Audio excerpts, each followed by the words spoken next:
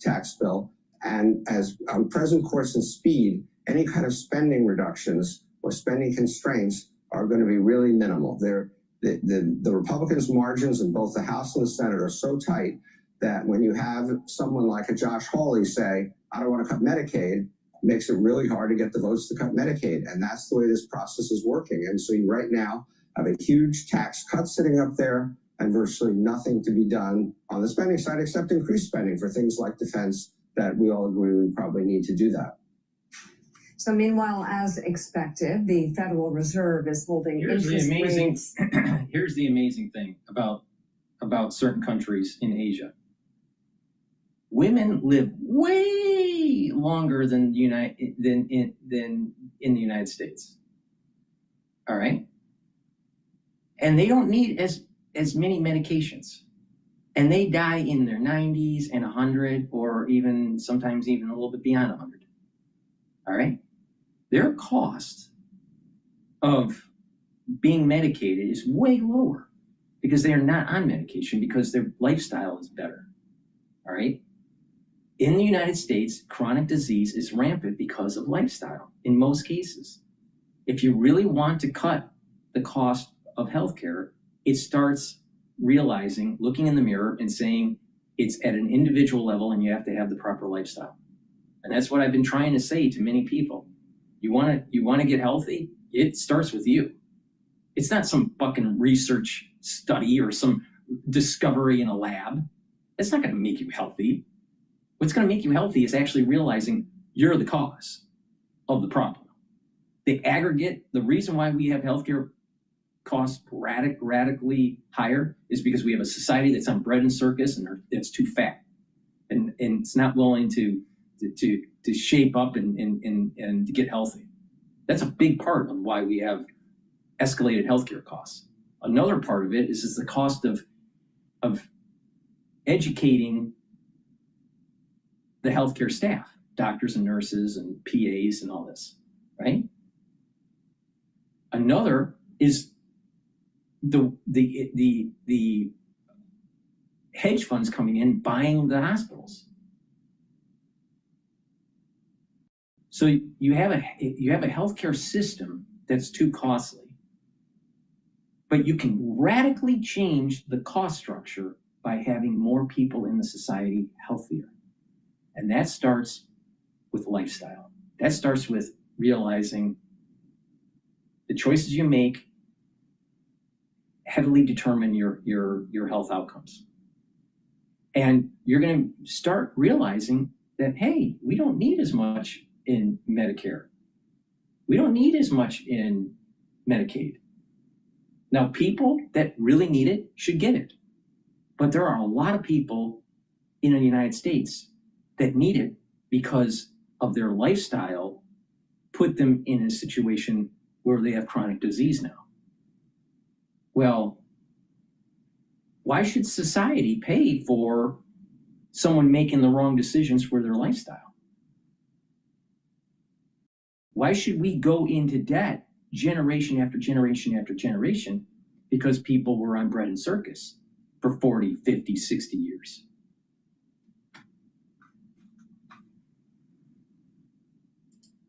The answer isn't adding more money.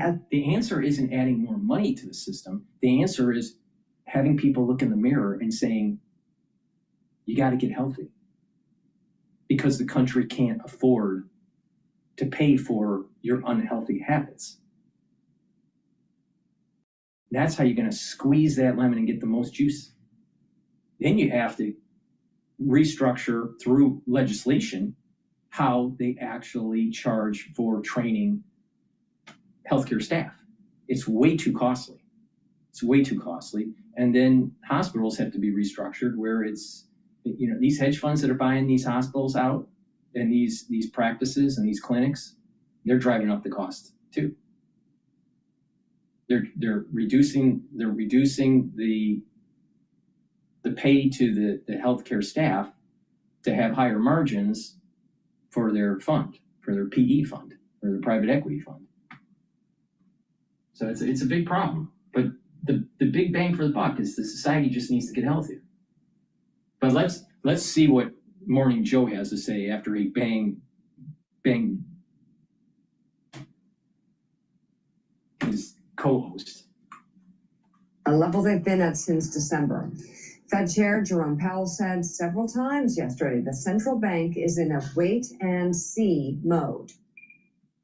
If the large increases in tariffs that have been announced are sustained, they're likely to generate a rise in inflation, a slowdown in economic growth, and an increase in unemployment. Look at the state of the economy. The labor market is solid, inflation is low.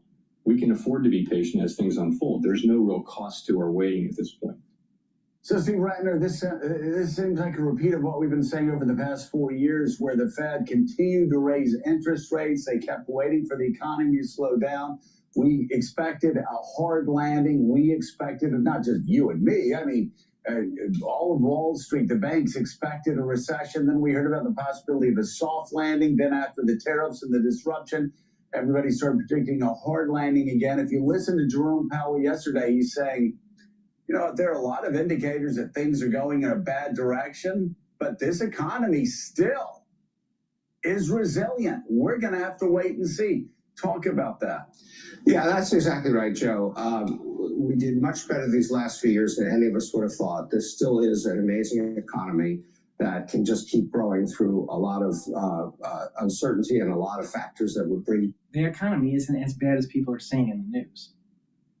But everything that's possibly bad must be all Trump, and nothing from the aftershock of mismanagement from the Federal Reserve, mismanagement from the Treasury Department, and mismanagement from overspending with Congress during the Biden administration. No, it couldn't be that.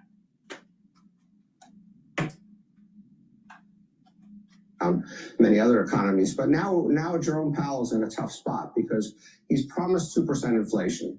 Inflation today is running at roughly 3% and perhaps going up based on the tariffs and so on and so forth. That the tariffs, as we've talked many times, will slow down. And Powell said it yesterday.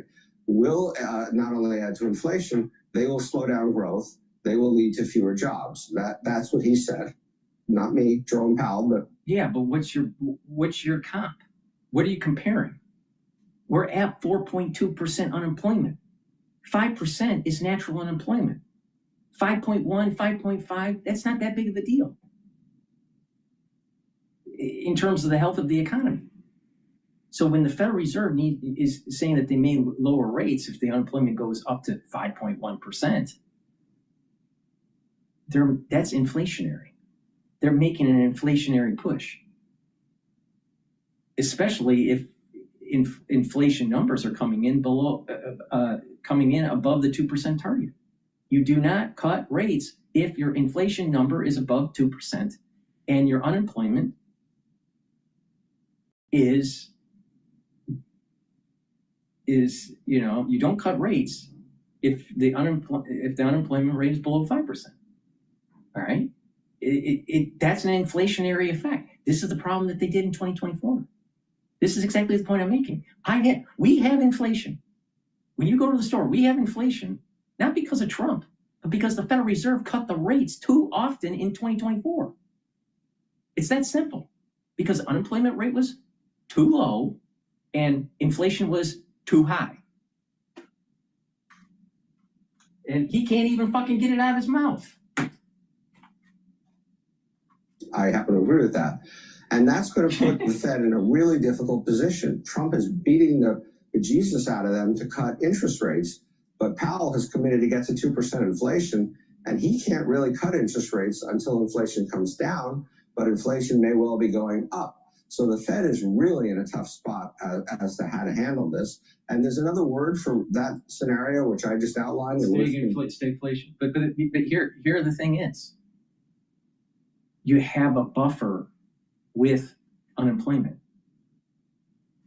We're below 5%.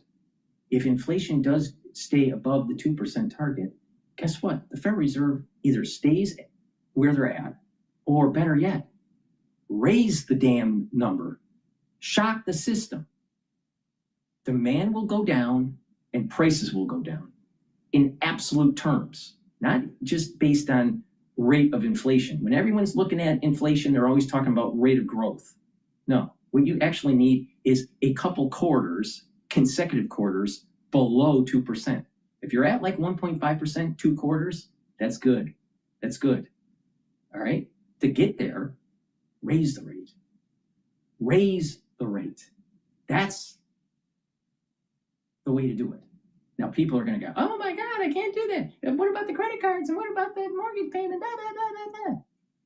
Long term, it's going to be better for you. And this goes back to the problem with bringing economic clusterings back to the United States, which will take many years. But in the end, it's better for the economy. In the end, take the pain for 6 months with higher rates by the Federal Reserve, bring down that inflation number below 2%, 2 consecutive quarters, and now you have prices going more in line with what is affordable. Once that happens, then you start to bring down, staircase, soft landing, the actual rate. You bring it down a quarter point or a half a point each time, maybe each quarter or maybe each month, depending on where the economy is. But you have a buffer. That buffer is that unemployment is at 4.2%. So if inflation is above 2% and unemployment is 4.2%, you can raise rates, bring up the unemployment rate a little bit, and bring down the inflation, where you're at the 2% target and unemployment rate is at the 5% target. Very simple. Very, very simple. But everyone wants really super low unemployment and no inflation, but that's impossible. That's impossible. It'll never happen. And we have overspending that's taking place in Congress. We have over a $36 trillion deficit that we can't afford. We have interest rate payments that are more than what we're spending on defense. Bondholders are getting interest payments per year more than what we are spending on the military. A society, especially a hegemonic power, cannot maintain that for very long. That's a sign of a declining empire. Now, don't bet against America. We'll figure a way out of this, even if we have to blow up the world. But we'll figure a way out of it. But the point here is that we, at this moment in time, we have a deficit that's way too high. Way too high. It needs to come down. Now, the lifestyle in the per capita of income in the United States is very high. But a big part of that is because we borrowed the money. That's a big part of it. We borrowed our prosperity.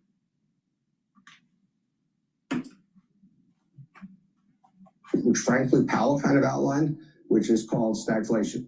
And that may be where we're headed. Not like the 1980s, but a situation where we have higher inflation, less growth, and interest rates don't go down as fast as people would like.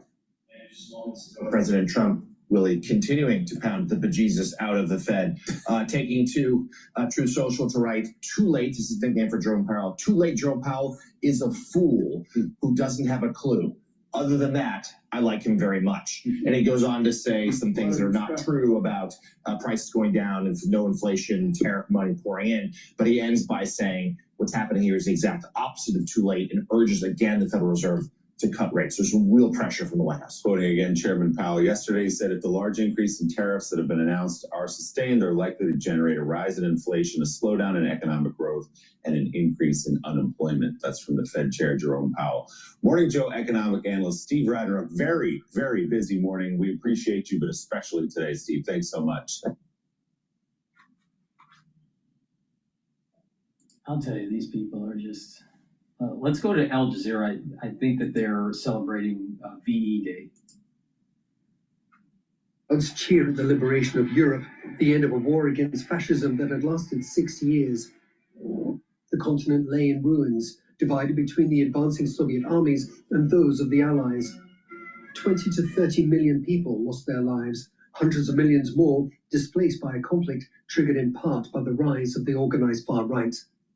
80 years later, and the legacy of World War II still lingers. The lesson learned from West Germany, where I grew up, is that the root cause of this is not just an ideology like Nazi Germany, but it is a form of nationalism that we should overcome by building a different political system after World War II to avoid nationalism.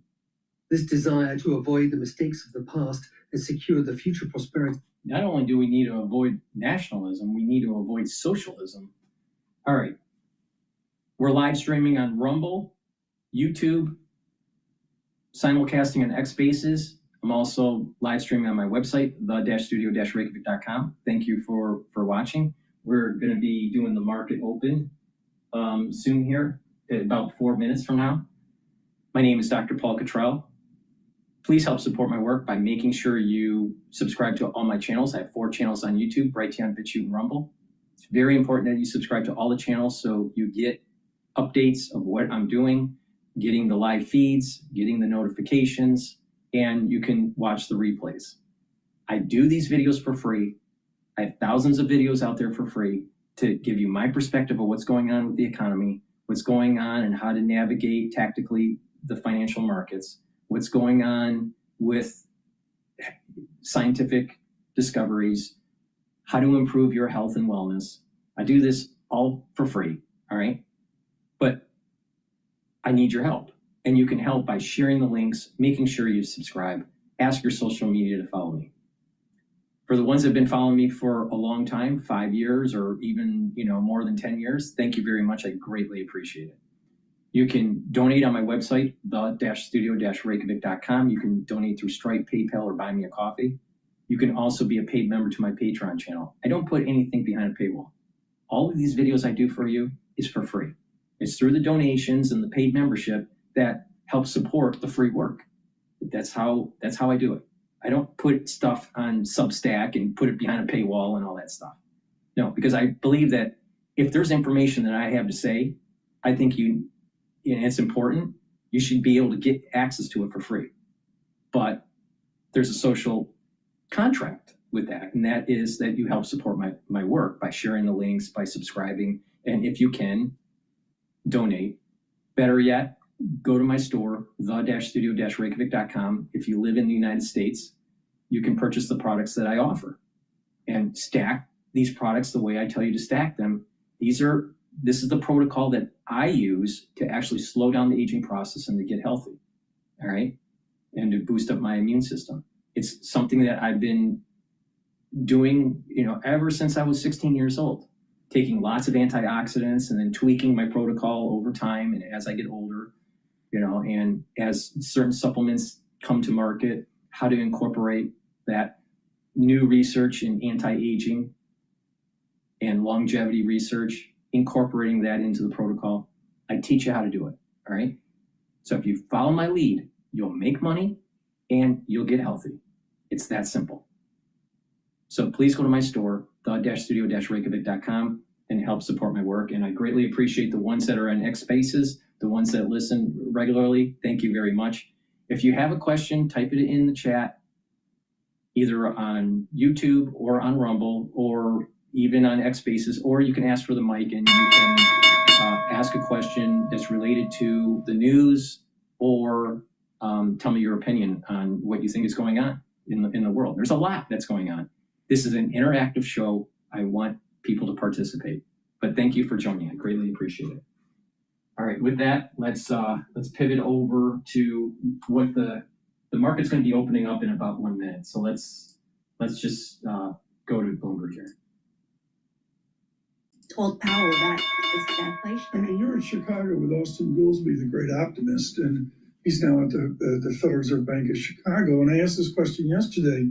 Within all this madness, including the president speaking in 32 minutes on a comprehensive trade deal, have we broken our productivity miracle of the last number of years? You got a triple ratio, incredibly sophisticated, dynamic folks on productivity with unit labor costs ballooning today.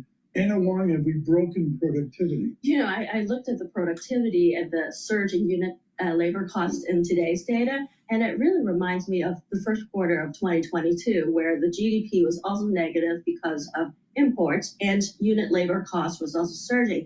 But I think to Powell's point, I think he talked actually quite a lot about economics yesterday. He talked about how inventory is undermeasured in the first GDP print, and that in the second quarter, we probably should see a rebound. Okay. We're going to come back on that. Anna Wong here, we're going to interrupt you to get the markets open, and Mateo's going to have a tantrum. But the basic idea, what she just said, is really, really important. Noah Smith writing on this as well. Future settle up 50, up 37 right now to the market opening. Lisa? And we'll see how the markets will open with the U.S.-UK trade deal expected. We'll start with the S&P 500, up about 0.6%, 37 points, 5,668. We have the Dow up 0.5%, 203 points, 41,319. And the NASDAQ up 1%, 182 points, 17,921. We go to the 2-year yield, 3.81%, up 3 basis points. And the yield on the 10-year, 4.28%. That's up 1 basis point. To commodities, we have COMEX gold higher at $3,365 an ounce. With Brent crude oil lower, down up higher 1% at $61 a barrel. The Bloomberg Dollar Spot Index is little changed. Bitcoin nearing 100,000. Didn't get there. Didn't get there. So close at the open. Let's check in with chip stocks. We have Nvidia up about 0.8%, Broadcom up 1.5%, and Qualcomm up 0.8%. That is your Bloomberg opening bell report. All the time. Lisa Mateo, thanks so much. Watch your Bitcoin. Paul Sweeney will have that after the president's comments. I assume here at 10 o'clock with Alex Steele. And along All right, with I'm going to give you my take on this. Okay, so the S&P 500 is trading at 5,666. So it's below the 5,700 mark. I'm a little bit surprised at that. I figured that it would be at the 5,700 or just below. So let's keep that. If this continues to rally, I think that we'll have intraday trading above the 5,700. Now VIX is trading at 23, a little higher than I expected. I thought that it was going to be trading at about 21. So it's a little bit higher than I expected. Euro USD is trading at 1.13. Oil is trading at 59.08. And we also are starting to track 2 ETFs. One is a long ETF for the oil explorers. It's called Gush. That's trading at 1930. And DRIP, which is a short for these energy producers. It's called DRIP. 11.96. All right. Both Gush is going upward and DRIP is going downward. All right. Now, UCO, which is a ETF to long oil, it's more correlated to the actual oil price and not so much the oil producer share price. That's trading at 19.78 right now. Now, Bitcoin ETF going long, BITO is trading at 21.01, and Bitcoin is just below the 100,000 mark. And USD Japanese yen is trading at 144.5. I'd like to see Japanese yen trading at about 145 or higher to see less stress in the international markets. Natural gas is trading at 3.65. So things look relatively good for the open. I'm a little bit surprised that the VIX index is at 22. I was figuring it would be 21 or maybe slightly below that. And the equity market didn't open up higher based on the UK US trade agreement that's going to be announced at 10 o'clock. So it could be that institutional investors are waiting until the 10 o'clock time frame to actually start deploying money. That could be the case. But I do think that if that news is very positive, there's going to be major inflows in the equity market. Now, the 10-year bond is trading at 113.25 for the price. And I want to just read off the that rate is at about 4.29. So, you know, rates are stable for the 10-year. Everything seems to be pretty good. Everything seems to be in homeostasis. All right, let's drop back into Bloomberg here. President's bingo card here in 25 minutes. Anna, Dr. Wong, congratulations on your impact on American economics. I can't say enough about the show today. Not only do we have Rick Atkinson coming up on his exceptionally important book on the Revolutionary War, but then the President of the United States will join us at 10 a.m. Yeah, we'll bring that to you. We'll bring that to you. They're going on commercial break. They're going on commercial break, so I'm going to do a commercial here. Please help support my work. Again, I do these videos for free, and I'm telling you where the entry points are for resistance levels and support levels for these different tickers that I'm looking at. So please help support my work. Get the structural nano-silver soaps that I offer. I have 4 types. I have it in peppermint, in lavender. Also, I have it in lemongrass and charcoal tea tree. Very high quality structural nano-silver soaps. These are soaps that I use on a daily basis. Get a few bars for your household. Help support my work. Use discount 5, all caps, discount 5, you get $5 off. And that way, you know, that will help with the shipping, and you're helping support my work. If you spend more than $150 or more, you get a free gift until supplies last. So it's a great way to help support my work and to help support your health. Stack these products that I have the way I tell you to, and you're going to be targeting different systems in your body to slow down the aging process, boost up your immune system, improve your memory, improve your cardiovascular, improve your metabolism, lose weight, get healthy, build muscle. So please go to my store, the-studio-reykjavik.com. All right. While that's happening, I want to shift over. This economist, he's from, I think this one's from U of M. Economist pours cold water on Trump's expected trade deal with the UK. Yeah, because, you know, Trump can't do anything right. Now, Professor of Economics and Public Policy at the University of Michigan, Justin Wolfers. Justin, good to see you. Look, a source telling CNN tonight that Trump is going to announce a trade deal with the UK tomorrow. Is that something you would consider a major trade deal? No. So let's get some numbers and some context for the people at home. The United Kingdom, wonderful country, lovely people, love myself some fish and chips, don't mind their beer, but they're our 11th largest trading partner. They account for 3% of American trade.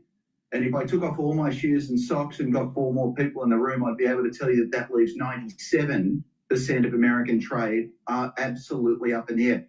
Now, Laura, I want to show. Well, wait a minute. Most of the trade that we do that's coming into the United States, my understanding, is from China. Automotive parts is coming from Canada and Mexico. But a lot of our trade is with Asia. Right? That's part of the reason why we need to pivot to Asia to control what's going on with China and Taiwan.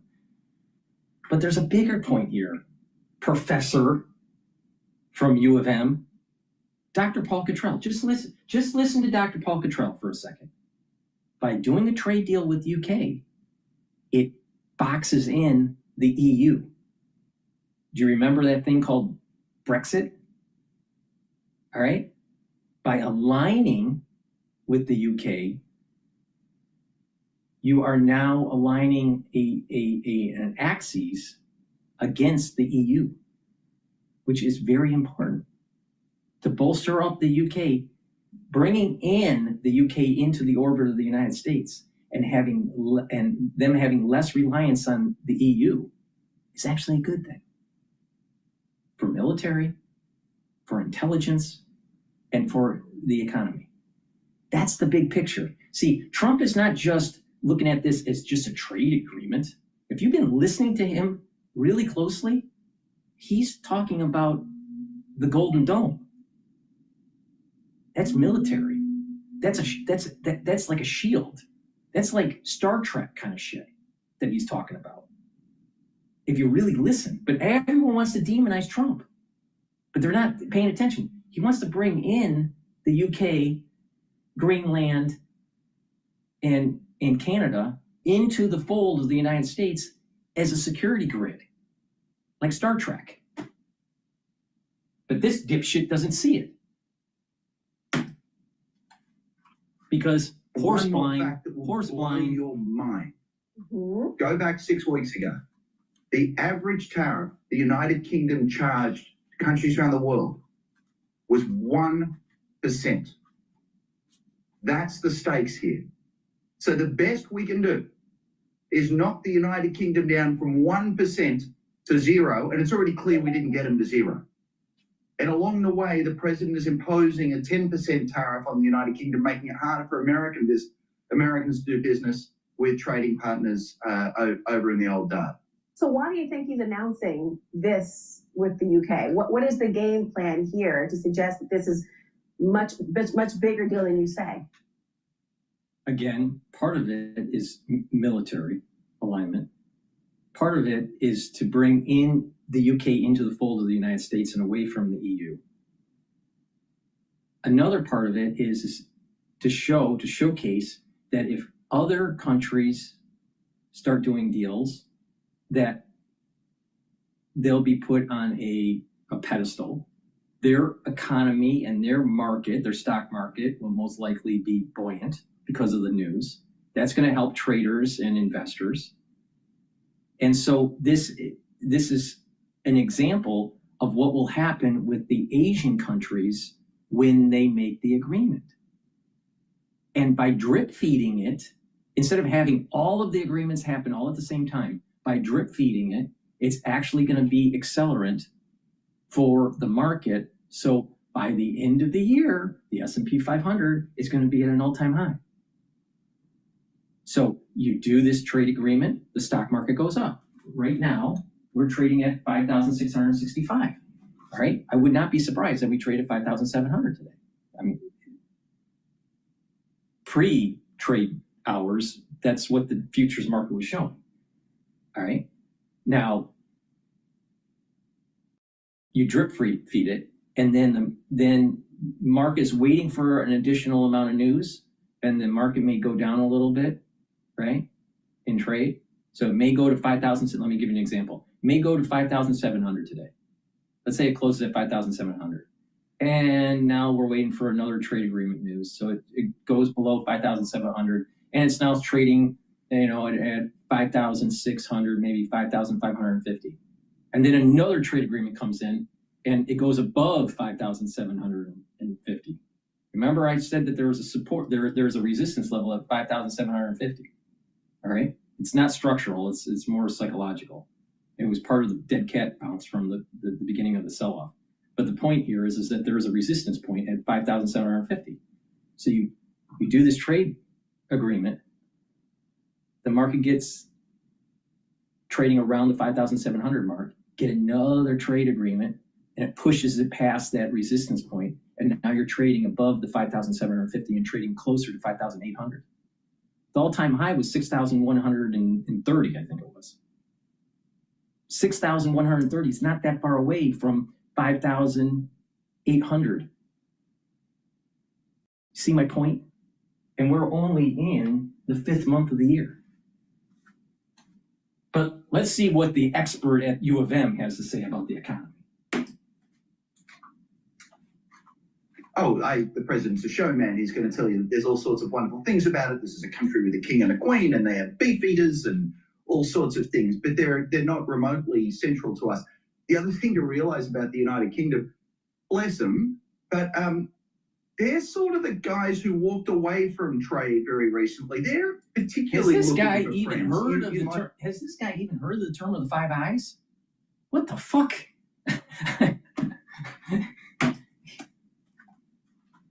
High school once, and there was someone who told their whole group of friends to go stuff themselves. That's the United Kingdom.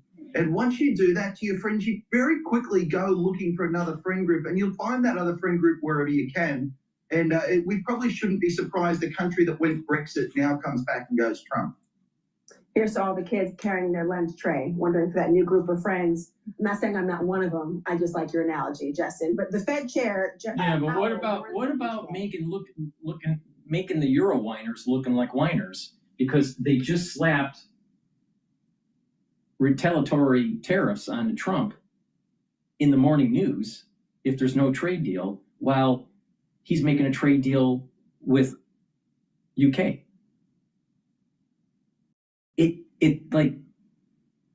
It's pushing the EU to make a deal. It's making them look like they don't know how to negotiate. And it might be because they're socialist and they're, who actually runs the EU? I mean, it's a mess. It's a total mess. Their culture isn't the same. These countries, their culture isn't the same. The language isn't the same. The history isn't the same. How the hell could you have how could you have federalism in the European Union? You can't. It's impossible. It's like saying a German is like an Italian, or someone in France is like someone in Poland. I mean, come on. It is possible to imagine, to quote, the economy losing steam. Now, Trump is insisting tonight the economy is going to boom in a way never seen before. How do you see it? Look, it's somewhat interesting how I see it. I don't believe him. It's more interesting to tell you what the consensus of economists tells you. There's not an economist alive who thinks that the economy isn't facing enormous and unnecessary risks. The really important thing Chairman Powell said today is he said we're risking two things. Peter Navarro was an economist, and it gets even better. Is there a risk? Yes, but that's part of leadership. Is there a dismantling of the global order and this globalization and turning into localization for the United States? Yes. Is there risks associated with that? Yes. Is it unnecessary? He's wrong on that. It is necessary. Why? Because for the last 35 years, we've outsourced our economic cluster to other countries and weakened us. Now we have a debt to GDP ratio that is too high. We bring back that economic cluster, the debt to GDP ratio is going to go down. On top of that, we'll be able to raise hell if we need to with China, because we'll have the ability to manufacture our war effort. I think people need to start paying attention. Our shipyards, we don't have enough of them. We don't have enough people that actually can work in the shipyards and have the skills. It takes a very high skills to work in a shipyard. Oh, guess what? China has a lot of shipyards. China's making a lot of ships. What happens if there is a war with China, especially with the flash panning of Taiwan? So we're supposed to listen to people from U of M, economists, continue on shipping our economic cluster overseas and lose our hegemonic power in the Pacific? Oh, by the way, my grandfather was a CB during World War II. And it was those sailors that had the ultimate sacrifice that allowed for the hegemonic power that we have today. Very simple. But this economist is full of shit. A strong America means strong economic clustering. With tariffs, we're risking higher unemployment and higher inflation. Normally we get one bad flavor or the other. We're talking about getting both of them at the same time. That's not my forecast. That's Chairman Powell, and that's the Trump stagflation. Appointee and head of the Fed. Yeah. Sorry. And that would be stagflation. Inflation is above 2%. Unemployment is below 5%. There is stress because of the tariffs. Unemployment may go up. Inflation may or may not go up materially because of the tariffs. We don't know. Maybe it goes up a little bit. But the thing is that the Federal Reserve fucked up in 2024 by lowering rates. Why? Because the unemployment rate was too low and the inflation was too high. But he won't say that. He won't say that. The Federal Reserve put themselves in a pickle because they lowered rates because Wall Street kept on saying they need to lower rates.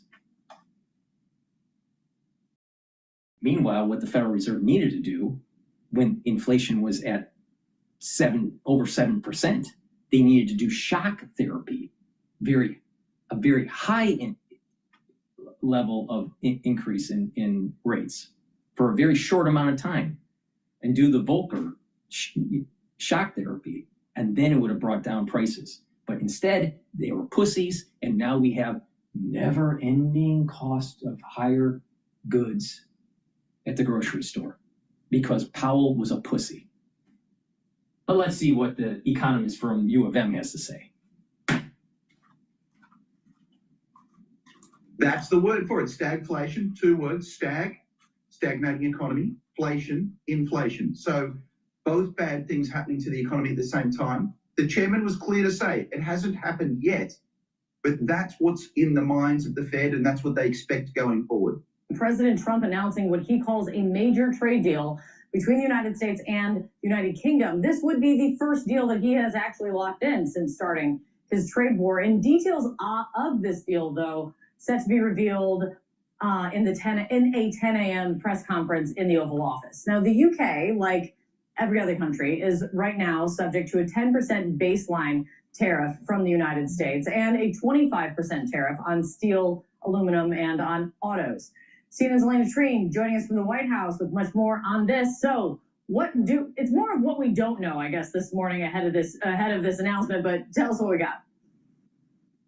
Right. Well, as you said, we got our first trade deal, Kate. We are going to learn more about it at 10 a.m. when the president gathers in the Oval Office with some United Kingdom officials for this, as the president is touting it, major trade agreement. Now, of course, this is welcome news to global markets, but even more welcome news to the White House and this Trump administration, which has really been facing increased pressure to announce any sort of progress and movement on these different trade negotiations, particularly as we continue to see the economic turmoil from the president's tariff policies. Now, this trade agreement comes almost a month to the day that the president was forced to roll back his reciprocal tariffs because it had sent different markets spiraling. And so this should ease some of that. Now, I do want to read for you because we've really seen the president. He is posting up a storm this morning, Kate. I want to read for you one of his latest posts on this. He said, quote, "The agreement with the United Kingdom is a full and comprehensive one that will cement the relationship between the United States and the United Kingdom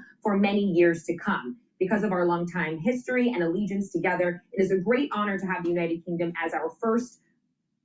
This is an alignment between the United States and the UK in pulling the UK into the orbit of the United States.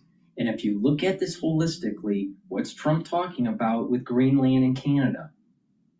It's about the Golden Dome. Pay attention. Dr. Paul Cottrell isn't wrong.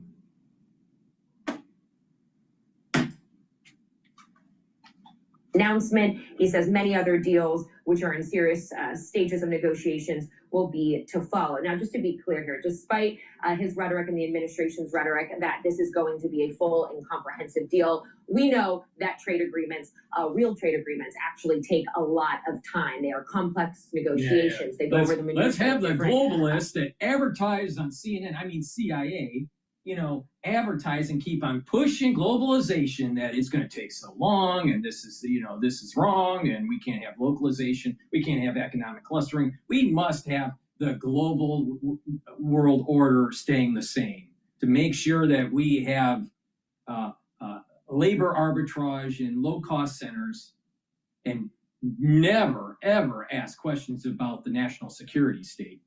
Never, ever try to restructure it. Never, ever ask questions like what really happened during 9/11.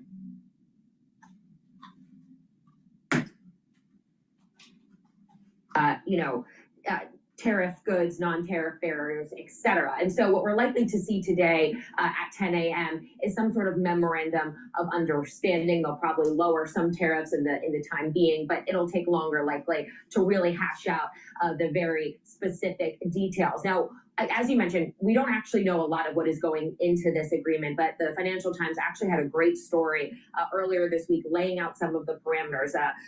They say that Trump is lining up tax breaks for tech giants, cheaper access to UK car and agriculture markets for American exports, and in return, the president is expected to lower steel and automobile tariffs. And so that's likely some of what we're going to see at 10 a.m. when they announce this agreement, Kate. All right, we'll be there with you. Thank you so much, Elena Treen at the White House for us. Joining us right now is Democratic Senator Ron Wyden of Oregon. Democrat. Top Democrat. Democrat. He's also been leading the effort in the Senate to try to stop the president from unilaterally being able to impose these tariffs. Senator, thanks for coming in. A trade deal with the UK. Have you heard anything about it over there on the Hill yet this morning? If people don't understand the idea that if you don't bring back your manufacturing, you're going to weaken your military, you need to wake up. But most of these Democrats have been on the Hill, either in the Senate or in the House of Representatives. They're like corpses. I mean, literally, you can. I mean, through the TV or the monitor, you can smell the formaldehyde because they're so fucking old. And about 2% of our imports, Kate, come from Great Britain. So put me down as kind of skeptical that there is much there. I can tell you at home in Oregon, our farmers are hurting, our small businesses are hurting, people are concerned about their 401ks. I don't think this is going to do much for that. By the end of the year, your 401k is going to be higher. Oh, and by the way, what about all those jobs that were shipped away for 35 years? The tool and die industry that was decimated in Michigan. He's not saying anything about that. He's old enough to remember. What about individuals, kids, young adults, getting out of high school and out of college and not being able to land that really good paying job so they build up the skill sets that they need and to have a good income to be able to form a family and buy homes? They can't. They're indebted. They're decades in debt because of the cost of schooling, and they can't land a good paying job because the economic cluster is gone. But you got these Democrats that all they care about is making sure that those multinational corporations have that labor arbitrage so they can have that high margin for their products and sell them to consumers in the United States. Stop being a consumer, be a producer, all right? You'll do a lot better. And meanwhile, he gets insider trading and becomes a multimillionaire. Does he really care about his farmers? Or does he really care about where he's putting his money? Because he's able to make deals on the Hill that will benefit multinational corporations. Because the multinational corporations are the major lobbying groups. You think he's got big ears, all right? Because he's older. So he's got big ears. And one ear is deaf, all right? The other ear isn't. The one that's deaf is the one that he's listening to the farmers and the little people. The one that's working is for the lobbying group. So on the surface, you think that he's listening to both.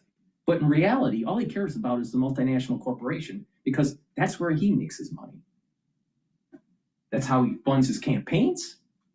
That's how he is able to accrete.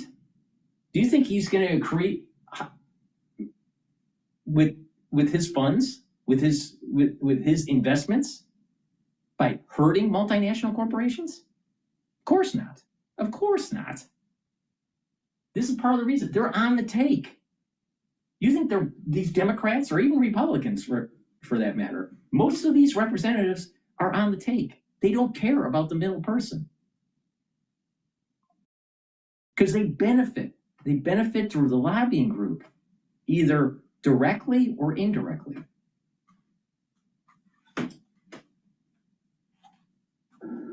The Financial Times this week reported a little bit on what is potentially in it, that the UK deal would exempt the US from some non-tariff trade barriers like the UK's 2% digital tax on tech companies.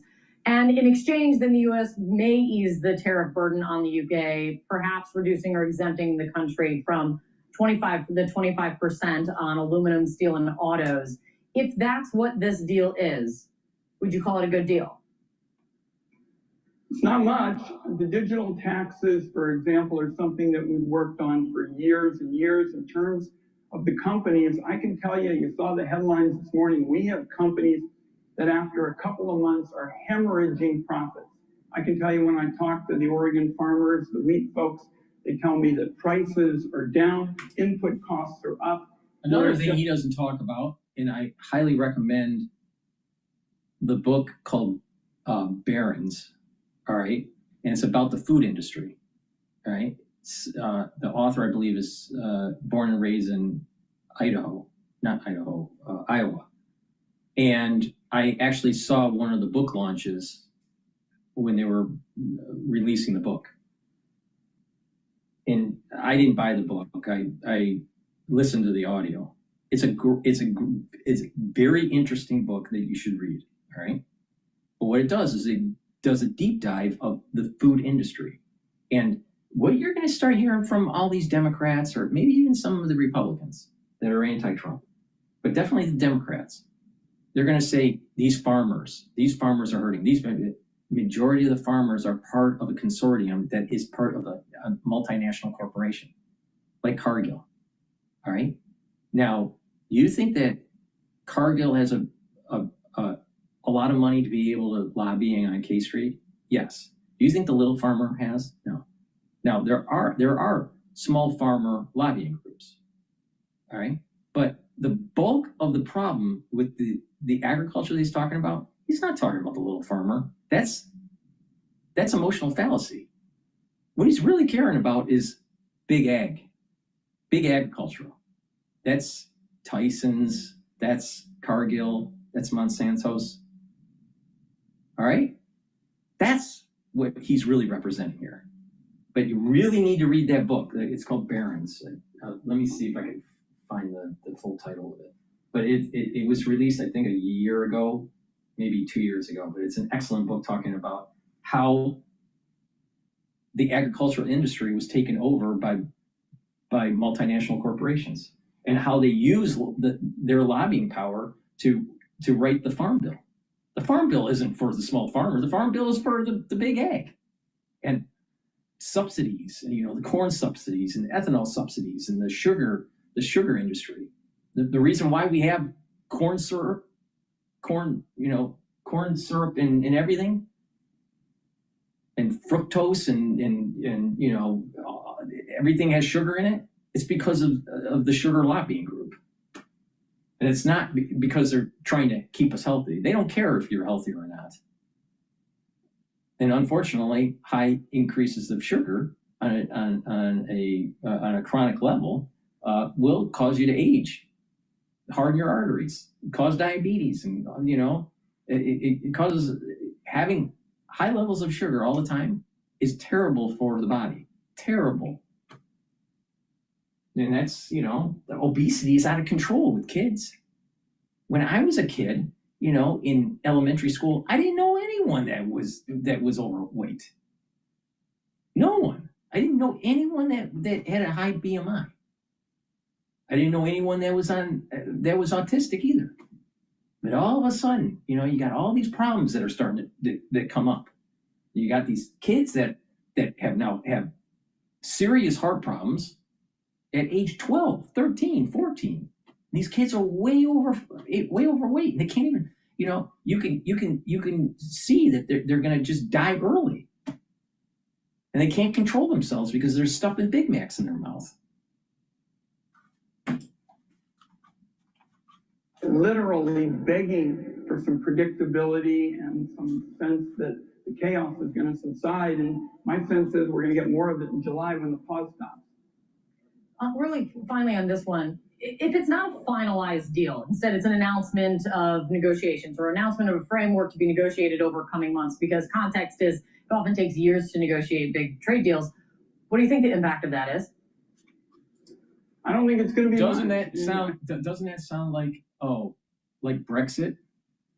Oh, it's going to take forever to get out of the European Union. It's going to be forever to unravel the globalization. It's going to take forever. Back to CNN. Like your earlier comment said, we're looking for leadership, particularly in Asia. And it just looks to me like things are pretty stalled out there. That's where we really need the relief.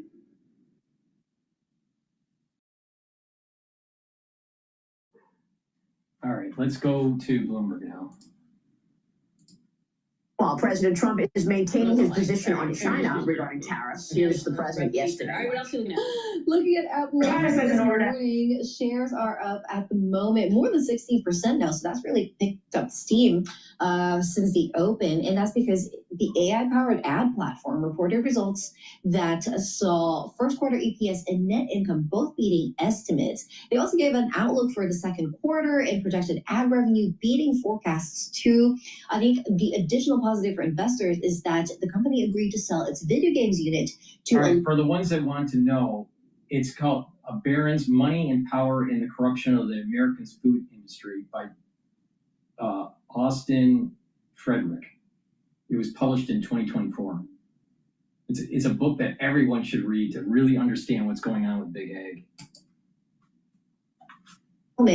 And we saw first quarter sales. Its forecast for that disappointing analyst, that's at $1 billion to $1.1 billion. I think it's within the range technically, but it's at the low end of that analyst forecast range. And the CEO, Rene Haas, blaming it mostly on the timing of new agreements with customers. And he's saying that the outlook is conservative, quote, to make sure that we don't overreach. So a reminder, ARMS Tech is very key to chips that run most of the world's smartphones. And its guidance is very much in line with its peers in the chip industry who have had a strong start to 2025, but their forecasts are very cloudy due to the economic environment. All right, Christine, thanks a lot. Really appreciate it. For more conversations just like this, listen to our new Stock Movers podcast. Subscribe for 5-minute episodes on the biggest winners and losers in the stock market. Listen to Stock Movers on Apple, Spotify, or anywhere you get your podcasts. So not only are we waiting for President Trump to discuss a potentially very big trade deal, the report has been is with the UK. Also taking a look at potential conversation with Europe.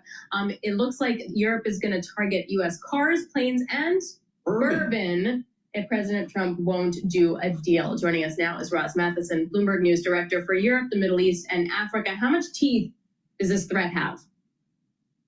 Well, quite a lot, actually. This has been a carefully put together list, but it's actually not finalized. What it does now is they go out to EU member states, they discuss it, they change it. But it is really targeted at some of those kind of bespoke, marquee, US identified goods. Bourbon, as you say, being a big one. That was initially removed, but has come back again.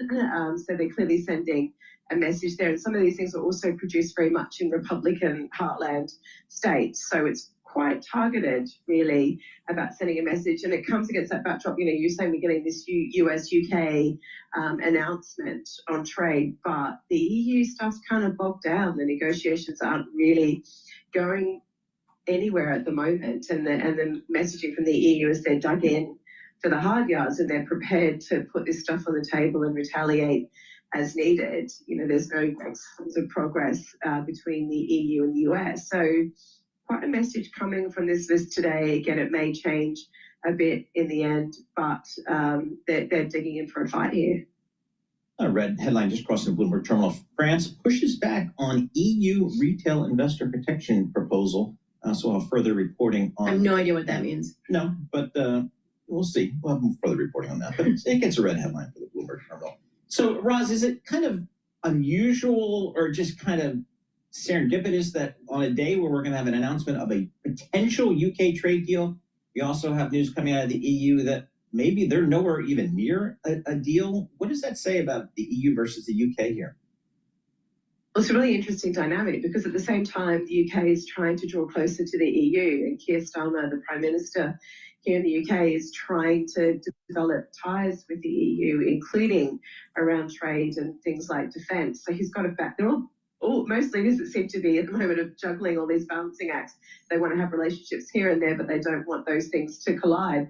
And so he's got to walk a line here where he needs to keep the conversation around the trade relationship with the EU alive, and this doesn't interfere with that. And so it's just showing the complex environment that these leaders are in. Again, he doesn't want Donald Trump to criticize him for drawing himself into the EU orbit. He's got to make sure whatever trade terms he comes to with the US don't, collide again with what he's trying to do with Europe, because every trade agreement you do, and this one, by the way, between the US and UK is more of a framework than specifics, but it can have a knock-on effect on all the other trade things you're trying to do. So you've got to keep all of that in mind. It's a very complex soup that we're operating in. Hey, Ross, we had Professor Richard Portis from the London School of Economics in our studio earlier this morning, and the topic of Brexit came up, maybe because I raised it.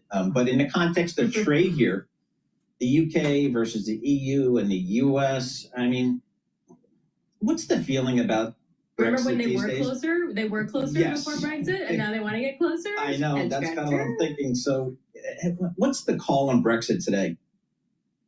Well, it's interesting because Brexit seems irreversible. And certainly if you ran a referendum in the UK today, you may not get that much of a different answer. And part of the dynamic, again, has been UK standing on its own, charting its own course on things like trade and defence. If they were in the EU, they would be able to do this separate arrangement with the US. But equally, Keir Starmer sees a lot of the UK's future being bound into Europe. So he's walking that line on it. I mean, it's interesting. Given Brexit, the UK can do that. What's very interesting what's going on with the markets right now is the VIX index is starting to spike up. 23.37. Equities are starting to falter a little bit. It's trading at 5,644. Oil is going up. It's still trading below $60 a barrel, but oil movement is right now at $1.51 a barrel more. And Bitcoin is BITO ETF is trading at 20.95. So it's Bitcoin movement, oil, VIX is starting to spike right before Trump starts to speak. So that's an interesting dynamic here. Ursula von der Leyen, who's the head of the commission, running some of this. But as you say, it's a block of a whole lot of different countries, and they've got to agree, and getting them over the line is interesting. And so now this conversation around what's exactly on this list is going to be interesting to see if things come on or off. As a result, you've got some countries advocating a softer line with the US. You've got some pushing hard, including France and obviously Germany. Interesting to see the new chancellor due to speak with Donald Trump today. Where does that go? But as you say, corralling all those people together in the EU and keeping them on the one line is never an easy task. All right, Roz, thanks a lot. Really appreciate it. Roz Matheson, Bloomberg News Director for Europe, the Middle East, and Africa. Well, I just asked the biggest question, which I think, where does bourbon come from? And I was unsure whether it's Kentucky or Tennessee, so I Googled it. And the AI overview says 95% of it comes from Kentucky. I was going to say Kentucky. Yeah. And if you're in the UK, why are you buying? News from Dow Jones just popped up, and it's saying that U.S.-China tariffs force China to seek new energy partners.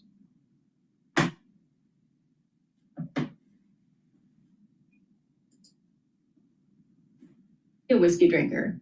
Yeah, you could be a I could aspire to that. I'm gonna aspire to that. That, Paul. But now I smell it and it feels eerie. All right, so let's talk about what we're waiting for here, and that's President Trump announcing a major trade deal within the next hour, maybe. I don't know, we'll see. But we're waiting for it. We'll bring it to you when it happens live. So let's get a sort of preview on this and the current Bloomberg Global Economy reporter. Regardless of what he actually announces, what's going to be the importance of how it's delivered and what is delivered, Enda? So obviously we are waiting for the details, like you say, some skepticism around just how deep the agreement can be, despite the fact that the president is touting it as very comprehensive. But the bigger picture, to your point, is that it's going to be the first kind of trade agreement that the US has pulled together since the new President Trump launched this new trade policy. So people are going to be looking at very closely this. Does it offer a template? Are there the bones of a trade agreement with other economies here? And I think in particular, there will be a lot of focus on what happens the baseline 10% tariff. So if that changes, that could suggest, oh, look, the US is open to doing business all the way down the line here. But if that 10% stays in place, and you consider that the UK is an ally, and that the UK deficit with the US certainly isn't anywhere near the top of the list of so-called offenders anyway, then it might suggest that 10% baseline is going to stay in place for everyone. And then you've got to consider what that might mean for prices or not. So a lot of folks, I think, are just quite apart from the idiosyncratic UK details, what parameters this might set for the other deals that we do expect to come over the coming weeks and months ahead. And how important is trade with the US or the UK vis-a-vis, say, I don't know, the European Union? It's still got to be a huge part, right? Well, for steel and the car sector in the UK, I think that's where they're looking for the biggest reprieve there. And there's also going to be reported by my colleagues some movement on digital services tax both ways. So that could be seen as a boost for that side of things. But it's certainly not a negative for the UK economy. The UK, of course, have been ploughing their own course now for a few years, looking for trade deals with the rest of the world. But this probably isn't going to be the kind of free trade deal that typically would take years to negotiate. In fact, some of the reporting is suggesting it's kind of the parameters for or framework for something that they keep working on in the years ahead, rather than the kind of dramatic bring down all barriers on both sides, classic free trade agreement that you might think. What did we not like about trade with the UK? What was bad about it from a US perspective? I think, well, the UK, look, in terms of the list of offenders, if you want to look through the prism of President Trump's view on this, the UK was nowhere near the famous Dirty 15 group of the biggest trade deficits. The European Union is very much on that list. Your Vietnams, for example, obviously China. So I think there were some issues with the UK, but in particular, again, it comes back to autos and steel, two of the favorite topics for the president. They were hit hard by sectoral tariffs, and they may be set for some relief in this current agreement. So, and how does, if there is some framework today announced with the US and the UK, how does that impact the UK's discussions with members of the European Union? Well, it probably doesn't. I mean, the interest in this agreement is more from the US side. As I was saying earlier, is this going to be a template? Where will there be signs that the US is willing to negotiate? What are the US red lines? All of that, because your Koreas, your Japans, think of your developed economies, they're all going to be watching this really closely to see what they can kind of mirror from the UK side. This is what I was saying earlier. This is going to showcase on what the other Asian partners can expect and to fall in line and help with their market and their financial equities once they make a deal with Trump. This is the test case right here. We're seeing the test case play out right now. Now, what is surprising to me is that the VIX index has gone up as we move towards the announcement. I figured the VIX would actually go down. It feels like the market's saying any news on this front, any negotiations on this front with our major trading partners on the margin is just good news relative to where we were on Liberation Day. Right. And even if we keep the 10% tariffs, at least as a baseline, that then the market can start calculating. Yep, and I see just a little bit of stability in the US. All right, so they're going on commercial break. Let me just give a little update on the oil market. Oil is trading at, WTI is trading at 59.66, and energy is trading at 3.666. Gush is trading at 19.31. DRIP is trading at 12.05, and UCO, to the long ETF for oil, is trading at 20.08. Now, what's important to understand is that oil it's been trading below 60 because of OPEC plus increasing production. So we have this resistance level of 60, and we have a support level at the 61% retracement.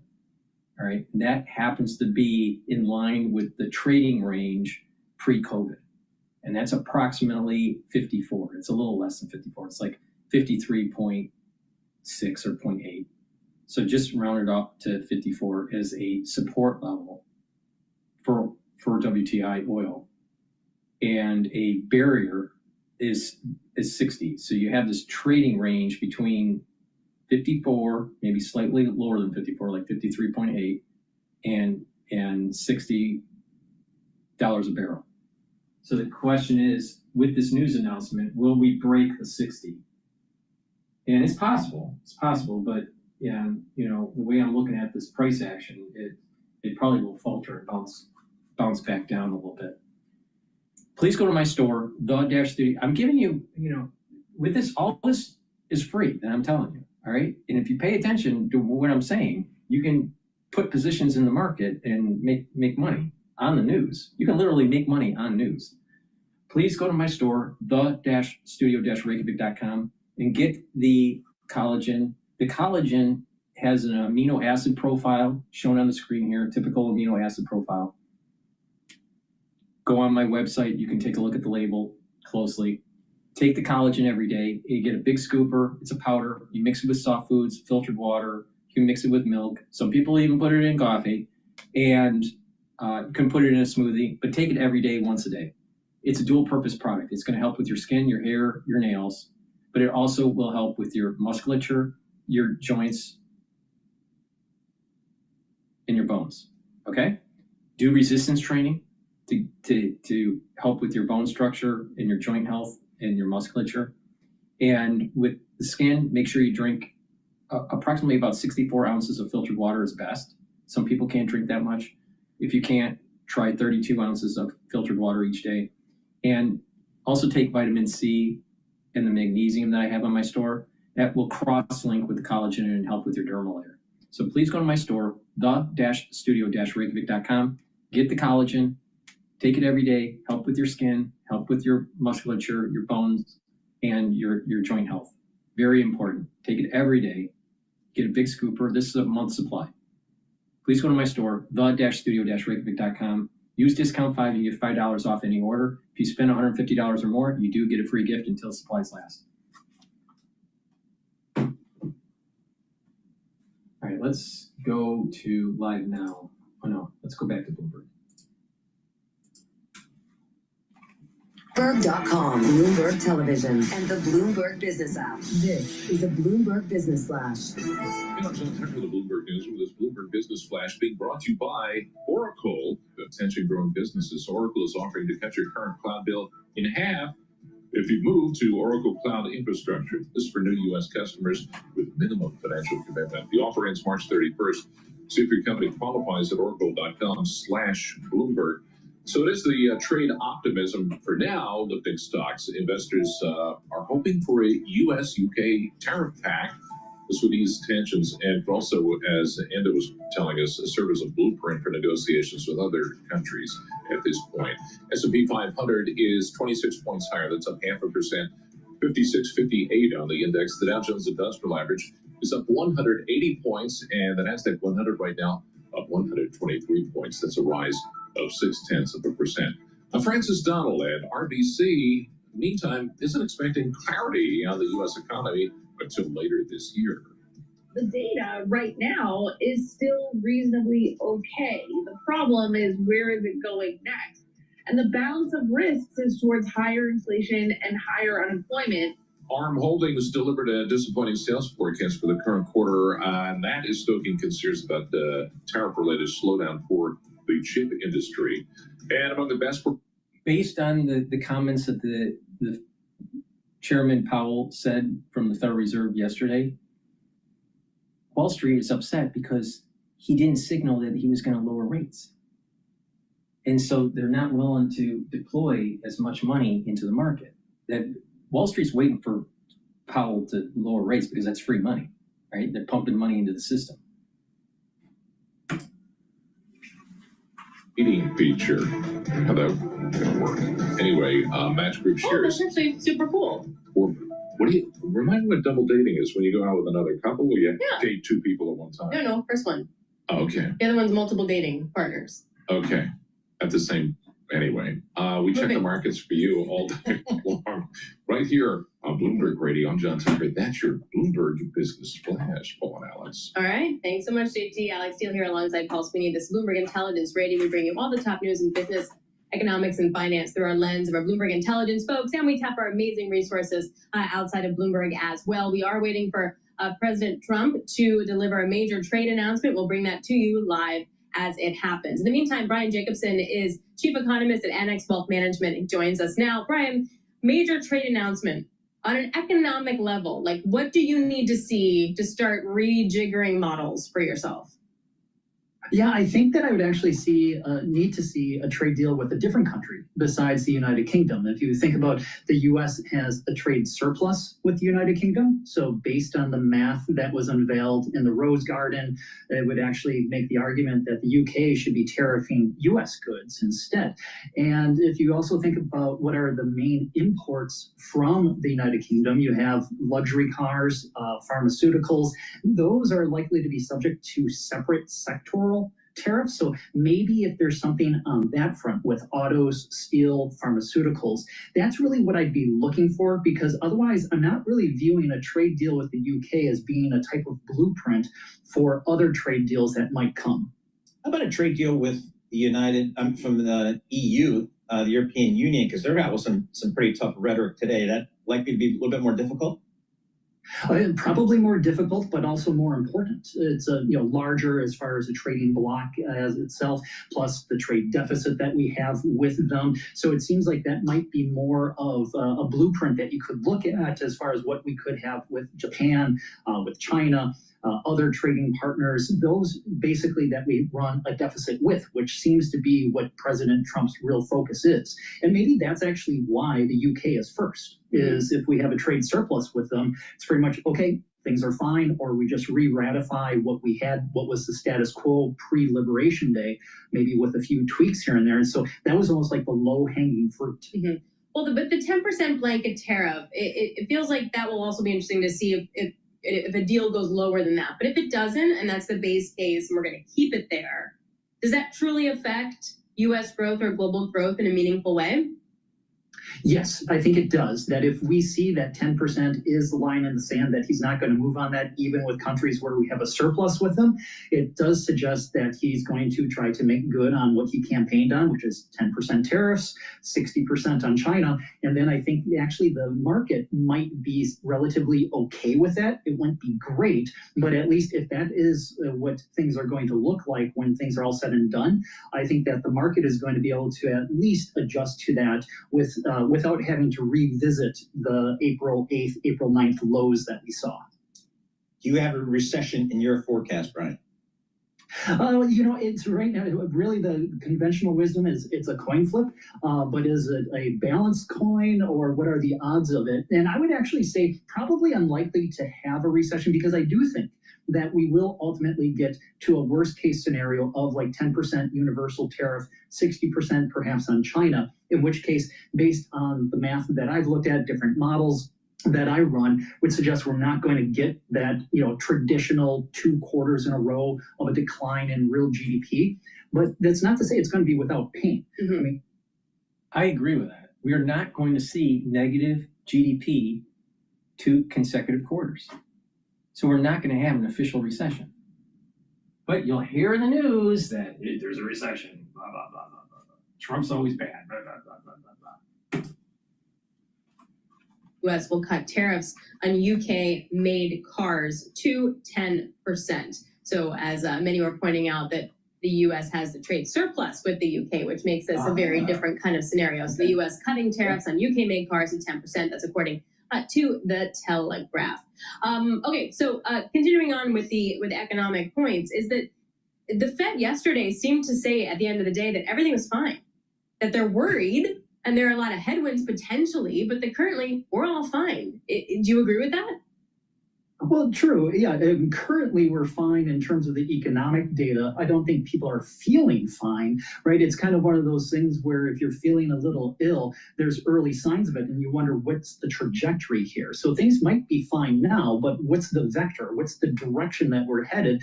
And that's not fine. And that was reflected in the policy statement where they said the risks have increased to their trying to achieve the dual goals of maximum employment and stable prices. But what I thought was really interesting is that they said that while the risks have risen, they still are balanced, where it's almost as though they're not really at the point where they feel like they need to prioritize talking about one part of their mandate over another. And I think that's really the key takeaway that I had was risks have gone up. So we're fine now, not likely going to be fine if we maintain this current trajectory. But as today is going to prove, that can change on a dime. Brian, it looks like most Americans have a job if they want one. They're kind of spending money if they want to. Is the consumer as solid as the data suggests? I don't think so. Really, when we're listening to the earnings calls, reading the wonderful research that you do there at Bloomberg Intelligence, that's a tremendous resource, is it really does seem like, this McRecession idea. So McDonald's reporting that it's not just lower income individuals that are feeling some pressure, but even middle income individuals. So it still remains a very topsy-turvy, almost a top-heavy consumer environment, which could be a topsy-turvy kind of environment going forward, because if you have it where it's primarily the top 20% of households by income are driving most of consumer spending, that is not a healthy environment, right? It's just like in the markets. You don't want a top-heavy market where just a few names are driving things. You want it to be much more broad-based. And I think the same thing applies to the economy, consumer spending. There are plenty of signs that if you're not in that top 20%, that there are stresses. People are experiencing anxiety over whether or not their jobs are secure. Mm-hmm. And this isn't going to resolve itself overnight or even over the course of a few weeks. There's this bullwhip effect, right? Which is the idea that if you have a small change along a supply chain, it can have an amplified effect over a longer period of time than what you anticipate. So you stop shipping from China to the United States. That's going to it's not a light switch where you can just flip it on and off and everything is fine. So here's an interesting headline, guys. President Trump officials apparently are mulling fast-tracking deals with Gulf wealth funds. Couple things about that. The first trip that Trump is taking overseas, irrespective of the Pope's funeral, is to the Saudis. Mm-hmm. And Saudi Arabia is pumping more oil into the market, which incidentally is lowering oil prices. Okay. I'm not saying it's a one-for-one, but you have to think of these different headlines as they come. If this is like and some of the rhetoric when OPEC decided to keep pumping more oil despite lower prices and question marks about demand was in part because there were lots of other agreements that the Saudis could make with the U.S. That they needed to make in order to do that. So helping President Trump get lower oil prices might have been part of that. Unconfirmed speculation, but that's like kind of in the zeitgeist around that. So Trump officials mulling fast-tracking deals with Gulf wealth funds. Okay, before I let you go, Brian, what's going to be the most important thing now that you're looking at as we sort of roll out potential trade deals, as we got through the Fed? What's next for you? Sure. I think that the big thing is what happens in Switzerland between the United States and China with that discussion. Mm-hmm. But outside of the tariffs, it's really just looking at how is it that businesses are continuing to adapt in this environment. We're seeing it within sectors as far as any given sector. The way in which different companies have their business models and what their supply chains look like. A famous example, right? Pepsi versus Coke, where Pepsi has a lot of their formulation coming out of Ireland, whereas Coke doesn't. So they have very different exposure to this tariff situation. And so I think that really what I'm looking at going forward isn't necessarily about picking the right sector. It's what are the securities within any given sector to respect the diversity of business models within the sectors for making investment decisions. Brian, we got initial jobless claims today. Kind of came right in with expectations. 228,000 is kind of a number we've become kind of used to here. So we're not seeing any real cracks yet in the labor market, are we? No, not so far. But, these cracks, they can sometimes break open pretty quickly. And I think that's really what I would worry about when we look at the jobs number from March. 177,000 non-farm payrolls was great, but a lot of that healthcare, of course, but then transportation and warehousing. To what extent are we going to see a big drop-off in that part when we get the April numbers. Or when we get the numbers in June here. And so I'm thinking that really these cracks, they're not necessarily going to just suddenly start kind of forming. It might actually be more of an event where we suddenly see 177,000 1 month for non-farm payrolls, but then suddenly sub 100,000. Not necessarily negative, but I think you could see a big swing there. So those initial jobless claims, yeah, so far it's looking great, but those can get pretty ugly pretty quickly. All right, Brian, really appreciate it. Brian Jacobson joining us from NX Wealth Management, chief economist there. Update you on those headlines. Telegraph reporting the U.S. is going to slash tariffs on cars like Range Rovers and other UK-made cars to 10% as part of this potential deal. The reduction will form part of a 12-month, quote, temporary agreement. In return, according to the Telegraph, the UK and U.S. will slash tariffs on beef imports and exports close to zero, although Britain will still not allow hormone-treated beef into the UK as part of the deal. Really? Okay. So we allow that, I guess? Oh. Yeah, we don't care. We're good. But below that 10%. So we're getting there. Yeah. Going to zero. So you can get that maybe on a product-to-product basis. What else do they make? They make Range Rovers? What else? Do you know? Jaguars? Well, I thought that was an Indian company. It's an English company. No. Okay. All right. Sure. I mean, that's what the Royal Family drives around in the Jags. Jaguar. Jaguar is a British car company owned by India. It used to be owned by Ford. Ford bought it and then sold it off during Lehman. And then I believe Tata bought it. All right, please go to my store, the-studio-reykjavik.com. Get the vitamin C and magnesium and the magnesium and zinc. Really important. Like I was saying about the collagen, taking the vitamin C and magnesium and cross-linking it with the collagen with the filtered water, it's going to help with your dermal layer. So vitamin C is going to help with your skin. It's also going to help with your immune system. And the magnesium in here is going to help with your brain function. Very important. And vitamin C also soaks up free radicals. Now, magnesium and zinc boosts up your immune system and your brain function. You can get magnesium 3 different ways from my store. Getting it from the magnesium and zinc supplement, the vitamin C and magnesium, or the Boomer Boost powder that I have. Taking magnesium is really important to increase the efficacy of vitamin D3 to help with the absorption of calcium. So please go to my store, the-studio-reykjavik.com, get the magnesium and zinc, the vitamin C and magnesium, stack them together, boost up that immune system. Really important. Drink it with filtered water. Another great product that I have is the probiotics. I have it in powdered form or in veggie cap form. I take the powdered version because I take many different powders for lunch. I take the collagen and the gladiator barley, the Boomer Boost, the probiotics, the lignans. So please go to my store, the-studio-reykjavik.com, get the probiotic, either powdered form or veggie cap form. And taking a good probiotic is going to help with your gut biome. A good gut biome is going to reduce inflammation, help with your immune system at the gut level, increase that mucosal lining, improve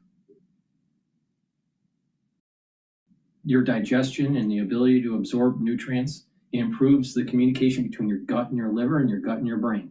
You'll be able to sleep better. You'll be able to concentrate better. And with a good gut biome, you're also improving your skin. So please go to my store, the-studio-reykjavik.com, and get the probiotics. Get the probiotics, all right?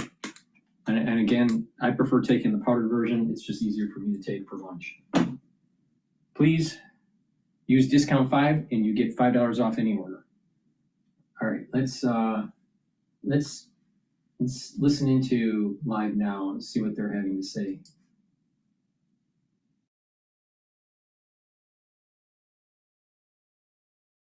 I guess they're not saying anything. They're just waiting for Trump to speak. Okay.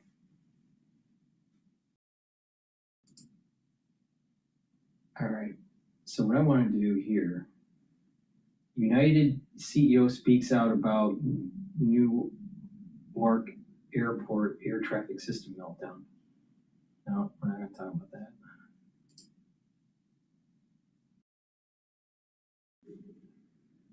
Trump calls for Iran's nuclear centrifuges to be blown up. All right, let's go to that right now. big news conference later this morning about what he calls a major trade deal. Doug Luzader joining us live now from Washington. Good morning, Doug.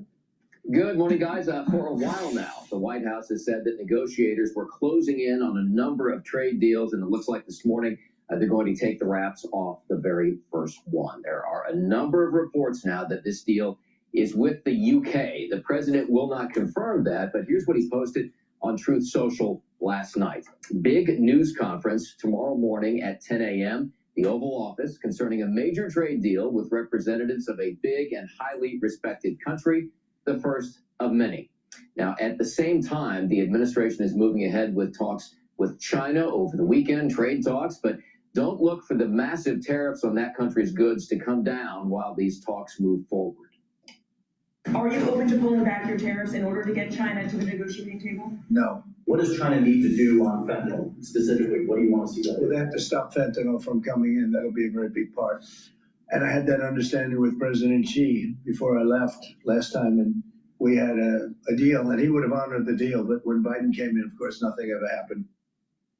And while trade talks move ahead with China, the administration is holding out hope for a nuclear deal with Iran.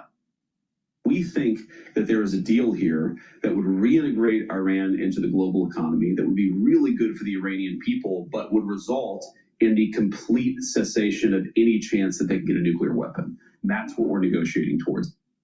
Okay, but something Iran won't be happy about. We expect President Trump to rename the Persian Gulf to the Arabian Gulf in coming days. Iran's foreign minister says that reflects what he called hostile intent. Griffin Carly. All right, Doug Luzader, live for us in Washington. Doug, thank you. Thank you. Let's bring in national security and military analyst, Dr. Rebecca Grant. Dr. Grant, good morning to you. A lot of news this morning on the Iran front. Let's first start with these two comments that President Trump made yesterday. Watch this. I would much prefer a strong, verified deal where we actually blow them up, but blow them up or just denuke them. Isn't the U.S. position that Iran can have an enrichment program as long as it doesn't reach the weapons? We haven't made that decision yet. We will, but we haven't made that decision yet. Yeah, and when he says blow them up, he meant the nuclear centrifuges. But sort of two opposing ideas from the president there. In the second clip, he was talking about how he hadn't yet made a decision on if Iran can have a civilian nuclear program. So where does that leave us this morning?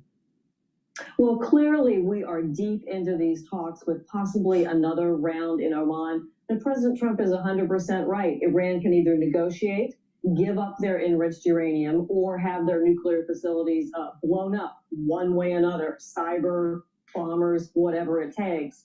And I think when he talks about whether they'll have civilian enrichment, you know, they have a power plant. You can buy fuel for that on the open global market.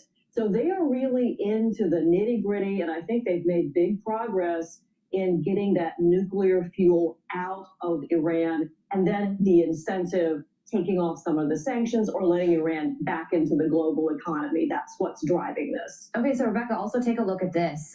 In less than 7 days, Iran could have one nuclear weapon. In 4 months, they could have 17. So that means that they have figured out the process and are just choosing not to pull the trigger. So why, and what does that mean if a deal is made now? What does that mean for the potential for a nuclear-armed Iran in the future? So that means, Carlene, you're exactly right, that they have to take the 60% enriched uranium, that's the stock that can be rapidly enriched up to 90%, and then a little while to put it into a bomb. That has got to go out of Iran. Someone has to come literally pick it up, take it away. The Russians, somebody, so that it goes into a place that they cannot have it. They also can't have the centrifuges. And over top of all this, the UN, Rafael Grossi, the inspectors have to be able to look at every inch of all of those Iranian facilities, and they got to do something about the ballistic missiles. Yeah, no doubt.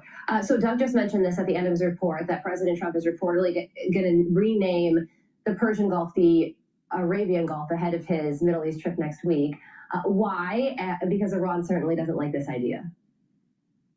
Oh, I love this, because that's what our friends in the region, like the UAE, who's only 32 miles from Iran, they already call it the Arabian Gulf versus catering to Iran with that Persian Gulf. And I think this is Iran just putting a little bit more pressure and reminding President Pezeshkian that he has got to give in on a lot of key points. Okay, so the UAE maps already say the Persian Gulf noted, so we would just have to update ours as well.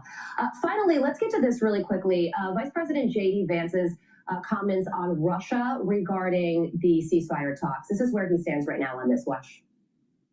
We think they're asking for too much, okay? If cool heads prevail here, we can bring this thing to a durable peace that will be economically beneficial for both the Ukrainians and the Russians, and most importantly, will stop the end of the destruction of human lives. So the Trump administration now says that Russia is asking for too much. Your reaction to that?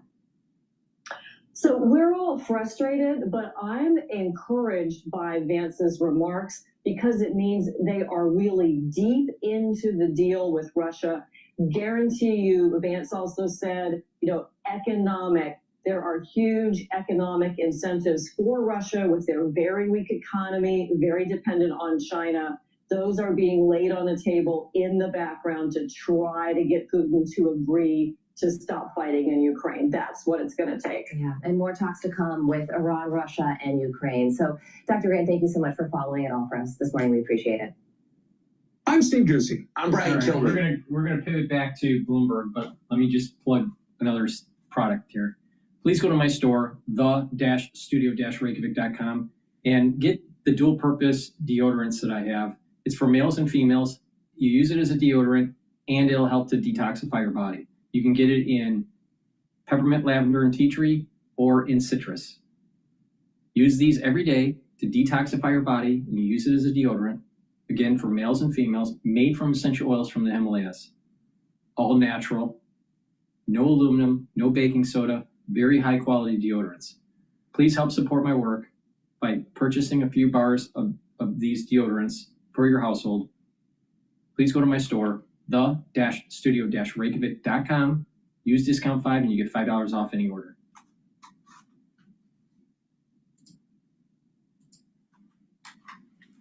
Everything is totally steady around 225,000 initial claims. So has Doge been in the numbers at all? Not really materially at all. If you're looking at the capital region, if you're looking at the capital region, if you're looking at claims filed by former federal employees, it's not showing up really at all.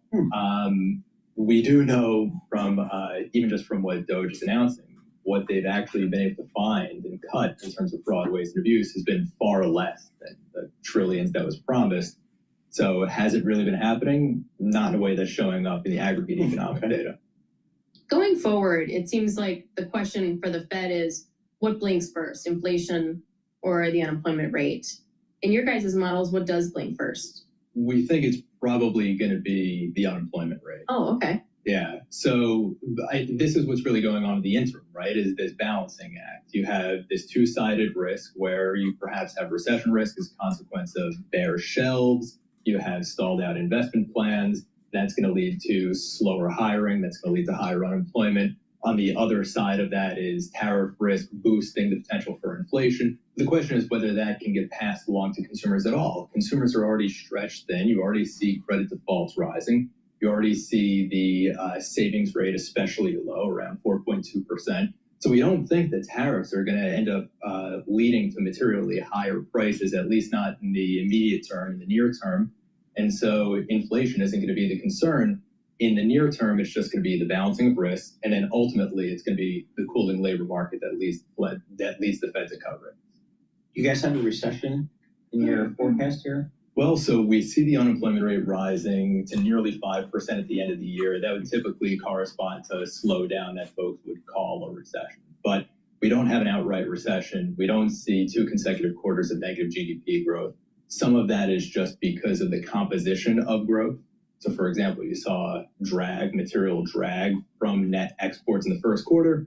That's going to lead to a bit of a rebound in the second quarter as the effect of tariffs take place. It's just difficult for the contour of growth to show that of a recession because of its composition. As we are waiting for a big trade deal, quote unquote, to be announced, what are the folks at Bloomberg Economics looking for in terms of details? So we're sharpening our pencils. We're looking at what the Telegraph has been reporting. It looks like it's going to be a carve out for autos.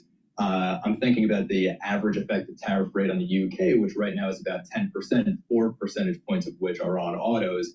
If you cut the tariff on autos by about half, average effective tariff rate on the UK goes down to about 8%. And so that's helpful for folks in the UK who are charting out their growth course. But ultimately, the story in Europe is one of just how much stimulus they can get, how much space does Greece have for a budget, how much growth can they actually chart. UK should be one of the easiest trade deals for the US to negotiate along with Australia. So anything, if it ends up just being an industry level thing like autos and steel, frankly, it's a little bit disappointing given just how easy it should be for the US. Snow's melted. What do you do now? A little bit of fly fishing. It's already getting a bit too warm and water levels are retreating, but stocking of the rivers in the Catskills happens around April, so there is still plenty of trout. I had no idea where you were going with that, and I was like, wait, is this a trade deal? Is snow included? Like, but I got you. He's like this crazy skier dude, ski patrol up somewhere. And then now you fish when there's no skiing. That's right. Yeah, You gotta try saltwater fly fishing too. I did. I used to go on the Long Island Sound a zillion years ago, but not so much anymore. Yeah, he's up in the mountains. Wow, the things you Stuart learn. Paul, U.S. economist, crazy ski dude. He's a U.S. economist for Bloomberg Economics. It's the second time. Joining us live here in our Bloomberg Interactive Brokers studio here. Not calling for a recession, but boy, we're pointing against that. 5%, that's a number we haven't seen in a long time. I don't think people would like that. So coming up, we got Elliot Stein, Stanford. He's a lawyer. All right, let's go to CNN. They're talking about Pakistan says it down 25 Indian drones after new serious provocation. Well, India's Prime Minister speaking out for the first time since Indian forces attacked what they called terrorist targets in Pakistan and in Pakistan-controlled Kashmir. Narendra Modi calling for, and I quote him here, continued alertness and strong coordination. His comments come as more shelling is reported by both sides across Kashmir's de facto border. And Pakistan is claiming it has shot down more than 24 drones that were launched from India. As we reported in detail yesterday, Pakistan is vowing to retaliate to these strikes. India says these strikes were carried out in response to the deadly massacre of more than 24 tourists last month in the Indian-controlled part of Kashmir, which it blames on Pakistan. Pakistan denies any involvement. Well, Nick Robertson has been on top of this story for us all week. He is in the Pakistani capital of Islamabad for you today. It's good to have you, Nick. Let's just pick apart what we know here and drill down on the details. Tell us more about these drone attacks, if you will. Yeah, loitering munitions, these drones that come and loiter over a target and then zero in on the target and explode. That's what Pakistani officials are saying India is sending over. Now, India has said that it sent these drones to target air defense systems. But I think when you kind of just take half a step back here and kind of look at the bigger picture, you get the sense that this is now a rolling, continuing conflict. The allegation of this, we did that. Allegation of this, we did that. The picture that emerges, it seems today, we went into last night thinking, having heard from senior Pakistani officials that they were vowing retaliation and they would retaliate for India's strikes killing those 31 people. And we knew that there was an uptick in offensive across the line of control, the de facto border in India and Pakistan controlled. Right now. Tape. Things are going to move very quickly both ways. The final details are being written up in the coming weeks. We'll have it all very conclusive, but the actual deal is a very conclusive one. We think just about everything's been approved. So good for both countries, and we'll also receive new market access for American chemicals, machinery, and many other industrial products that weren't allowed, and they'll end up getting products that they'll be able to price, and if they like them better, and we make great products, they'll be buying those products, but they were not available in the UK. Furthermore, in a historic step, the deal includes plans that will bring the United Kingdom into the economic security alignment with the United States. That's the first of its kind. So we have a big economic security blanket, and that's very important. And we feel very, very comfortable with that because it's been a great ally, truly one of our great allies. A lot of people say our greatest ally. I don't want to insult people by saying that, but I can say it's certainly one of our greatest, and right at the top. And they're the first one we're talking about. And by the way, we have many meetings planned today and tomorrow, and every country wants to be making deals. And we have a meeting, as you know, Scott will be going over to Switzerland on Saturday. That'll be very, very interesting. Let's find out. I think they want to make a deal very badly too. Both countries have agreed that the economic security is national security and will be working together as allies to ensure that we have a strong industrial base, appropriate export controls, and protections for key technologies and industries like steel. Steel is a big factor. Both countries will become stronger with steel and things necessary for military. You know, we used to build ships and other things literally at a level that nobody's ever seen. And we haven't, we've eased up, and I would say that the UK certainly eased up, but now we're going to be uneasing both, and we work together. Once again, I want to thank Prime Minister Starmer. He's been terrific for his partnership in this matter, the special relationship and external bond. It's really an external and an internal bond between our two countries will soon be stronger than ever before. We really do. We have a great relationship. I want to just say that the representatives of UK have been so professional, and it's been an honor doing business with all of them, and in particular the Prime Minister. And I'd like to introduce him now to say a few words. Mr. Prime Minister, please take it away. Thank you, Mr. President, Donald. And this is a really fantastic, historic day in which we can announce this deal between our two great countries. And I think it's a real tribute to the history that we have of working so closely together. Can I pay tribute, Donald, to your negotiating team as well, particularly Howard and Jameson, who've done an incredible job, a very professional job, and my team as well. Two negotiating teams have worked at pace now for a number of weeks to bring in this deal today. Really important deal. This is going to boost trade between and across our countries. It's going to not only protect jobs but create jobs, opening market access. And as you say, Donald, the timing couldn't be more apt because not only was it 80 years ago today that victory came for Europe after and at the end of the Second World War, but of course on that day the UK and the US stood together as the closest of allies. And Donald, I think even down to the hour, because you may or may not know that it was about this time of day, exactly 80 years ago, that Winston Churchill announced victory in Europe, and that led to great celebrations across Europe, across America, but particularly in the United Kingdom.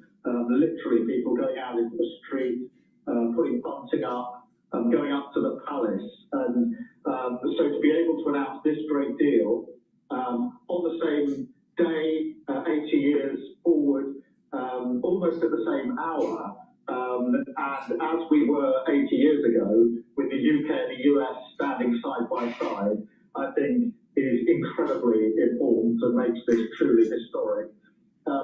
That close relationship has endured over those 80 years. As you know, Donald, when it comes to defence and security and intelligence sharing, of course, there are no two countries that are closer than our two countries.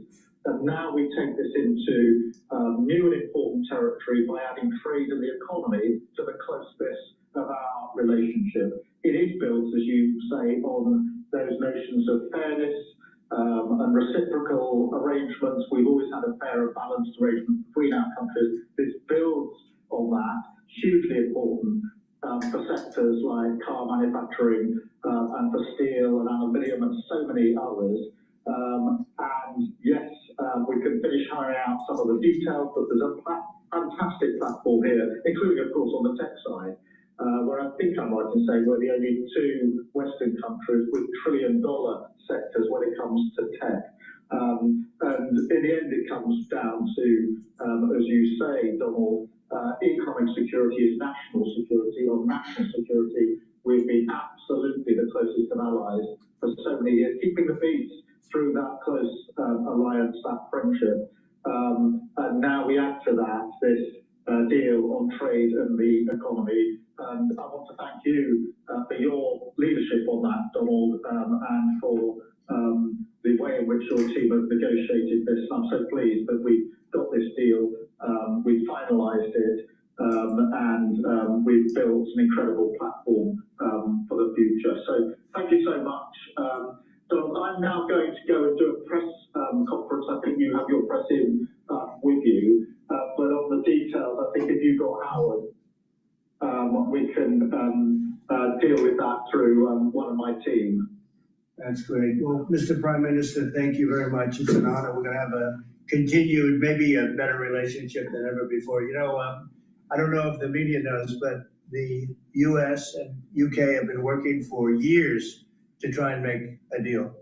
And it never quite got there. Yeah. It did with this Prime Minister. So I want to just congratulate you. Well, with this President, this Prime Minister, we've managed to achieve what many people have tried to achieve for many years. And I'm really pleased, and it feels completely historic and on a special 80-year anniversary as well. So, Donald, thank you so much. It's really good to have got this deal over the line.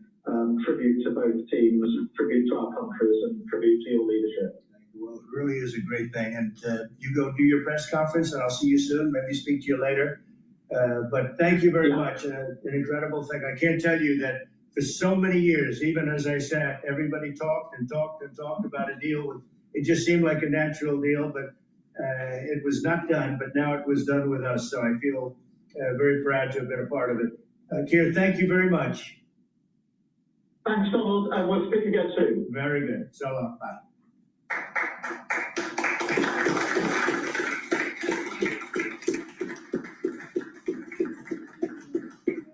Why don't I do this? Why don't I have our Secretary of Commerce, Howard Lutnick, give a little description of the deal pretty quick, and then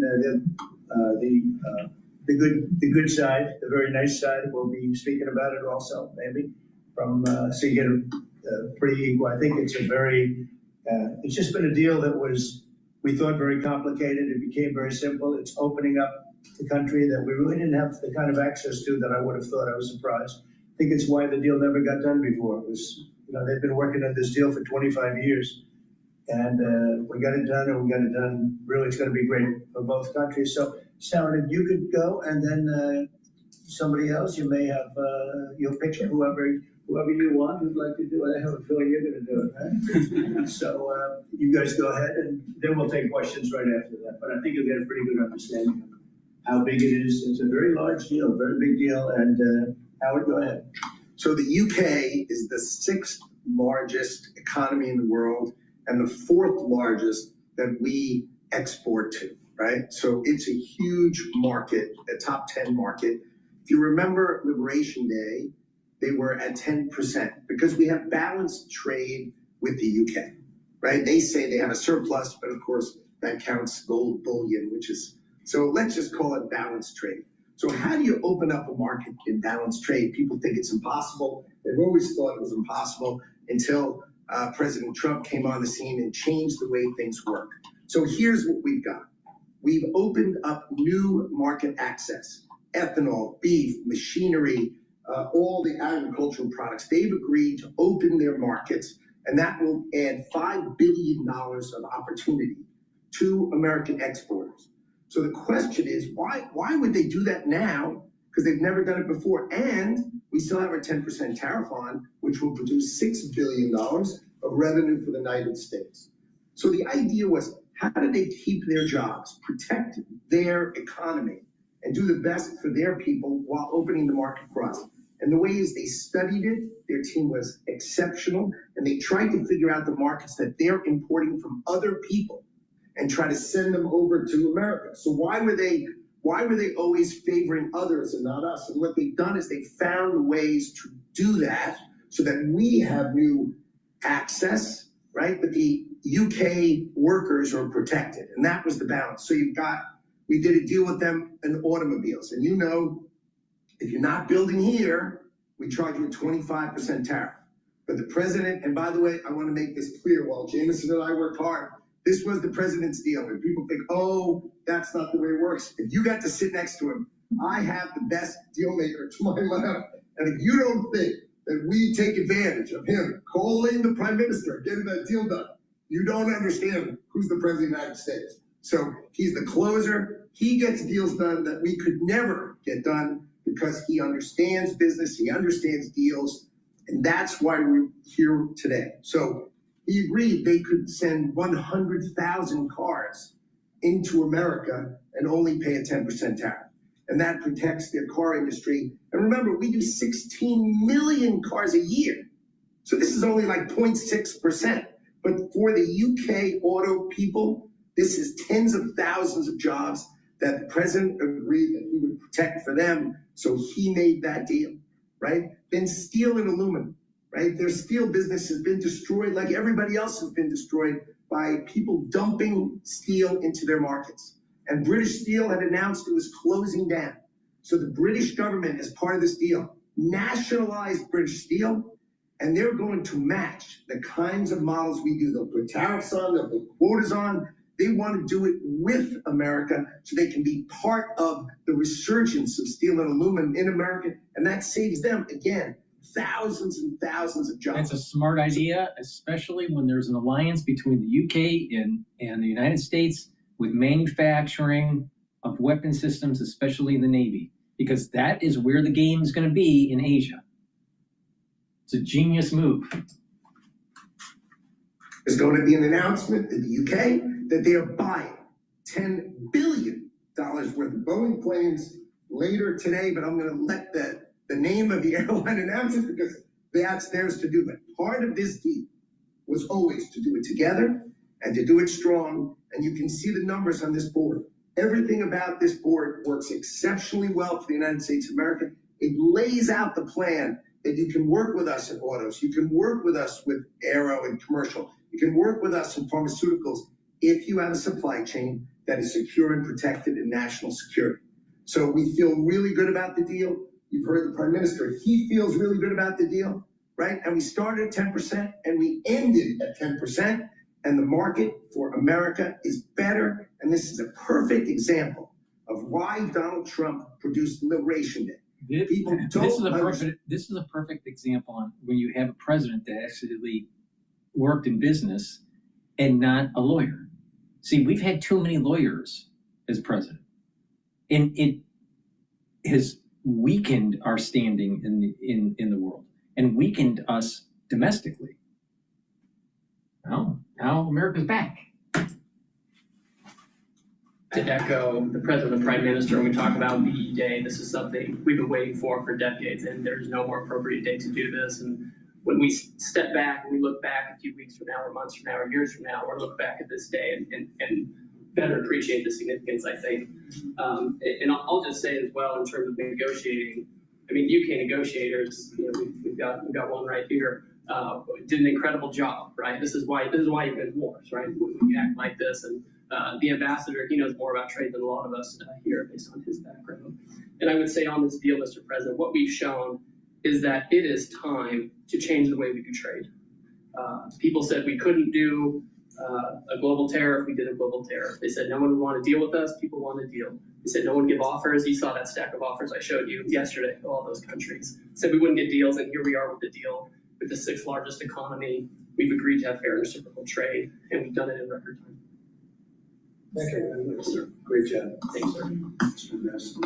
Well, Mr. President, thank you very much indeed in hosting us this morning. And thank you very much indeed also for that very typical 11th hour intervention by you with your phone call to the President, demanding even more out of this deal than any of us expected. So thank you for that. The Prime Minister was delighted, obviously, to take that call later tonight. But you took it to another level. And I think the point I would make is twofold. One is that if we're going to rebalance and rebuild international trade in a way that serves all our interests, then we're better doing that together than separately and apart. And that's what we're on a mission to do. But secondly, you've done what you said you would do.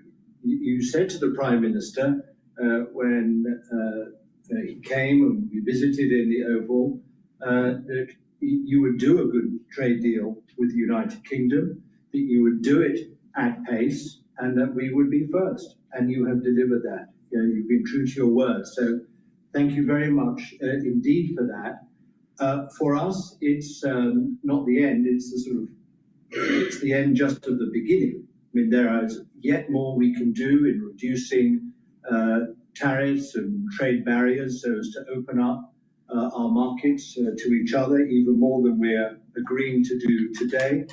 But it also provides us with the platform, the springboard, to do what I think will be even more valuable for both our countries in the future, and that's creating a technology partnership between the United States and the United Kingdom so that we can harness science and technology in order to create future industries and future jobs, and to do that together in the way we work so closely already in the national security and defense area. We can just take that to yet further areas of science, enterprise and endeavor. So we're looking forward to doing that in the coming months. You've launched us extremely well today. It just, in my view, as the Prime Minister has said, just shows what two countries who trust each other, who are confident in each other and are familiar with each other can do, not just for ourselves, but for those, the rest of the world, who need to benefit from a bigger and better international trading system. Thank you very much. It was beautifully stated. What a beautiful accent. I'd like to have that accent. Thank you. My mother would be proud. Thank you very much. James Matthews from Sky News. Yes. Can I ask, why Britain and why now?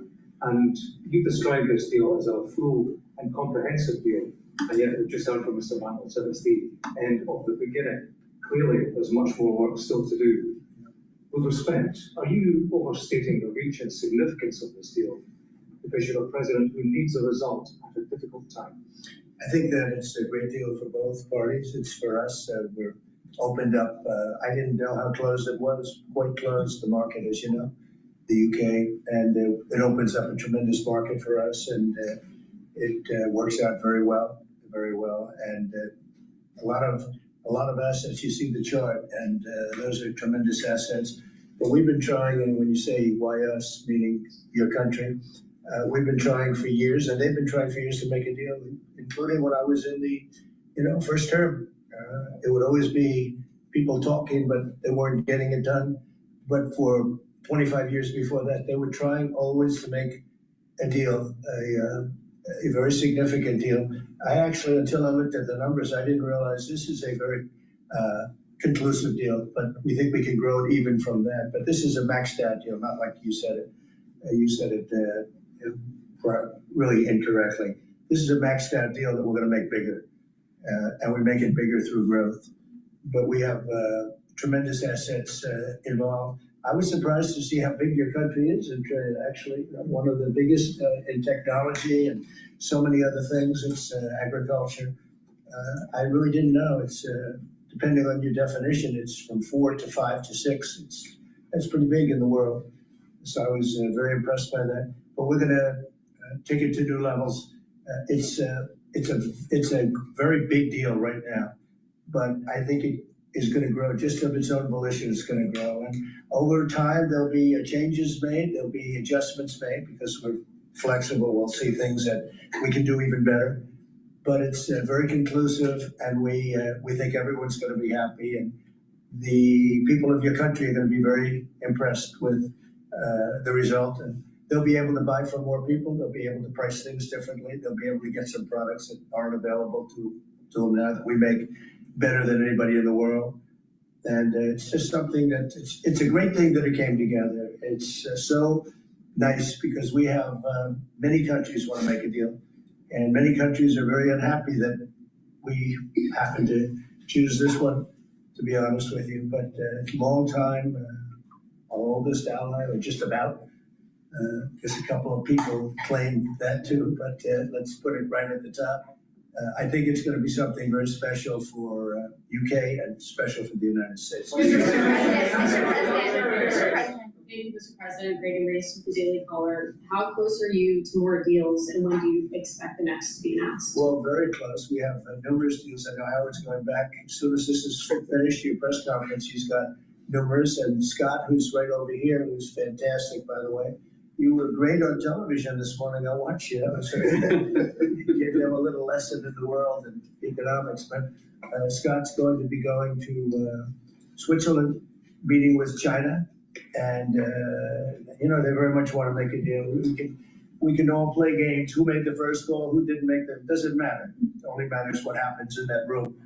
But I will tell you that China very much wants to make a deal. We'll see how that works out. Every country throughout the last 40, 50 years has literally ripped off the United States on trade, on military, on protection, on all the different things. And we are now making fair deals. And in this case, it's great because we really weren't very much involved. You have the European Union, which is, I think you made the right decision years ago. I don't know if you remember, I was opening up Turnberry the day that you were voting. And they asked me, would it happen or would it not happen? I said, no, I think they're going to go their own separate way. I think it's better for them. And they did. I think it's going to end up being a very smart decision. But a big part of that decision was always that you'd be able to make a deal with the United States. And they were unable to do that. But now they made it. And it's a tremendous, it's very important. That was always a big part of your decision on Brexit. And they were never able to make that deal. It was a tough one. And this one it's amazing with time. This one just went very smoothly, went quickly and smoothly. And a lot of common sense, as I like to say. It's tremendous common sense, but it's going to make your country much bigger in terms of trade, and it's going to make our country much bigger in terms of trade, too. Yes, sir. Thank you for that. Behind you. Oh, yes, I'm the BBC. Thank you, Mr. President. You mentioned beef. You're with who? The BBC. Oh, good. Very nice. Thank you. You mentioned beef and beef exports. The UK currently doesn't accept American beef because of its own food standards. Are you calling on the UK to accept all American beef and chicken products? Well, I think they'll take what they want. We have plenty of it. We have every type. We have every classification you could have. As you know, Bobby Kennedy is doing a tremendous job, and he's, I think, probably heading toward your system with no chemical, no this, no that. And I think we're heading that way. It seems to be. And but we have that also. So we're a very big country. We have a lot of beef. We're a very big country. So it'll be great. Yes. Yes. You want me to talk? Yes. Let's talk about American beef really quickly, and it can't be understated. I'm Rick Rollins, by the way, how important this deal is and what this means to American farmers and ranchers. Specific to the beef, this is going to exponentially increase our beef exports. And to be very clear, American beef is the safest, the best quality, and the crown jewel of American agriculture for the world. So I think a really important part of this deal isn't just the ethanol reducing tariffs from 19 to 0, which for our row croppers is a huge deal, but also for beef. And as we move forward, I know our incredible trade team is looking at all of the meats, all of the produce, really all of our agriculture exports. And I don't know if there's an industry that has been treated more unfairly and has suffered more than our agriculture industry. So we look forward to, I'll be in the UK on Monday, talking to my counterpart over there for for next week, and look forward to moving that out across the country. The president is I think we can say that we have the best in the world, best tractors, the best everything in the world. And they say that our agriculture is, second to none, you understand. And it'll be a great asset. People are going to be able to have options, choice, and they'll have more of it. And that usually means lower prices. How about we'll do you and then you? A follow-up question for the Italian TV, Daniele Compatangelo, LA7 to 2000 from 10 media. So congratulations for the deal. We see a big revenues from the chart. But what's the rest of Europe? It's a victory day, but other European countries, it seems like they're losing. We intend to make a deal with Europe. We have found that the European Union treated us extremely unfairly, very difficult, and hurt themselves in doing so. and they very much want to make a deal. We'll be dealing with them. We are dealing with them currently, so that'll cover pretty much the rest of it. But this was separate because of Brexit in particular. This was a separate deal. And it always seems so natural. I mean, all the media would say that this seemed to be like, why did this happen 25 years? Why didn't it happen a long time ago? And it was always amazing to me. Somebody would say, hey, we got to make a deal. We have to make a deal. But this deal just fell into place. The Prime Minister did a fantastic job.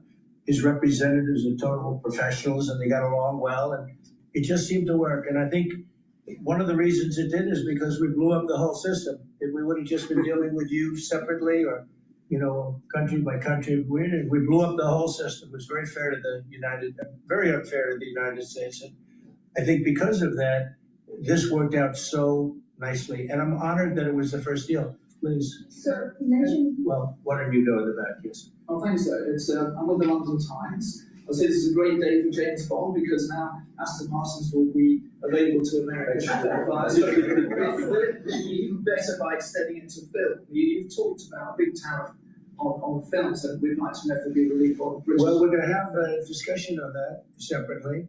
And as you know, we're putting tariffs on that particular film, you said, the movie makers. And we're going to be doing some tariffs to get them because a lot of them have left this country.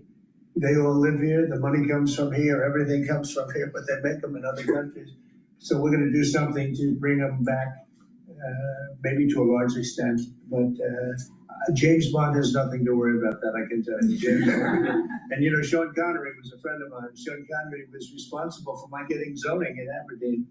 He said, let the bloody bloke build his golf courses. I was like 4 years into the process and it was impossible in Aberdeen. And he just stood up one day and he said that. As soon as he said that, I got the approvals in about 2 minutes.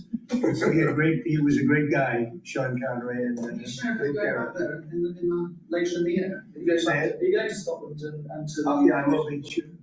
We have a lot of investment over there. We have Turnberry, Aberdeen. We have, as you know, in Doonbeg in Ireland, right on the ocean. They're all in the ocean. I only have interest if they're on the ocean. And we have good investments over there. It's been beautiful. Yes? Mr. President, if the talks go well this weekend between Secretary Best and Ambassador Greer, their Chinese counterparts, not preemptively, but if the talks go well, would you then consider lowering the tariff rate on China? Well, it could be. I mean, we're going to see right now. You can't get any higher. It's at 145, so we know it's coming down. I think we're going to have a very good relationship. I always got along very well with President Xi.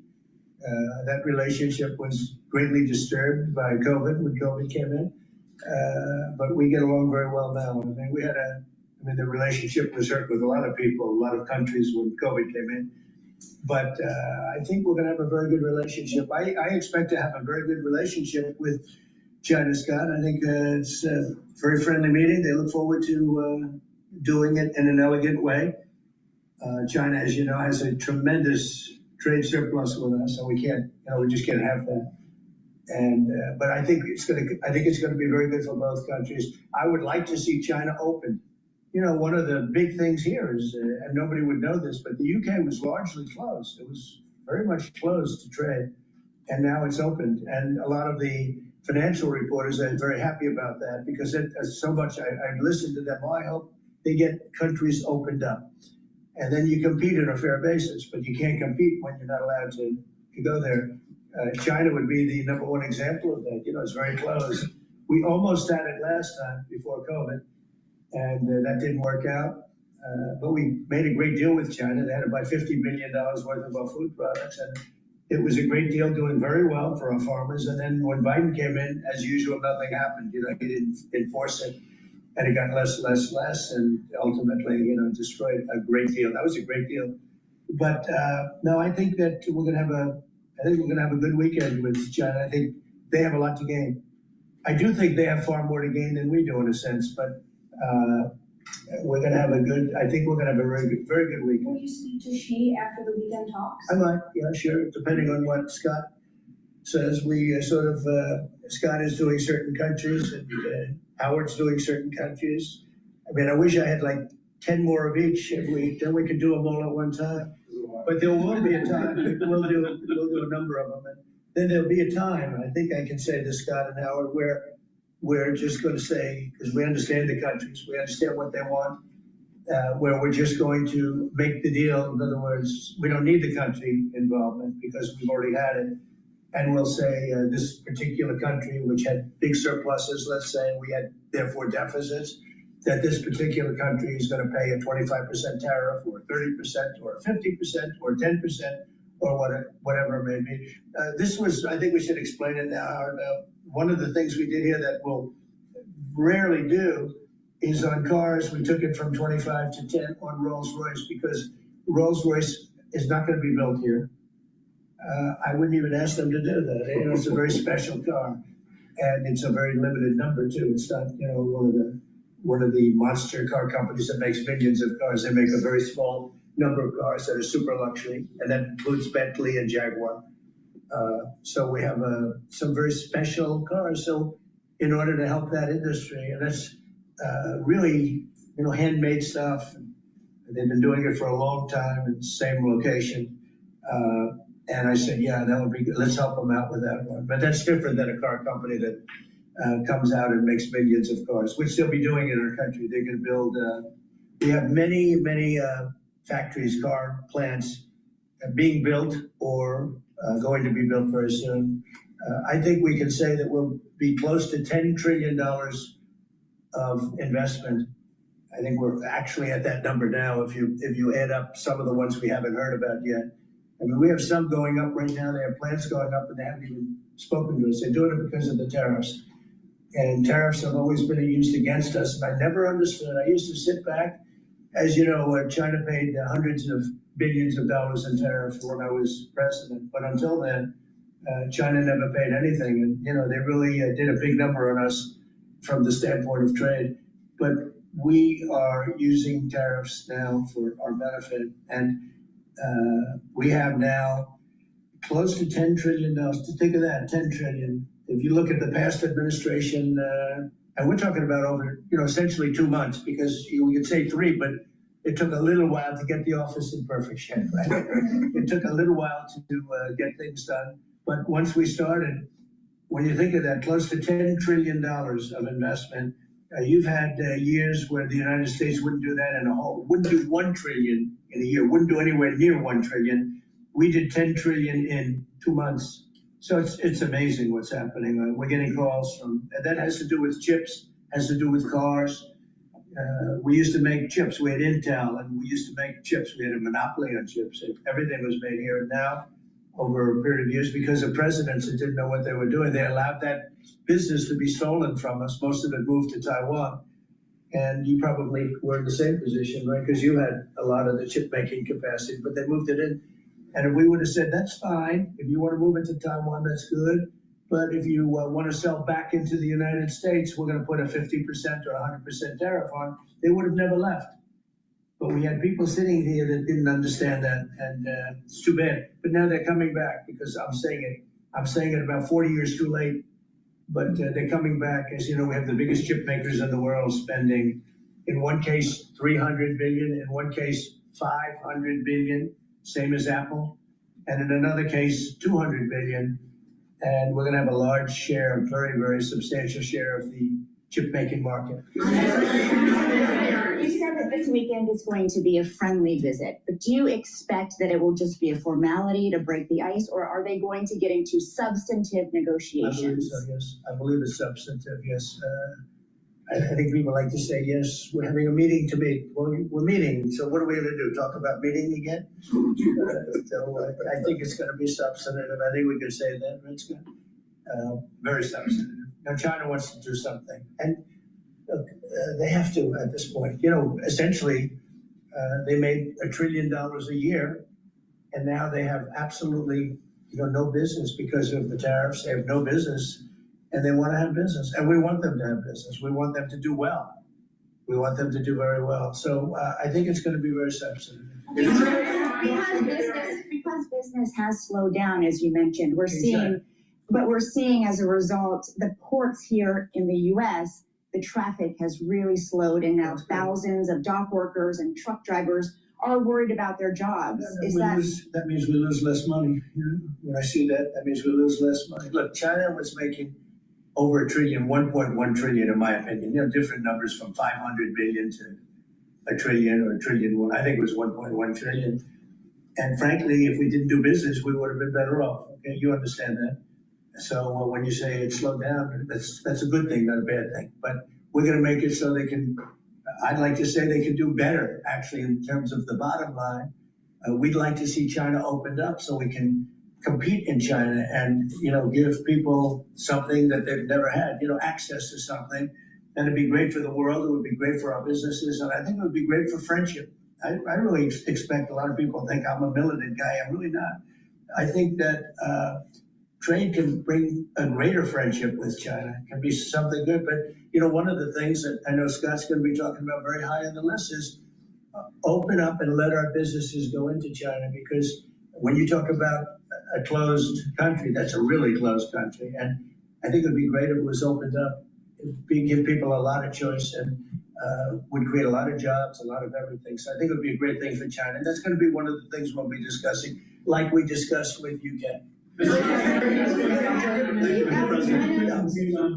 what does Britain have to do for you to drop the baseline 10% tariff that you're maintaining? Well, I think that's set because that has to do with a lot of different things, including past. You know, there are a lot of past things that we've done. This is very inclusive. We included everything, and that's pretty well said. Yeah, please. Yeah, Mr. President, the 10% baseline tariff remaining in place, is that a template for these future trade deals? You say you're going to keep it here. No. Is it going to stay in every case? No, that's a low number. They made a good deal. Some will be much higher because they have massive trade surpluses, and you know, in many cases they didn't treat us right. One thing with UK, they had somewhat closed, not like a China as an example, but they always treated us with great respect. They treated us with great respect. The template of 10 is probably the lowest end, and therefore they made that deal. But they we've had just a very special relationship with them. Like, I won't do that deal with cars. I mean, unless somebody shows me that there's another kind of a car that's comparable to a Rolls Royce, then there aren't too many. This is a good commercial for Rolls Royce. They're going to order a lot of cars. I wonder whether you like to buy. Well, the last time this happened, I would be happy to suggest a discount, obviously a very modest discount. We have to protect our profit margins. I've had many of them, actually. The last time that happened, I ended up buying a Tesla. Mr. President. I had a question about the UK deal today. I heard there was talk that part of the agreement would depend on whether the UK would respect free speech and freedom of religion. I know the VP is really interested in that, talked about that earlier this year. Was there any assurances that you guys got on that front? You want to handle that? Yeah, that was not part of the conversation. Our conversation was an economic conversation from start to finish, closed by the president yesterday. This was a business deal, open their markets and also protect their workers, grow our markets, and help our workers. This was about business religion. Business is sort of a semi-religion, but not nearly as important. I don't want to get myself. Your new nominee, Surgeon General. Mr. President, will you be asking China to help you close, the gap between Ukraine and Russia? I think so. Yeah. I think it's a natural thing to ask. What do you expect? Sure. I don't know. I think we're making good progress. The fighting is a little bit different than it was. I think if we weren't involved, Russia would be, going at it to maybe get the whole thing without our involvement. They'd be able to get it because we supplied a lot of different things foolishly, but we've been sort of paid back by doing the rare earth deal that I talked about before. I think that we will be very much involved in trying to get that bloodbath. It's a bloodbath. It's a horrible situation. 5,000. It's really more than that. But it's 5,000 soldiers on average a week, mostly soldiers, are being killed. Young, beautiful people. I mean, they're being killed. I see the satellite pictures coming back, body parts lying all over fields, heads and arms. It's so terrible. I've never seen anything like it, actually. And if we can get that stopped, that will be a great accomplishment. Then we're trying very hard, and I think we're close. And Mr. Witkoff is talking constantly back and forth. He's a real professional. He's got a great relationship with both countries. And I think we have a good chance. And likewise, we're trying to work on Iran to get that solved without having to get into any bombing, as we say, big bombing. I don't want to do that. I want them to work together. I want them to be very successful. President Edward Lawrence from Fox Business. On the non-market barriers, how did you get the UK to bend? And what was the 11th hour deal or ask? Well, I think it was really just a part of the overall. I mean, they have so many things that are so good for them. It's going to be so good for the country. And that was sort of easy. It wasn't, we had non-market, I call it non-market or non-monetary trade barriers. And we had quite a few of them, not nearly as bad as some countries. Some countries have, you know, they have virtually no tariff, but the rest of it is so brutal you can't do business with them, right? So it's a very important question, actually. No, I think the overall deal just worked out very well from their standpoint. They were willing to give that in order to get other things. And you might want to speak to that, Mr. Invest. Well, the point about the deal is that we will continue reducing tariffs and non-tariff barriers. This is a continuing picture. It's a movie. It's not a still picture here. It's a movie. It continues. And we're both committed to freeing up trade between our countries. We're both committed to freeing up investment between our countries. And the point about this deal is that it provides a very good template and a very good launch pad for what we can continue to do and build on in the future. And that's what we're both determined to do. You know, many of the,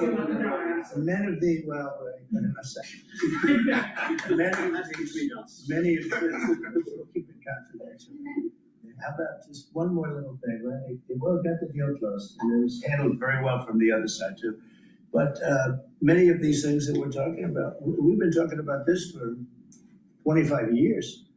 It's hard to explain when, if you weren't sitting behind this beautiful Resolute desk, you just wouldn't get it. I have been hearing about making a deal with UK for 25 years. Mm-hmm. And especially around the time of Brexit. They wanted to make a deal, so they came out of Brexit and they make a deal, and how natural.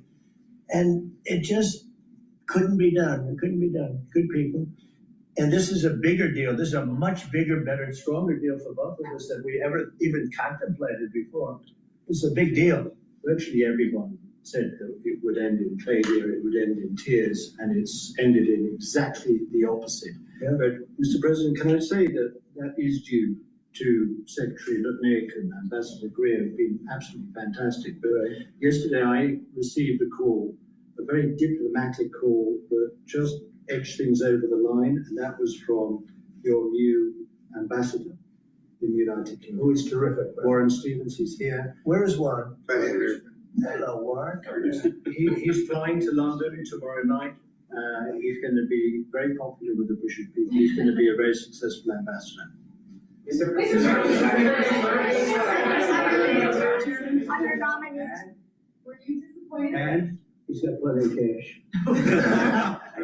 Plenty of cash. Are you guys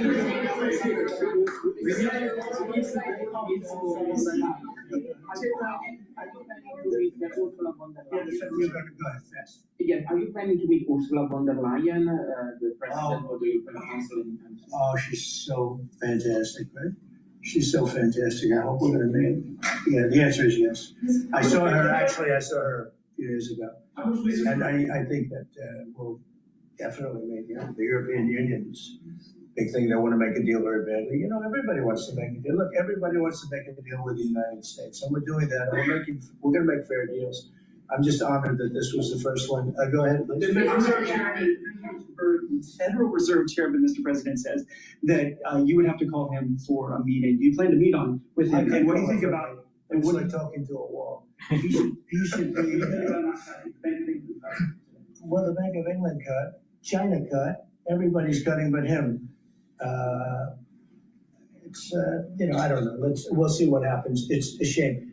I call him Too Late, Too Late Powell, that's his nickname, and it's a shame, it's ridiculous. So, meaning, he's always too late.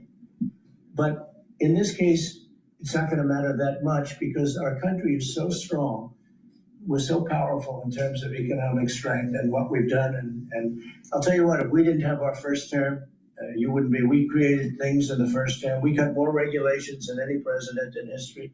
We cut the taxes more than anybody in history. And a very big factor is going to be the tax bill that we have right now, the one big beautiful bill, as we call it, which is all encompassing, the biggest tax cuts ever in history, bigger than even the first time. And the incentives, even great for the UK, because it'll make us so strong that we're going to be doing more business with you. It's a very important element for taxes, for every aspect, regulation cuts.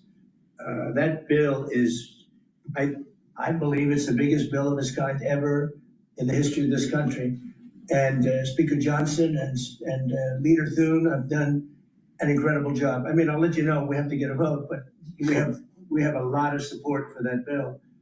And if that happens on top of all of these trade deals that we're doing, this country will hit a point that you better go out and buy stock now. Let me tell you, this country will be like a rocket ship that goes straight up. This is going to be numbers that nobody's ever seen before.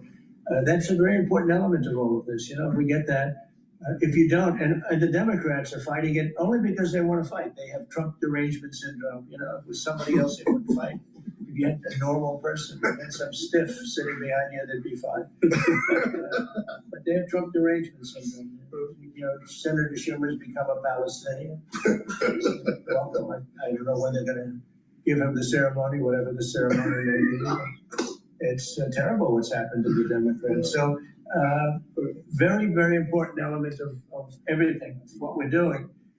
Unrelated to today, but related in the sense that we'll do, if that passes, we'll do even more business with the UK. We'll have so much. It's the biggest tax cut in history. It's going to make our country zoom. It's going to be incentive, as you know, with the deduction for basically for work. You work, you build, you plant, etc. Deduction. It's going to be the biggest. It's the biggest bill of its kind ever passed. Maybe the biggest bill ever passed. That's why we call it the one big beautiful bill. You just announced a new nominee for the U.S. Surgeon General who never finished her residency and is not a practicing physician. So can you explain why you picked her to be America's top doctor? Because Bobby thought she was fantastic. She's she's a brilliant woman who went through Stanford, and as I understand it, she basically she wanted to be an academic as opposed to a surgeon. I think she graduated first in her class at Stanford. And Bobby really thought she was great. I don't know her. I listened to the recommendation of Bobby. I met her yesterday and once before. She's a very outstanding person, a great academic, actually. So I think she'll be great. You're nominated for U.S. Attorney of D.C. Do you have a backup plan if this Senate? Oh, I do, yeah, but he's a terrific person. And he wasn't getting the support from people that I thought. He's done a very good job. Crime is down 25% in D.C. During his period of time. I'm very disappointed in that, but I have so many different things that I'm doing now with the trade. One person, I can only lift that little phone so many times in a day. But we have somebody else that will be great. I just want to say Ed is unbelievable, and hopefully we can bring him into whether it's DOJ or whatever, in some capacity, because really outstanding. To me, it was disappointing, I'll be honest. I have to be straight. I was disappointed. A lot of people were disappointed, but that's the way it works sometimes. That's the way it works. And he wasn't rejected, but we felt it would be hard. And we have somebody else that we'll be announcing over the next 2 days who's going to be great. With companies like Ford and Mattel recently saying they're going to raise prices on certain products, how long do you think the American public is going to be patient and wait for you? Well, I think they're saying that just to try and negotiate deals with me. They're not. Look, tariffs are the most misunderstood thing maybe in any form of business, anywhere in business. Oftentimes the country picks them up. Oftentimes the company picks it up. The people don't pick it up. Okay, the people don't pick it up. And if Ford did that, they wouldn't sell any cars. And if Mattel, I don't know, I'm not so sure. They also said they're the only country I've heard. They said, well, we're going to go counter. We're going to try going someplace else. That's okay.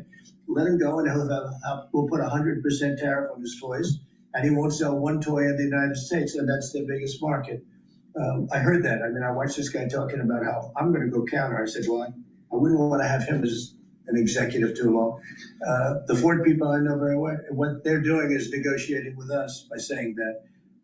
But we don't think that's going to happen. Look, I put out a truth today, and it said that gas is down, gasoline is down, energy is down, groceries are down, eggs are down. I mean, eggs, thank you very much, but eggs are down. When I came in the first week, you guys hit me with eggs. I said, what the hell happened with eggs? Eggs were up like 170% and going up, and they said, don't order any for Easter. And we were thinking about ordering plastic eggs like everybody was doing. And Brooke did a fantastic job, agriculture. Brooke did a fantastic job. And we had hundreds of thousands of eggs out here on the lawn just 2 weeks ago at Easter. But you take a look at the cost. Energy's down.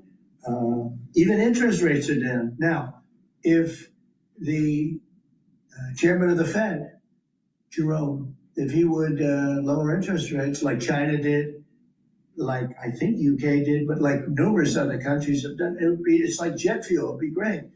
But he doesn't want to do it. I think he doesn't want to do it. Probably he's not in love with me. I think that's right. It's sort of a crazy reason, but that's the way life is. Anybody in his position would be like jet fuel. But even without that, we're doing well. But remember this, I've watched you people reporting over the last few months that if we do this, prices are going to go through. Well, groceries are down. All of this stuff is down. Lumber is down. Oil is gone to, we have that thing broke 60, right? $60 a barrel. And $1.98, $1.99 in some cases. And heading in that direction. No, I think it's been amazing, actually. And what that's good for, it gives the consumer more money, and it gives them a better life, because we just came out of the worst inflation, in my opinion, in the history of our country. They say 48 years. But Biden really screwed it up. He screwed up energy. And he also he spent too much money. He was spending it on, Green New Scan. And that's like throwing the money. See that beautiful window behind? Take money, throw it right out that window, because it's the same thing. He spent $10 trillion. He wasted it. Not only was it bad, it was a negative. It wasn't even like it helped a little bit. It was a real negative. And then on top of it, they let 21 million people into our country without any identification, anything. Just let them in. It's very, very sad. Well, we'll do one or two more. $1.99 gas. Why don't you see him first? Who you with? I'm with the how concerned are you about the UK's reliance on China? Chinese money in the money markets, Chinese exports. We're not concerned. Is that something that came up in discussions? I'm not concerned about anything. If I was, I wouldn't even be here right now. If I was concerned about anything, and it wouldn't be that, but I wouldn't be here right now. No, we're not concerned. We're going to have, I believe, a very good relationship with China, and a fair relationship, and it'll get bigger and it'll grow. It'll grow. As an example, if they open up the country, that'll be the best thing China ever did for itself. They don't know that yet because, it's been a different system. But that'll be the greatest thing that ever happened to China. The people will be happier. They'll buy for less. They'll see things that they never saw before, and they'll be buying them. And it'll really create great long-term peace. And if I could ask one of the agriculture secretary, actually, it's not a concern about chlorinated chicken, the import of form and treated beef. Has that question been addressed, resolved in these talks, or is that something for the continuing negotiations? Well, James. I would just say that it's very clear, and we have in the heads of terms that we are going to discuss all of these types of issues, and obviously the importing country, whether it's us or them, you got to follow the rules on those types of things. But our point is the rules need to make sure that they are based on science, and that's our expectation. We know the UK believes that too, so we want to come to an accommodation. We want the consumers in each country to be able to choose what they want and give the information that they want. We have an incredible EPA led by Administrator Zeldin that is on this. So the talks continue, but we are very, very confident in our products, and what the president great is going to product. open up the markets is unprecedented for these farmers here in Wall Street as they watched this. You saw the stock market decline sharply after Liberation Day and it's rallied back since then. Well, and that's really rally, because, don't forget, they said this is all a pipe dream. And this is a tough one. This is, somebody would say, well, this is easy. This is much tougher, I think, than any other deal, because they've been at it for so many years, decades, trying to make this deal. And it's very conclusive, and it's a great deal, and it's a very big deal, actually. And no, this is just the beginning. We're going to be having conferences, or at some point we won't have, we'll just put out a statement that we just signed this country, that country. And after a number of these are done, nobody has enough people to do it. We're just going to put out X country is going to pay this, and if they open up, they're going to do this and that, and then they're going to be open up. Everybody wants to be, I say this is where they want to be shopping. They want to shop in this country because we have the consumer. We have the consumer like nobody else. And, if this country went bad, the whole world would go bad. But we really saved it from going bad. Yeah. Can I ask you about the air traffic control issue? Are you looking at getting new software? I'm glad you asked me about it, because I'm just going to be talking to now the heads of the airlines and everything else. So I was all set before we had the rigged election to give out a brand new gorgeous system to one company that was going to do the whole thing, one of the best companies in the world that you know very well. There are 3 or 4 of them that do it. And when they took over, Buttigieg, who has no clue, he drives to work on his bicycle with his, in all fairness, with his husband on the back, which is a nice, loving relationship. But he didn't have a clue. This guy didn't have a clue. And he's actually a contender for president. Between him and Crockett, you can have that party. But he didn't know what he was doing. And he took what they call dry systems where you have wires in the earth, buried in the earth or whatever. And then you have the open air systems where you have satellites. And you can't mesh them. Anybody would know that if you went through about 2 months of study in school, if you studied that kind of thing. And he did.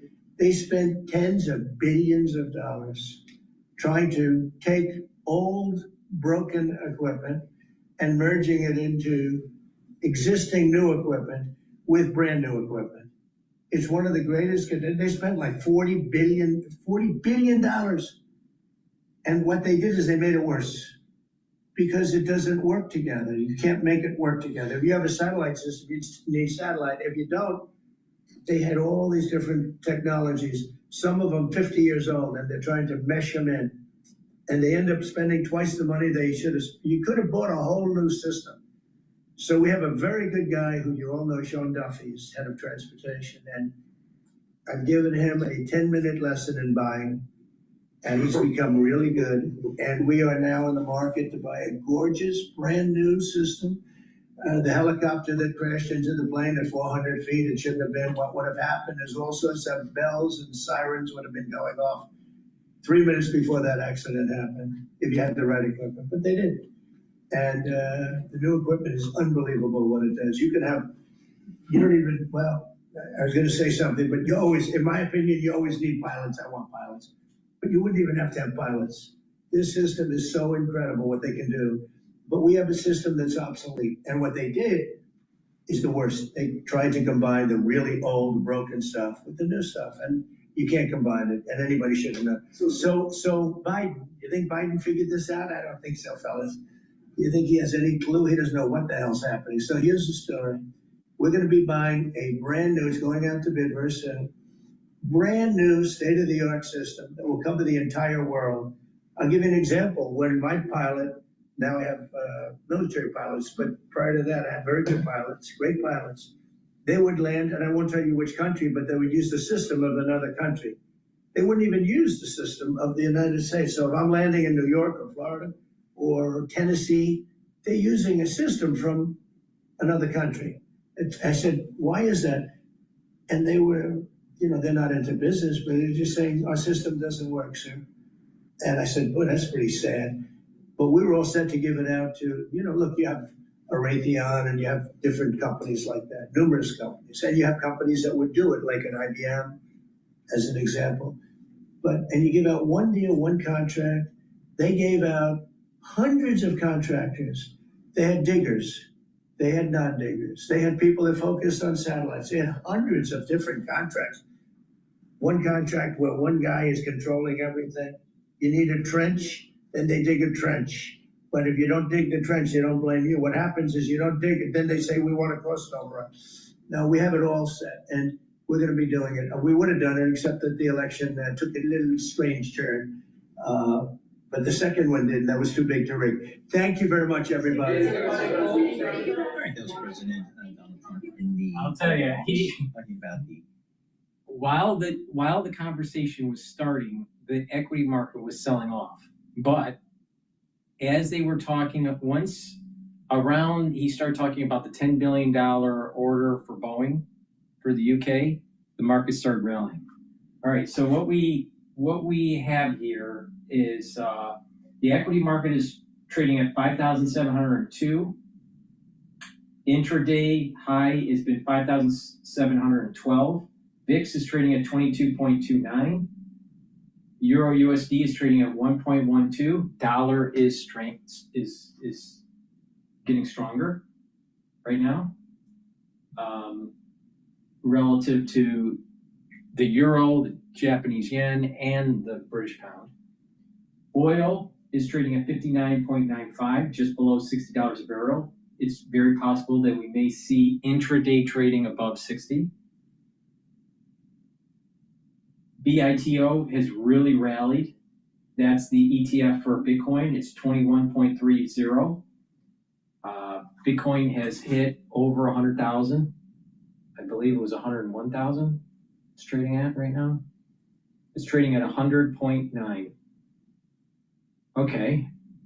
And we have the USD Japanese yen at 145.58. And like I said, the 145 to 148 range is reducing that stress internationally because of the tariffs.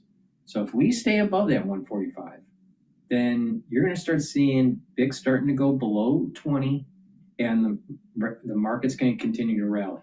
Now we have a resistance level for the S&P 500 at 5,750. It's not a fib structural resistance level. It is the top of the dead cat bounce when the market started to falter. All right. So if that breaks, then the market will continue to go up, and you most likely will see the VIX below 20. But we're not there yet. We're trading at 5,703. It's possible. It's possible. Tomorrow's trade that we see a little bit of a sell-off, a little bit. Individuals maybe trying to take some profit. I suspect next week where we'll be above the 5,750 mark for the S&P 500. Assuming that nothing bad happens in the world, some of the risk factors, the Pakistani Indian conflict may start to ramp up. Trade with China may go sour. Those would be both risk events that would push the market down more.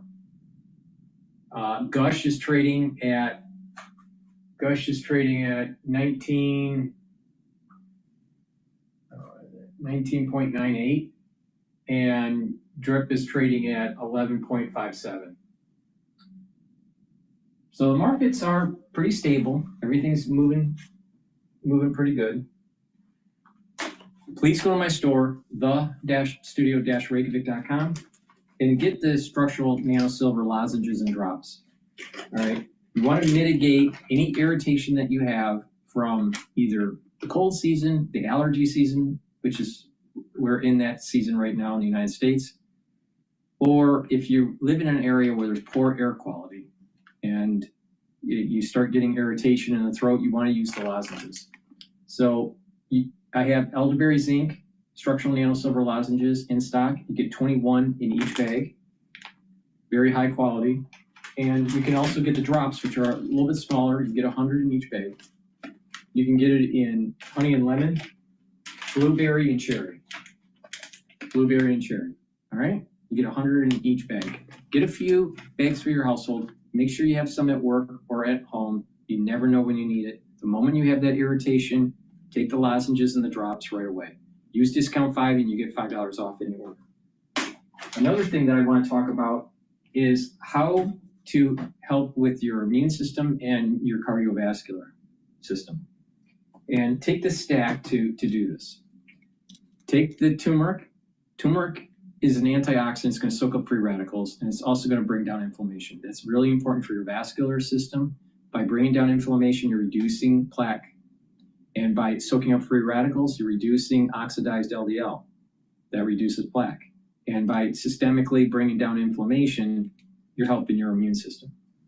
Taking ashwagandha root will help to control cortisol levels and blood glucose levels. That will bring down inflammation. That's very important for your cardiovascular health and your immune system. Lignans soaks up free radicals, brings down inflammation, that boosts up your immune system and helps with your endocrine system. Stacking these together, you're going to be boosting up your immune system and reducing the chances of plaque formation.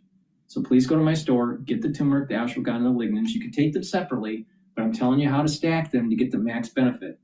So get the turmeric, the ashwagandha, and the lignans. Stack them together. You're targeting 2 systems, your vascular health and boosting up your immune system at the same time. Again, use discount 5 and you get $5 off any order. Okay, let's continue on with CNN. They're talking about Pakistan shooting down 25 drones fired from India. Clear up there, and actually right now the Pakistani information minister says the Pakistani side have killed 40 to 50 Indian soldiers across that line. That's the sort of rolling nature of how this is sort of picking up. But I think what even government officials here weren't expecting as of very, very late last night, in the early hours of today, was to have this rolling drone attack, these 25 drones, and this rolling drone attack that began about 4 or 5 o'clock in the morning and has gone on through the day. One landed in Rawalpindi, about 10 miles from here. A lot of destruction around the main cricket stadium there. It's really rattling people here in Pakistan, and it's not really what the government, I think, was expecting. The drones are hitting Karachi in the south. In the deep south, somebody in the fields there was killed by a drone. 4 military personnel in Lahore, city of 13 million people, 13 miles from the border with India. 4 military personnel there injured when one of those drones got through. So you have strikes in the deep south, in the heartland in the middle, here in the north. It's that sense of unease now is creeping into the population that this is not the normal form of tit for tat. This is sort of beginning to be rolling conflict. And you have to add to that, Pakistan still hasn't done what it said it would do and have those revenge attacks for the Wednesday attacks. India confirmed it targeted air defense systems in several locations throughout Pakistan. The announcement marks the first time India has taken ownership for targeting Pakistani military installations as fears of a wider regional conflict continue to grow. With us now, CNN military analyst, retired U.S. Army Major General James Spider Marks, and geopolitics analyst and former editor of the Hindustan Times, Bobby Ghosh.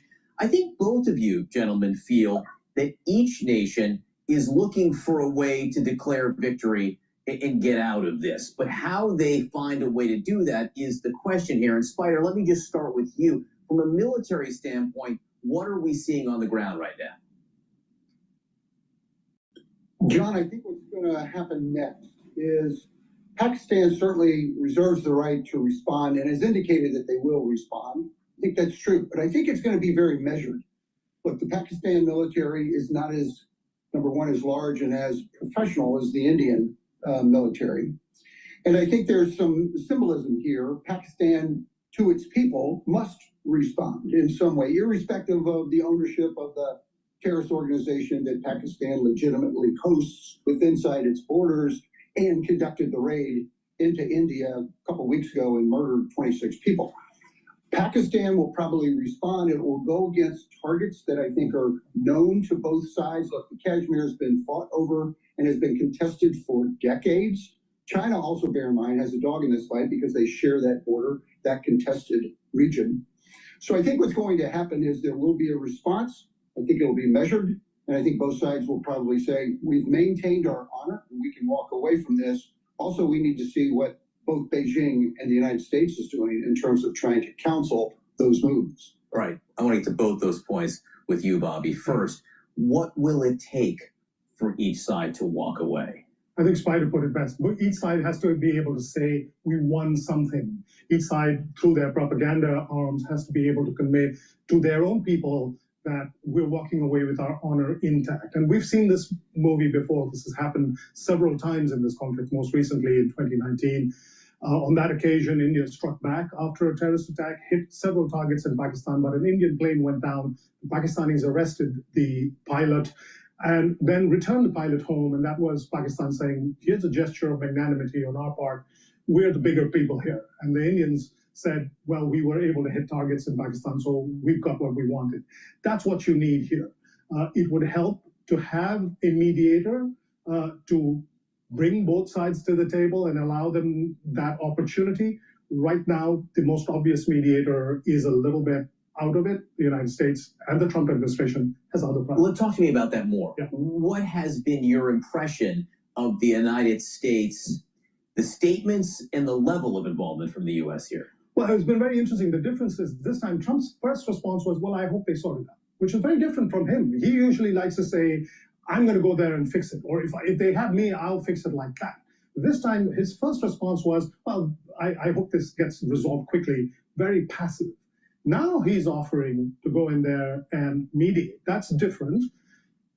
The problem is we have no ambassadors. The Trump administration has really struggled to get ambassadors into India and Pakistan. And Trump himself clearly does not understand the nature of the conflict. He said yesterday, well, these countries have been fighting for centuries. These countries have not existed for centuries. They're 78 years old. There are old and long-standing grievances, but if you start from the assumption that all these people have been fighting for centuries, that's not a good place for a mediator to start. A mediator has to understand what is at stake for both countries. He has to understand what each side is prepared to give and what each side needs to take in order to walk away from the table and declare victory. And it's not clear to me that the American president has that understanding. I think you got to understand Trump because he's a little loose with the details, but he talks like a New Yorker, all right? And to fully appreciate how Trump thinks, you have to spend time in New York, all right? Now, what Trump meant was that the Muslims and the Hindus have been fighting each other for centuries. Not the countries. That's true. The countries are relatively new, in modern terms, all right? But the thing is that the people in the conflict between the Hindus and the Muslims have been going on for centuries. So Trump's not wrong. It's just the way he phrased it. And you don't fully appreciate it unless you're from New York. And this is what the problem with the academics. The academics are so nitpicky and everything that they can't see the forest through the trees. And that's the reason why most academics get it wrong. The big picture, they get it wrong. Or what can go wrong here? Well, both nations are nuclear armed. That's the primary concern. I mean, that's the bar over which we hope they cannot even get close to crossing. But that's the big concern. Look, those are again, very professionally manned, and there are protocols around those. So I think we should be aware of that, probably not too concerned. But if Pakistan responds, and if then India responds, we're now into a cycle of action, reaction, counteraction, and that doesn't always have a good off-ramp. And Bobby, it seems, I know there's an element, the word you used to me, the break is kabuki theater to this, where India and Pakistan have gone through instances of this before. But it does feel as if the nations are pushing the boundaries maybe a little more than we've seen in the past. Yes. The shooting out of 5 aircraft, allegedly, shooting inside the borders exclusively. Are they pushing the boundaries of what could be kabuki theater? They kind of have to each time, and that's the risk of these kinds of long-standing conflicts. Every time there is a spasm of violence, there's almost by sort of natural law, each spasm tends to be worse than the one before. And the real concern, as Spider said there, is that because these two are nuclear-armed countries, you worry that each spasm might get to the point where of no return. That's the real concern. Yes, both countries have, the leadership in both countries have a lot of experience in managing these kinds of crises, but each side feels like we've got to land one more blow, one more jab every time. And the trouble is that when one side goes too far, and then the thing really begins to careen out of control. That's the worst case scenario. We're not there yet, I should be very clear. Yeah. But the trouble is, and that's the ultimate challenge here, is that even when this particular spasm is resolved, and let's hope that is quickly, the underlying problem doesn't go away. We'll come back to this place. If it's not 2 years from now, then it's 5 years, or hopefully longer than that. Right. But we come back to this problem. There is a new pope. Supposedly they have the white smoke came out just now. BBC just reported. Oh, so we can listen in to the sights and the sounds right here. Let's listen in as a new pope has now been elected. Actually, as you mentioned at the beginning, TJ, it seemed like they did know. They came back just for the white smoke. Indeed. In fact, maybe they were giving us a kind of a secret, a bit of information that they knew that we didn't know. But here we are. And then a spectacular, sunny, brilliant evening here. And you can even see from the perspective of the crowds there.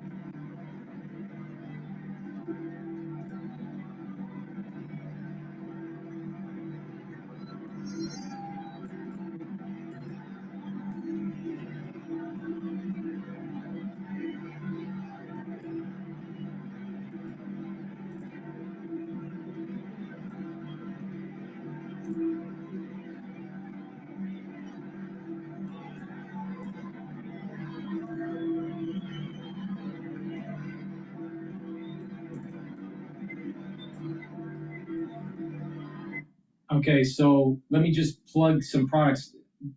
How this probably works is once the Pope is picked, then they have to dress the Pope, and then he goes on the balcony. So I think that's going to take a few minutes here. Please go to my store. Let's just make sure that, yeah, it's going to take a few minutes before they usher the Pope onto the balcony. Please go to my store, the-studio-reykjavik.com, and get the toothpaste. This is a structural nano silver toothpaste. It whitens your teeth, freshens your breath, helps with your gum line, reduces inflammation at the gum line, and with good oral hygiene, you're going to reduce the chances of cardiovascular disease and valvular disease. Really important. This is the best toothpaste that you can buy. You can't buy anything better than this. So please go to my store, the-studio-reykjavik.com. Get this toothpaste. It has no fluoride in it. It's made with structural nano silver. Use it every day and help to improve your oral hygiene. Get a few tubes for your household, help support my work, and help support your health. Use discount 5 and you get $5 off. I would like to talk about the first pillar of my core protocol, and that's using Max 35 or Max 14 or Cleanse. all right? And you take it every day, all right? You can take max 14, max 35, or cleanse. Max 35 is 35 parts per million, cleanse is 30 parts per million, and max 14 is 14 parts per million. They're at different price points. Take a teaspoon a day, every day, swish in your mouth, gargle about 20, 30 seconds, and then swallow. Do that every day. That's going to improve your oral hygiene, your oral cavity, and your oral pharynx. It's going to help with the epithelial lining and help with that mucosal barrier. By improving that epithelial lining in your oral pharynx and in your oral cavity, you are improving your immune system. So please go to my store, the-studio-reykjavik.com, and get the max 14, max 35, or cleanse at different price points and different parts per million. Use it every day. I've been taking max 35 for 5 years every day. If you're not feeling well, take a tablespoon or two, swish in your mouth, gargle, and swallow. Very important. And once you start feeling better, go back to your maintenance dose. But you should be taking it every day as the first pillar to help with your immune system. So let's go back to live. Let's go back to Bloomberg. I think they're talking about the Pope here. Have key interests in those areas, thinking South Korea and Japan. Yeah, and the Canadians perhaps watching that as well. Other sort of like-minded countries that want basically in the fence when it comes to on steel and aluminum. What the UK is saying that those tariffs are going to zero. Let's go to Al Jazeera, see what they have to say. Catholic Church after Pope Francis passed away last month. We are looking once again at those people that have gathered at Vatican City in Rome celebrating this moment. Let's dip in and listen to some of the sound from Vatican City.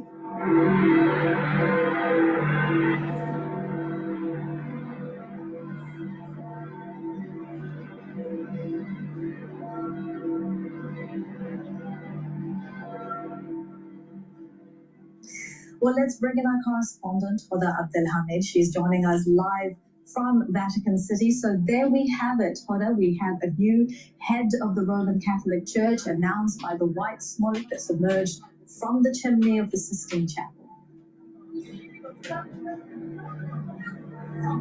Yes, it is actually, I have to say, it's quite surprising that it came so quickly. I was literally just speaking to a Catholic cleric, and I said to him, do you expect that there will be a Pope today?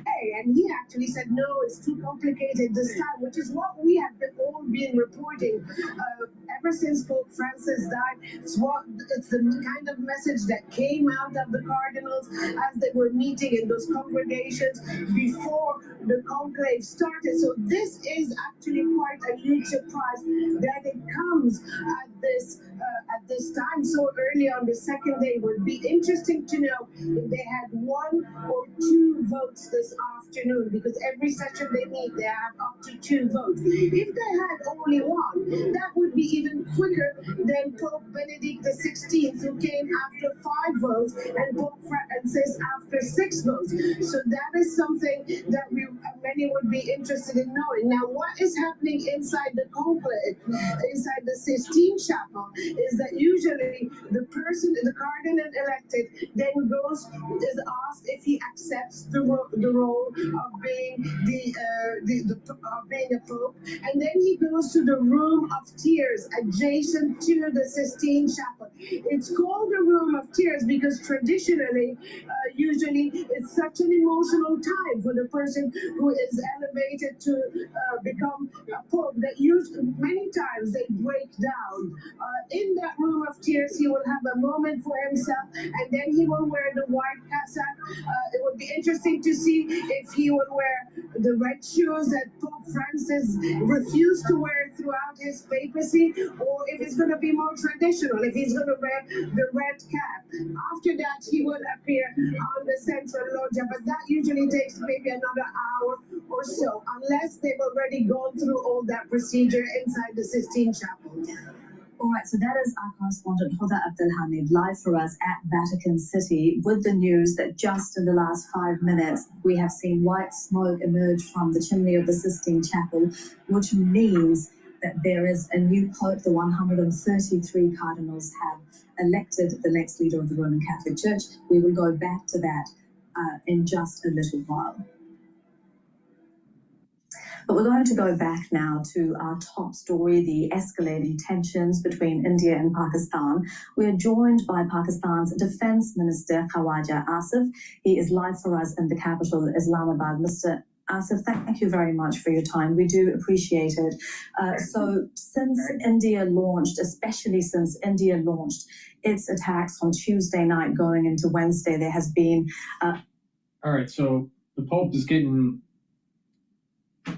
his garments on, so let me just do another plug before he steps out on the stage here.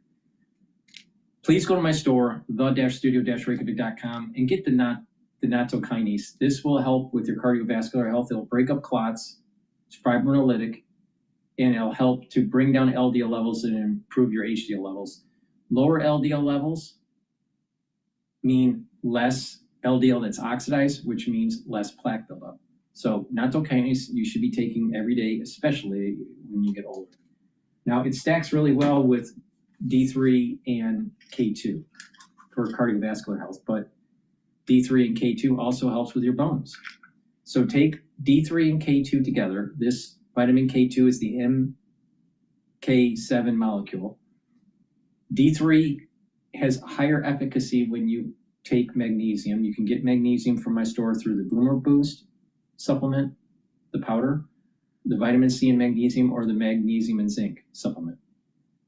Take D3 and K2 together, and that will help to pull some of that calcium out where it's been depositing around plaque.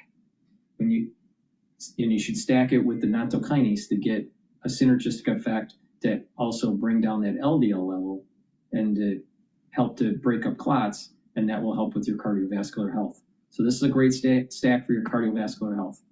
Now, taking D3 and K2 and taking in calcium supplements, either through a vitamin or taking it through drinking milk. That's how I take my calcium. Do resistance training, and you're going to build more bone density. So please go to my store, the-studio-reykjavik.com, and get the D3, the K2, do resistance training, help to build up that bone density, stack it with the nattokinase, and this would be a great stack for your cardiovascular too. So there's dual purpose. D3 and K2 is a dual purpose stack. So please go to my store, stack these, use discount 5, and you get $5 off. I'm going to go back to live now, see what's going on with the Pope here. Name, and if they can't catch it, they'll see the Pope a moment afterwards, because the Pope deacon will leave the balcony and the Pope will come out and he'll greet the people. He'll speak probably in Italian, he'll probably say a prayer and deliver his first address, and that's what everybody here now is waiting for, that moment when they see the new Pope for the first time. And Joe, how about yourself? You're going to be there for us, aren't you? You're going to be staying there in the square. Yeah, no, of course. I mean, there's nowhere else I would rather be in the world right now than right here in the square. So yeah, you couldn't move me from here if you tried.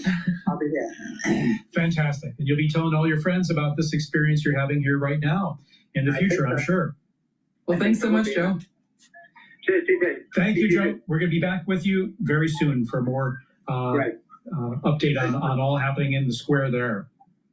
So, Monsieur Vittel, tell us a bit about this experience for you now. I mean, this experiencing it live, the smoke coming out here, and now our great sense of anticipation for who the next Pope will be. Well, it's just such a privilege to be here in Rome at this time, but also I probably felt closest to Pope Francis because I've served him in different ways, both as in my work at Caritas Internationalis and then also as the Secretary General. All right, I'm going to just plug one more and then we'll focus on the Pope here. Please go to my store, the-studio-reykjavik.com, and get the C60. This is a very potent antioxidant. You can get it in MCT coconut oil, avocado oil, or extra virgin olive oil. It's very important to take C60 with an oil because it's lipid soluble. Take it on an empty stomach for best absorption. Take a teaspoon a day, every day. If you work out, take it before your workout. It's going to soak up free radicals during your workout and help you recover. In addition, you can get it in a 2 ounce, a 4 ounce, or an 8 ounce configuration. Higher ounce configuration is cheaper per ounce, so you do save a little bit of money by doing that. But take a teaspoon a day, very important. Soaks up free radicals. It's going to soak up the free radicals, bring down the stress in the cell, help with your mitochondrial health, boost up your ATP levels. And what will happen is your cells and your tissues will perform better, and your organ systems will perform better. Your immune system will perform better. Your endocrine system will perform better. Your neurons will fire better because you're reducing the stress in the neuron and helping with the boost of the ATP. You're helping with the health of the mitochondria so the neurons can produce neurotransmitters and fire. So you're going to be able to think better. You're going to be able to consolidate memory better. It's very important. C60 is a cornerstone. C60 is a cornerstone for my protocol. All right. It's the second pillar of this core protocol that I have. And soaking up free radicals is a major component to slowing down the aging process. So please take a teaspoon a day, every day. Use this C60 every day and stack it with some of the other supplements that I've been telling you about to get the max benefits, such as NAD+, ubiquinol, resveratrol, clarity factor.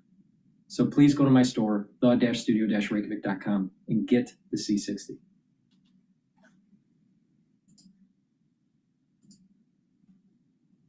Are devoted Christians around the world to, again, turn to the church in times of need. Well, and as we consider the legacy of the late Pope Francis, Zoe, he obviously was seen as a more progressive pope and kind of taking the church in a bit of a different direction than it had been going under his predecessor. To what extent does this election, this decision of who the next pope will be, ultimately dictate the future of the Catholic Church and whether or not it will be in kind of keeping with Francis's legacy, continuing kind of a more liberal progressive view or going back more traditionalist, if you will? Exactly. Those are those two big streams that we should be seeing here. Would it be a continuity candidate, again, someone progressive, or will we go back to someone more conservative? The other thing to keep in mind here is that there could be a massive demographic shift here, or just a massive shift. If for the first time here, we could have a pope from Africa or Asia. So those would be things there where potentially then, irrespective of our African or Asian candidates that are progressive, or conservative, that might just bring this whole new impetus to the Vatican and to its policy.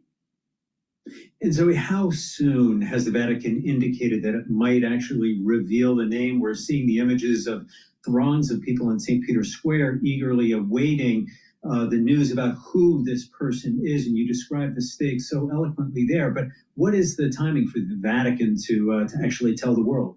Unfortunately, there's no fixed timing.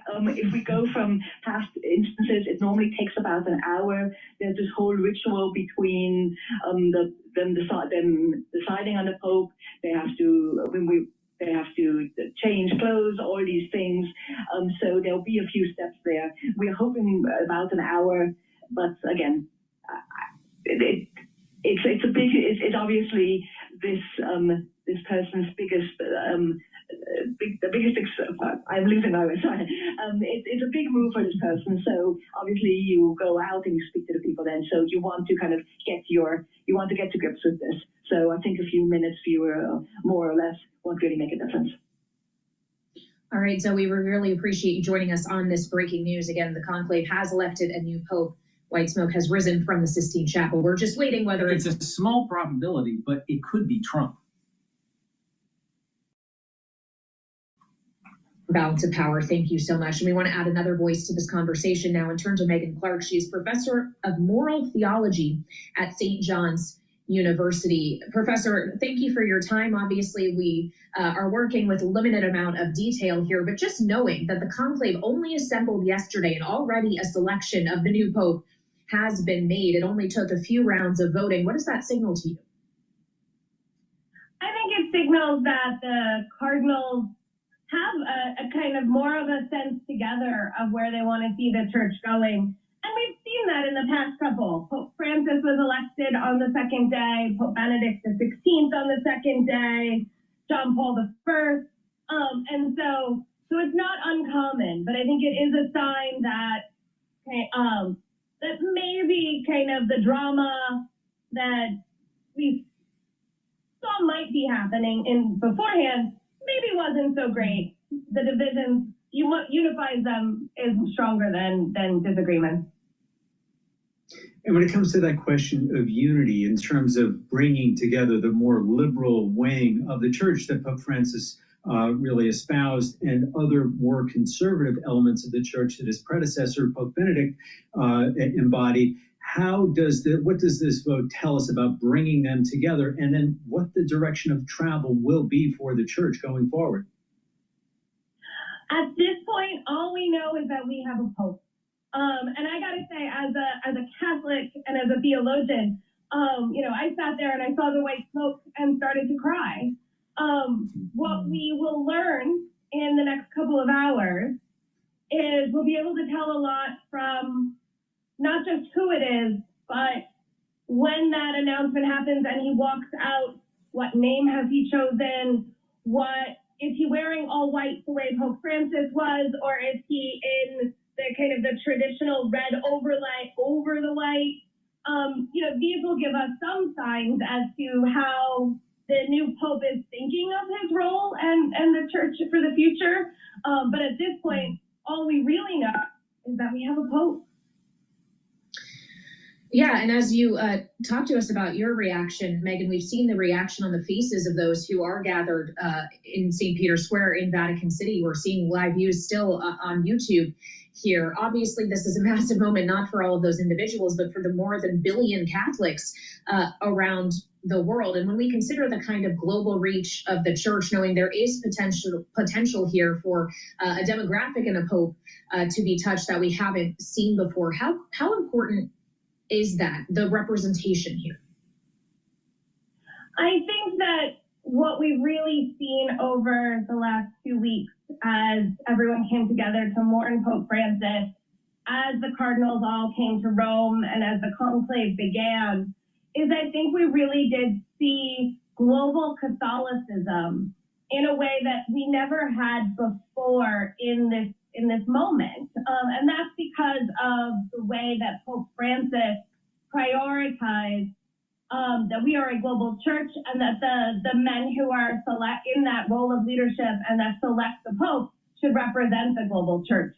So whether our new Pope is Italian or European or from the global South, what is really remarkable is that there were 71 countries represented in that room, voices from every corner of Catholicism in who selected him and put their trust and the future of the church in his hands.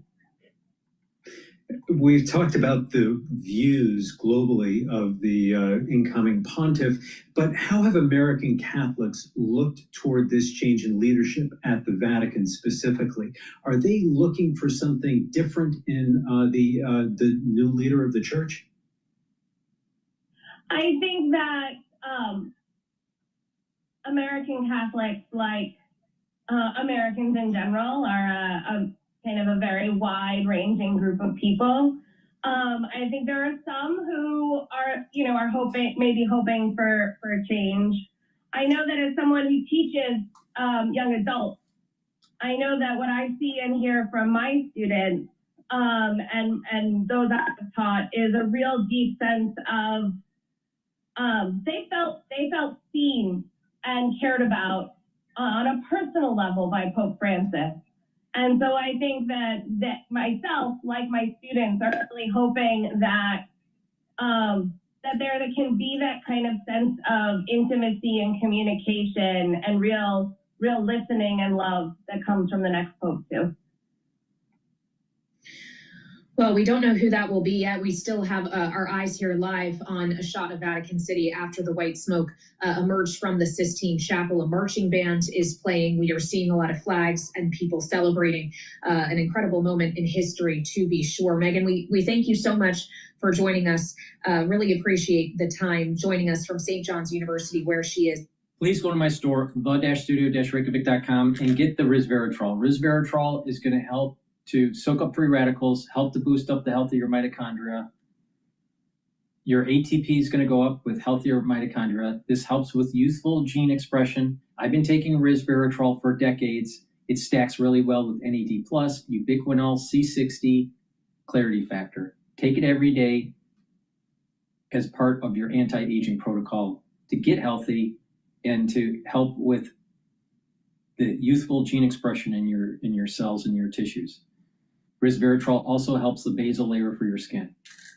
NAD+ is a supplement that will boost up your NAD+ levels, that will increase your energy. NAD+ also helps to repair DNA damage, and NAD+ helps to protect your neurons. Extremely important to take once you turn 40 years of age.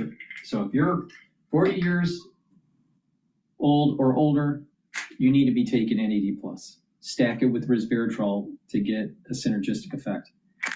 Ubiquinol, the most bioavailable form of CoQ10 that you can buy. Most people that buy CoQ10, you're getting the wrong type. You need to get ubiquinol. You can't buy anything better than what I have on my store, the-studio-reykjavik.com. Ubiquinol is the most bioavailable form of CoQ10. It's going to soak up free radicals, help with the health of the mitochondria. Your energy levels are going to go up, and ubiquinol helps to protect the neuron. That's the reason why that you want to stack it with NAD+, protect those neurons. And again, stacking it with resveratrol, it's going to help with bringing down stress in the cell and helping the health of the mitochondria and help with youthful gene expression. So stack NAD+, resveratrol, and ubiquinol together. It's a great stack. Use discount 5 and you get $5 off any order. Try to negotiate deals with the rest of the world, not just the UK. And a number of those key trading partners, including Japan, South Korea, and the European Union, export a lot of vehicles to the US. What does this signal to those trading partners about what they might be able to get from the Trump administration as they try to bring those deals home? Yeah, I think it's really important, just the to sort of put all of this into some perspective. I mean, in terms of the amount of trade that the UK does, with the US from a car's perspective, it is important for UK companies, but it is also, sort of number 6 on the pecking order. So you have, Mexico and Canada, Japan, Korea, Germany, these countries are far ahead of the UK, and it is important for those countries too that these 25% tariffs on cars come back down in the direction of where they were before. All right, Craig Trudell, Bloomberg Autos editor, joining us from London. Thank you so much for your time as we keep an eye here on Vatican City. As the Cardinals have elected a new pope, we'll continue to follow that story and much more from here in Washington on Balance of Power. Alongside Michael Shepard today, I'm Kaylee Lyons, and we'll have more just ahead here on Bloomberg Radio.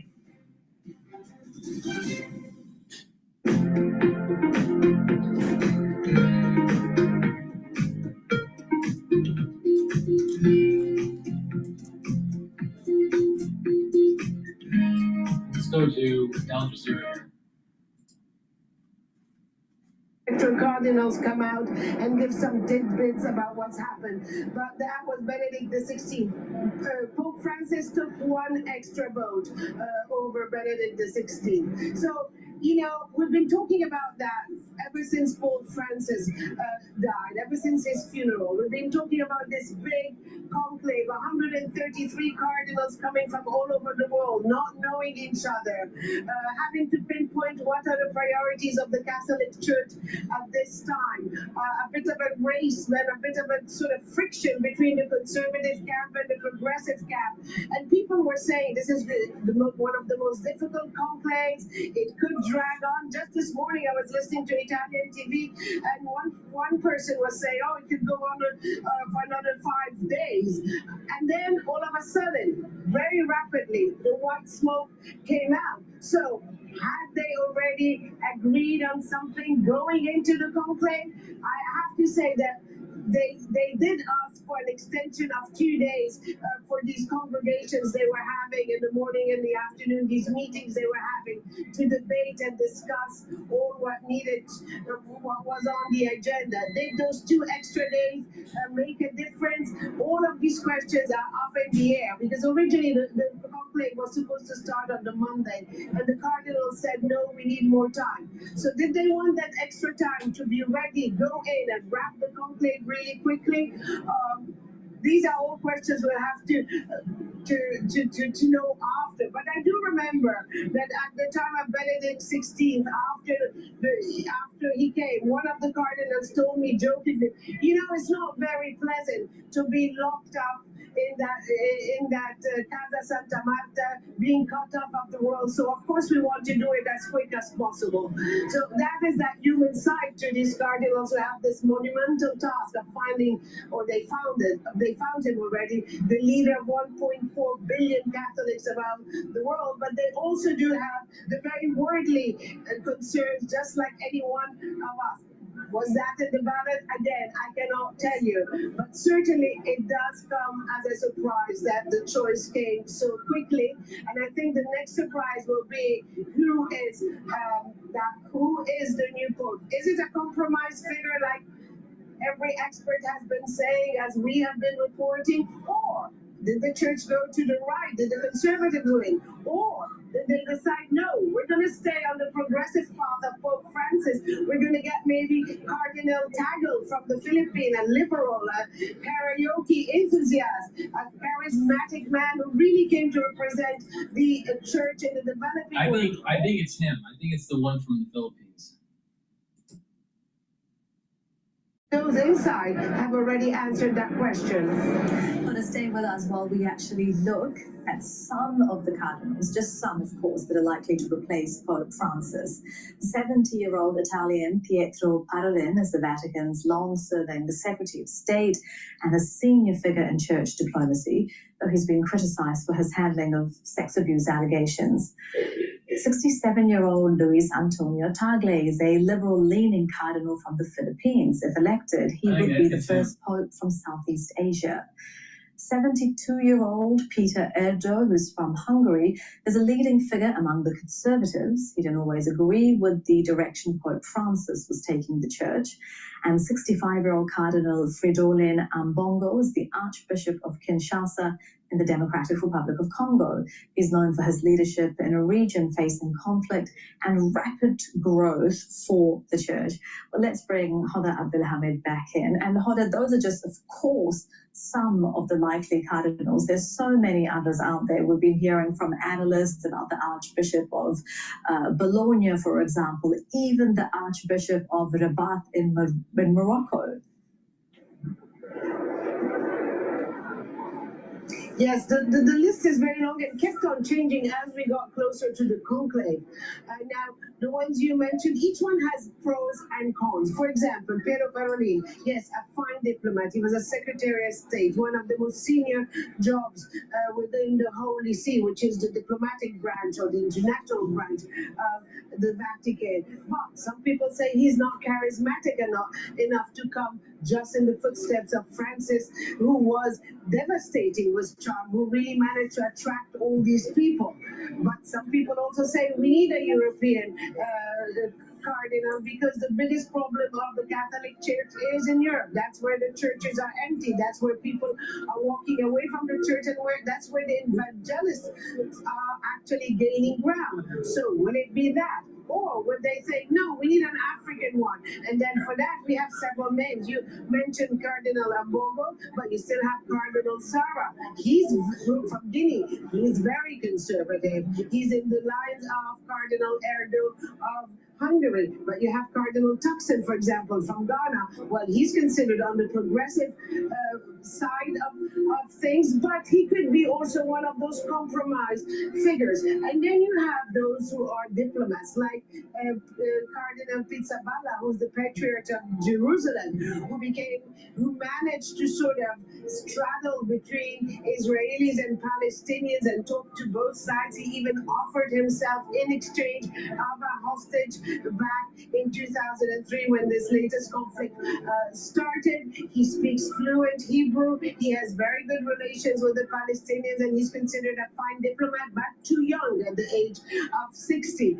You have an American cardinal, Prevost. Usually, the Vatican shies away from having an American cardinal simply because of the U.S. being the superpower. They don't want also the church to be along that line. But Cardinal Prevost has a different kind of profile because he spent most of his life in Peru, and he's also, we would say, on the progressive camp. I mean, the list goes on and on. You have also a French one, Jean-Marc Avelin. He's a French from Algeria, speaks. All right, let me just talk about this stack while we're waiting for the Pope to come out. Please go to my store, the-studio-reykjavik.com, and get the Clarity Factor. Clarity Factor will remove that brain fog, help with your memory. It helps support memory. And with your neurons firing more rapidly, you're going to build that positive neuroplasticity. That means you're going to think faster. Your memory is going to improve. So take Clarity Factor. It'll allow you to concentrate on tasks at work or in school, or even if you're retired, to help you focus on tasks. Now, it's very important to have a holistic approach with your lifestyle, and that means proper diet, proper exercise. You need to get better blood flow to your brain. You need to drink filtered water, stay away from processed foods, get enough sleep, but take the Clarity Factor to help with removing that brain fog, support your memory, and allow you to have better concentration. And with that, over time, you're going to build better neural networks. And when you do that, you're going to think more clearly, faster, and have better memory. Olive leaf extract is a great product. It's a dual purpose product. It's going to help with your immune system and your cardiovascular system. It brings down inflammation and helps to bring down LDL levels, and it helps to increase your HDL levels. Take it every day to help with your immune system and your cardiovascular health. Omega-3 is also a great supplement to take to help with your cardiovascular health. Omega-3 brings down systemic inflammation. Omega-3 also helps to reduce that over stickiness of the red blood cells. So it's reducing clot formation. And omega-3 helps to bring down LDL levels and increase your HDL levels. Less LDL means less oxidized LDL, which means less plaque buildup. That's why you want to take omega-3 every day. And you can stack omega-3 and olive leaf extract as a synergistic way to help with your cardiovascular health. Now let's talk about pancreatic health. Really important, especially once you turn age 40. So if you're 40 years of age or older, you need to start paying attention to the health of your pancreas. Taking digestive enzyme complex is going to help you break up carbohydrates, proteins, and lipids. It reduces the load on your pancreas. It allows you to absorb your foods with less load on your pancreas. If you're an athlete, younger or older, taking digestive enzyme complex for your pre or post workout fueling will help you digest and bring in those nutrients quicker into your body so you recover and build the strength that you need for your sport. But digestive enzyme complex isn't just for people that are in sport, but it's really designed for people that are older to reduce the load on the pancreas. So please take my advice, take the digestive enzyme complex every day, reduce the load on your pancreas, and what will happen is you'll be able to absorb your nutrients easier. So a great stack would be to take the Clarity Factor to help with brain function and memory and to reduce that brain fog, taking the digestive enzyme complex to help with your pancreatic health, and taking the omega-3 and the olive leaf extract to help with your cardiovascular So you're helping with your brain, your vascular system, and your pancreas and digestive system. It's a great stack. So use discount 5, get $5 off any order. If you spend $150 or more, you get a free gift until supplies last. But again, here's a great stack. Digestive enzyme complex, the clarity factor, the olive leaf extract, and the omega-3. Please go to my store, the-studio-reykjavik.com. I apologize for all the product placement, but I didn't do anything during Trump's speech.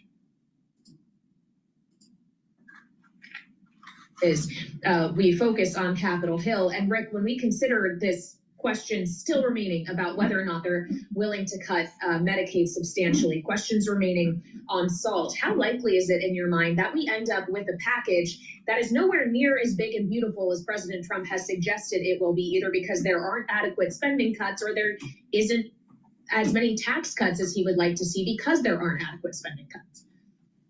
Yeah, Kaylee, this has been the topic of Republicans in the Senate who gathered this week to discuss just how are they going to try and fashion this bill with all the pressures, that are on them from both the spending side but also the revenue side, and they're all echoing the same thing, which is, gosh, we should have stuck to the Thune plan, gotten the tax cuts, gotten the defense spending, gotten the border bill, and then dealt with some of these other exigent issues. So too late for that, but the fashioning of this bill is going to have to be art, not science. Science would say, I've got certain things that each member is going to need for their reelection. We're going to buy them in and fashion a bill that's sort of tacked together. And frankly, that bill could be even bigger than the big, beautiful bill because you're going to have to give away so much. But you can't do that and then hold on the spending side. So it's really going to be difficult by now, forget Memorial Day, to get to the 4th of July with even the confines of a bill that is going to be supported by all these Republicans, especially the divergent group within the House, is going to be near impossible at this stage. So the bill we think we're going to see is probably not the bill that's going to get a floor vote. Adam, how is this taking shape from the Democratic perspective? We saw Chuck Schumer earlier this week on our airwaves talk about his concerns over Medicaid and the potential threat of cuts to that program. Does this tee up a good talking point for the party coming into 2026? It does, and it's a familiar playbook. Rick and everybody can remember back in 2006 when the Bush administration talked about privatizing Social Security. Democrats were flailing a bit. They were able to hone on to this message about the Republican attempts to cut Social Security, and you will see the same playbook this time around, and it's been proven to be effective. That's why some of the Republican members in the Senate and in the House are already balking at the price tag. I mean, Don Bacon in Nebraska put down a marker for $500 million in Medicaid cuts because I think they know that a lot of these cuts are deeply unpopular with their voters, and it certainly opens up a number of these swing district Republicans, while there may be fewer of them these days, who really would be in jeopardy if there were massive cuts to Medicaid. And then Democrats are going to hammer that every day until Election Day for the next 15 months. So as we consider what this ultimately looks like, how the votes will be counted, if the votes are there at all, I also want to ask you, Rick, about the votes that evidently were not there for Trump's original pick to be Surgeon General, as well as the top prosecutor, federal prosecutor in D.C. He said today he's pulling Ed Martin's nomination, who's been acting as the D.C. prosecutor in that role. Not clear who he's going to replace him with, but he also replaced his original Surgeon General nominee with Casey Means yesterday. And I wonder what that signals to you after the Senate, by and large, Matt Gaetz aside, was willing to choke down every other nominee he put forward. What was different about these two? All right, what's interesting here is that the S&P 500 is now trading at 5,719, almost 5,720. VIX is trading at 22.13. The Euro USD is trading at 1.12, so dollar is strengthening today. Relative to the euro. Oil is trading at 59.91, so we may hit $60 a barrel today, maybe. BITO is trading at 21.40. That's the long ETF for Bitcoin. And the USD Japanese yen is trading at 145.69. Natural gas is selling off because of higher inventories at 3.566. Gush is trading at 20.16, and DRIP is trading at 11.47.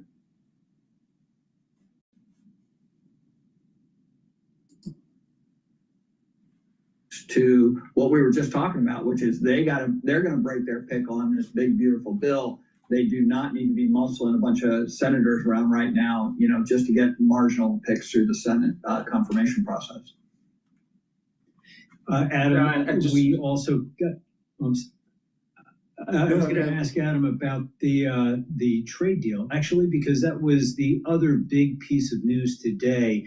On the from the White House, we heard the president talking about his big, beautiful reconciliation bill, but that was in the context of the event where he announced an agreement on trade with the United Kingdom, the first he has forged since taking office in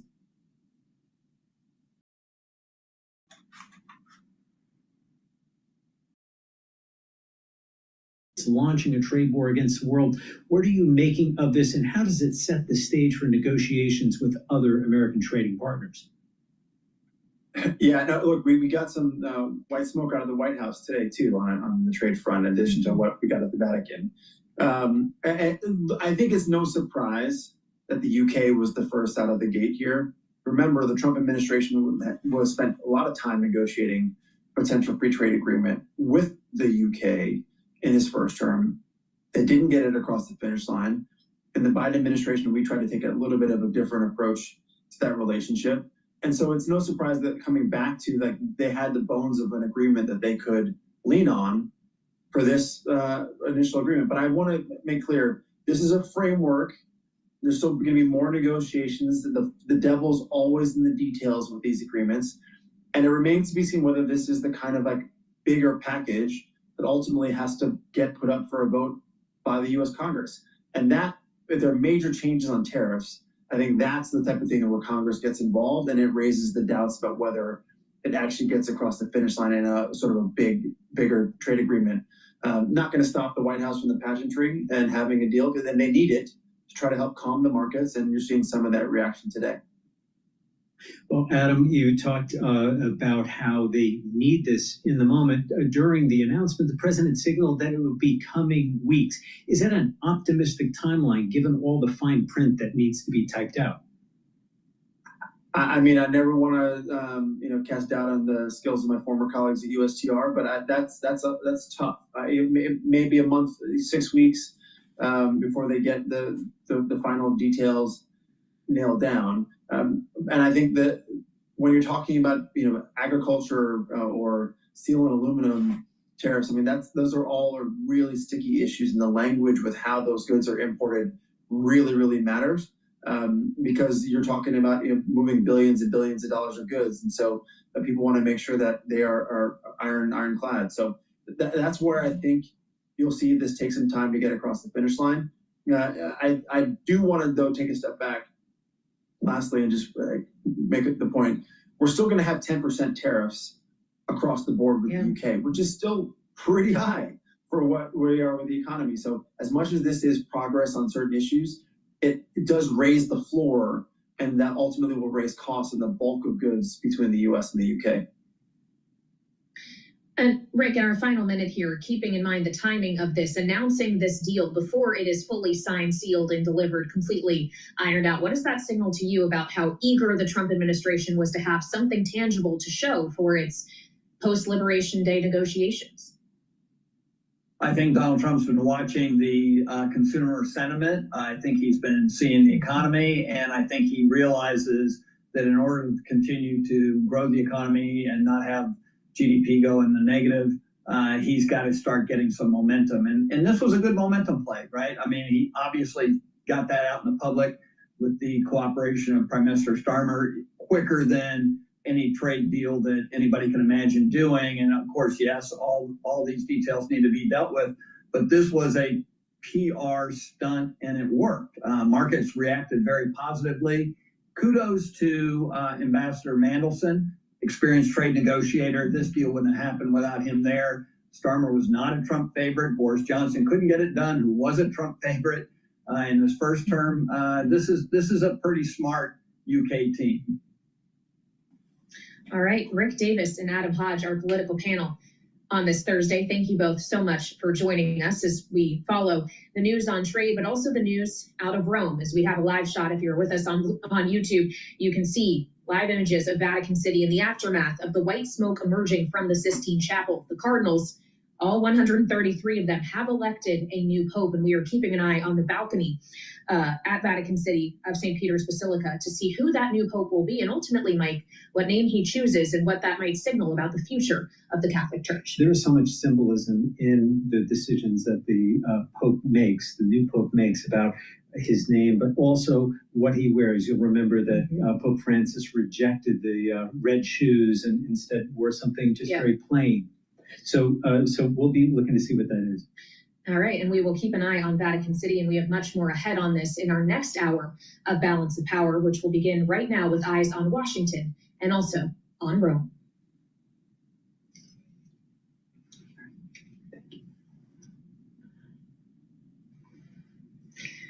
Welcome to Balance of Power on Bloomberg TV and radio. I'm Kaylee Lyons in Washington alongside Bloomberg's Michael Shepard. Joe Matthew is off today as we... All right, let me just plug 2 supplements here. Please go to my store, the-studio-reykjavik.com. Get the multivitamin. This multivitamin is easy to digest. It will give you the cofactors that you need for the proper enzymatic activity. With the proper cofactors, your enzymes will work properly, and it will help with the cellular processes. So please go to my store, get this multivitamin. It's easy to digest. You can take a look at the profile of what's in this supplement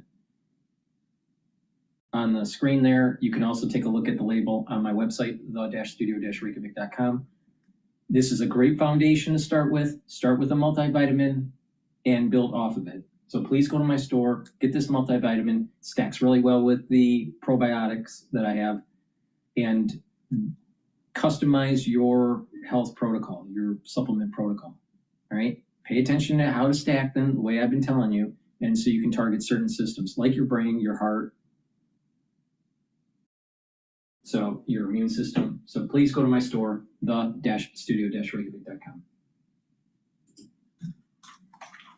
This decision so quickly signals that they want at least a show of unity and that there is an overwhelming favorite in their midst. Well, and as we await who that favorite ultimately is, we turn to Chiara Albanese, Bloomberg's Rome bureau chief, who is joining us now on Bloomberg TV and radio. Chiara, obviously the white smoke emerged just within the last hour. We were told that it could take roughly an hour for the new pope to actually emerge. Do we have any sense of how much closer we are getting to the moment where they will speak in Latin from the balcony and introduce the new pope, and we understand who that person is and what name they've chosen? Well, it could be literally any second that we have the Habemus Papam, but the more time that it will take could actually signal that they are preparing the Pope, that he will have his own mark also already in the first appearance he will make from St. Peter's. Everyone is guessing who the person will be. Clearly, the fact that the conclave was quite short is telling us that one of the favorites, one of the names that we've become a bit more familiar with in the last few days, is likely to appear from the balcony. It's the guy from the Philippines, I'm telling you. Chiara, we're watching images of throngs gathered in St. Peter's Square, waiting those words that you described to announce a new Pope, Habemus Papam. But what is the mood and what has it been since Pope Francis's death and now as we await a successor?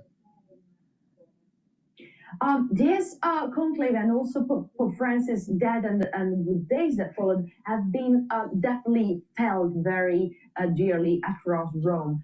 It is the Jubileum year, so a lot of pilgrims and tourists already were planning to be in the Eternal City, and that only kind of attracted more crowds. St. Peter has been filled with pilgrims and believers and faithfuls, but also with tourists and just curious and Romans that thought about playing a part and witnessing with their own eyes what is happening in those days, and literally is history in the making. Well, it certainly is, and history still to be made as the church moves forward into the future. Chiara, of the candidates we understand that maybe were highest ranking in the minds of the Cardinals, if you will, the ones who were understood to be favorites, how differently in terms of direction could they take the Catholic Church depending on who was chosen, knowing that they are succeeding a pope who was seen as much more liberal and progressive than those who had come before him? Yes, a lot is at stake here because the Pope Francis was a very specific figure, but also was loved, but also not by everyone. So the name that will come out of the balcony will tell us a lot and will impact not only the Catholic Church, but also a lot of like geopolitics and diplomacy and what is going on around the world. So we should expect really a big and deep impact by the decision that has been made today in the Sistine Chapel. Chiara, what are some of the most divisive issues that the new pontiff will have to confront as he takes this new office? Well, there are definitely some issues that have been divisive in the Catholic Church for ages, which is the role of women and also the approach to social rights, to LGBTQ faithful, but also how to approach and how much the church should be involved in conflicts, for example, in Gaza, Israel, and what is happening in Russia and Ukraine. We have some candidates, for example, Caroline, that have been as background, some diplomatics, and they have been involved already in trying to become players in the geopolitical arena. So those are also issues that are going to be impacted by the decision. Well, and I also wonder what's going to happen just inside the Vatican. As we know, Pope Francis, while being much less favored of the pomp and circumstance in both his life and, frankly, his death, with the changes we saw him making to the traditional funeral proceedings in the aftermath of his passing, Chiara, how is the infrastructure of the Vatican itself and the changes he made different than before he became the Pope? And do we expect to see that with whoever his successor ultimately is, or could we see a reversion back to what was previously normal? Well, the church is an institution that is as traditional as progressive at the same time. So under Pope Francis, a lot has been done in terms of cleaning up, for example, the finances and also the image. It's quite surprising, for example, how this conclave was very neatly run also in terms of media communication. It has all worked really well.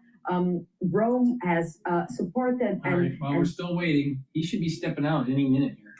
Please go to my store, the-studio-reykjavik.com. Get the Myotrol. This will help with the gene expression to build muscle and to maintain muscle. Very important for individuals 40 years of age or older. This has polyphenols, flavonoids, and lignans to help with the gene expression to build muscle. If you're an athlete, either younger or older, you'll also benefit by taking Myotrol to build muscle. Stack it with Gladiator Barley. Do resistance training for the max benefits. Please go to my store and get the Myotrol. Another supplement that's really important is to take the vitamin B complex. The first 4 vitamin Bs will help with the mitochondrial health and boost up your energy levels. Vitamin B complex helps with the cellular metabolism, and vitamin B complex will help to protect your neurons because B12 helps to protect neurons. Really important. Stacks really well with NAD+ and ubiquinol. So take vitamin B complex to help with your energy levels, help with your cellular metabolism, and to protect your neurons.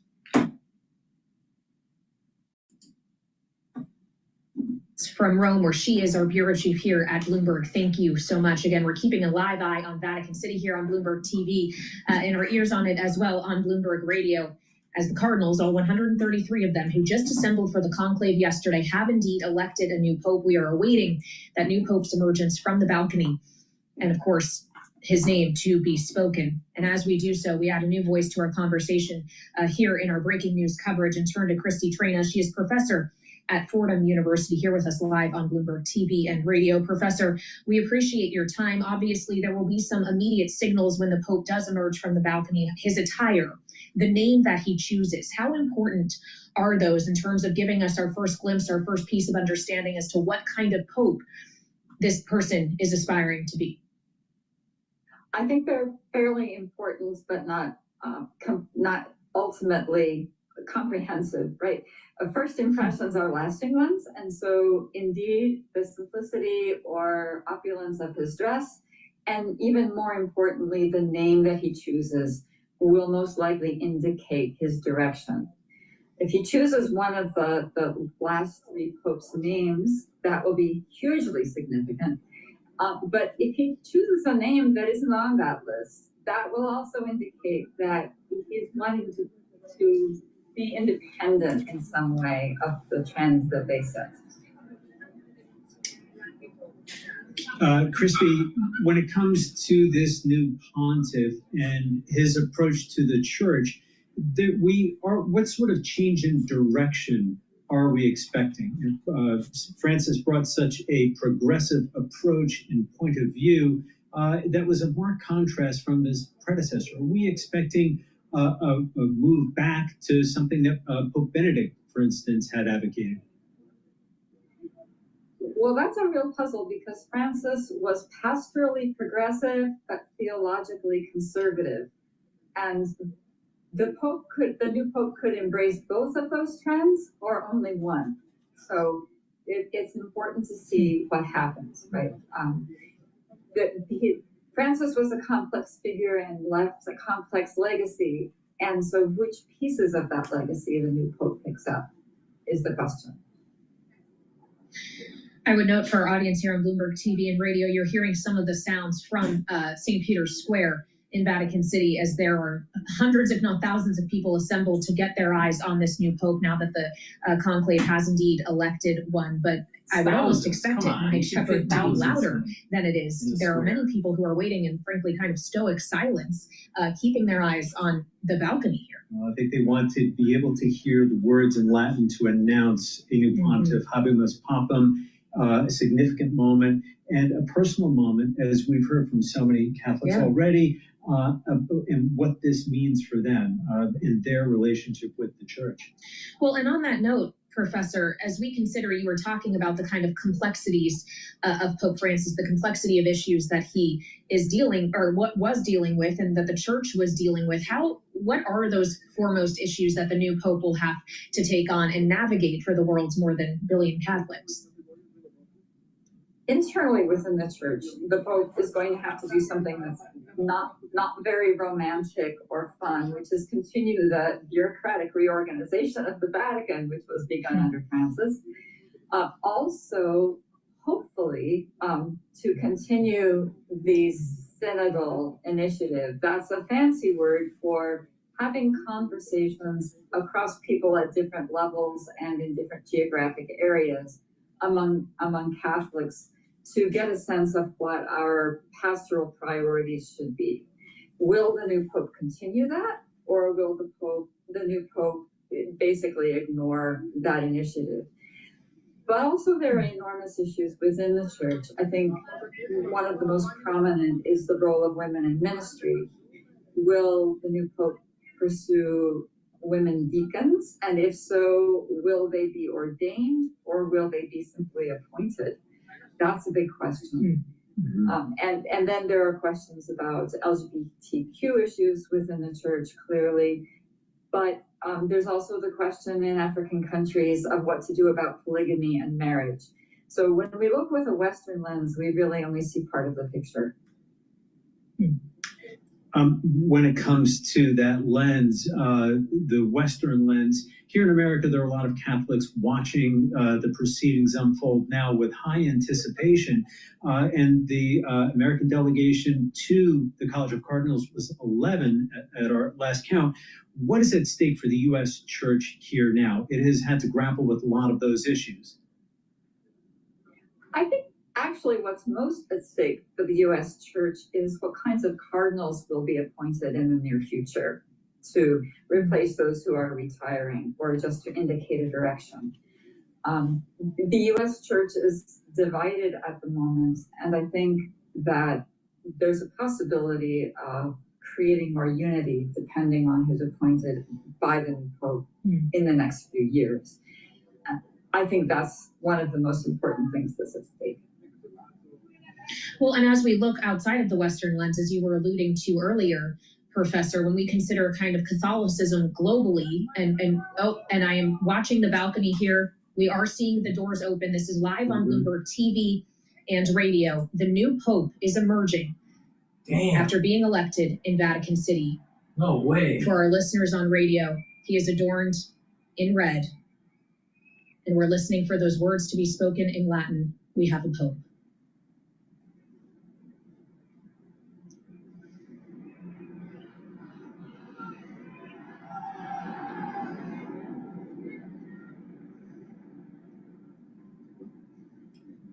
Annuncio vobis gaudium magnum.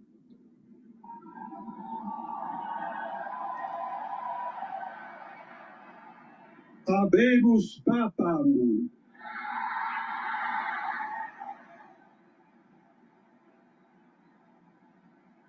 Eminentissimum, ac reverendissimum Dominum, Dominum Robertum Franciscum, Sancte Romane Ecclesiae, Cardinalem Prevost,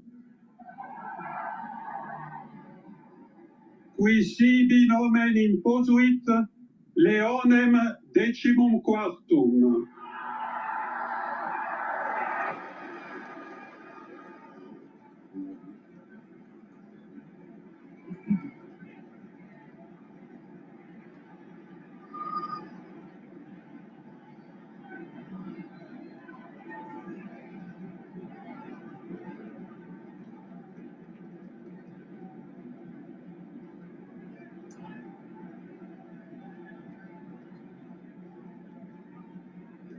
That was one of the cardinals live in Vatican City announcing we have a Pope on the balcony So he hasn't at the shown up. Vatican. We are waiting Here to we see go. who that Pope There we go. actually is after the conclave of 133 cardinals elected him after just a few rounds of voting.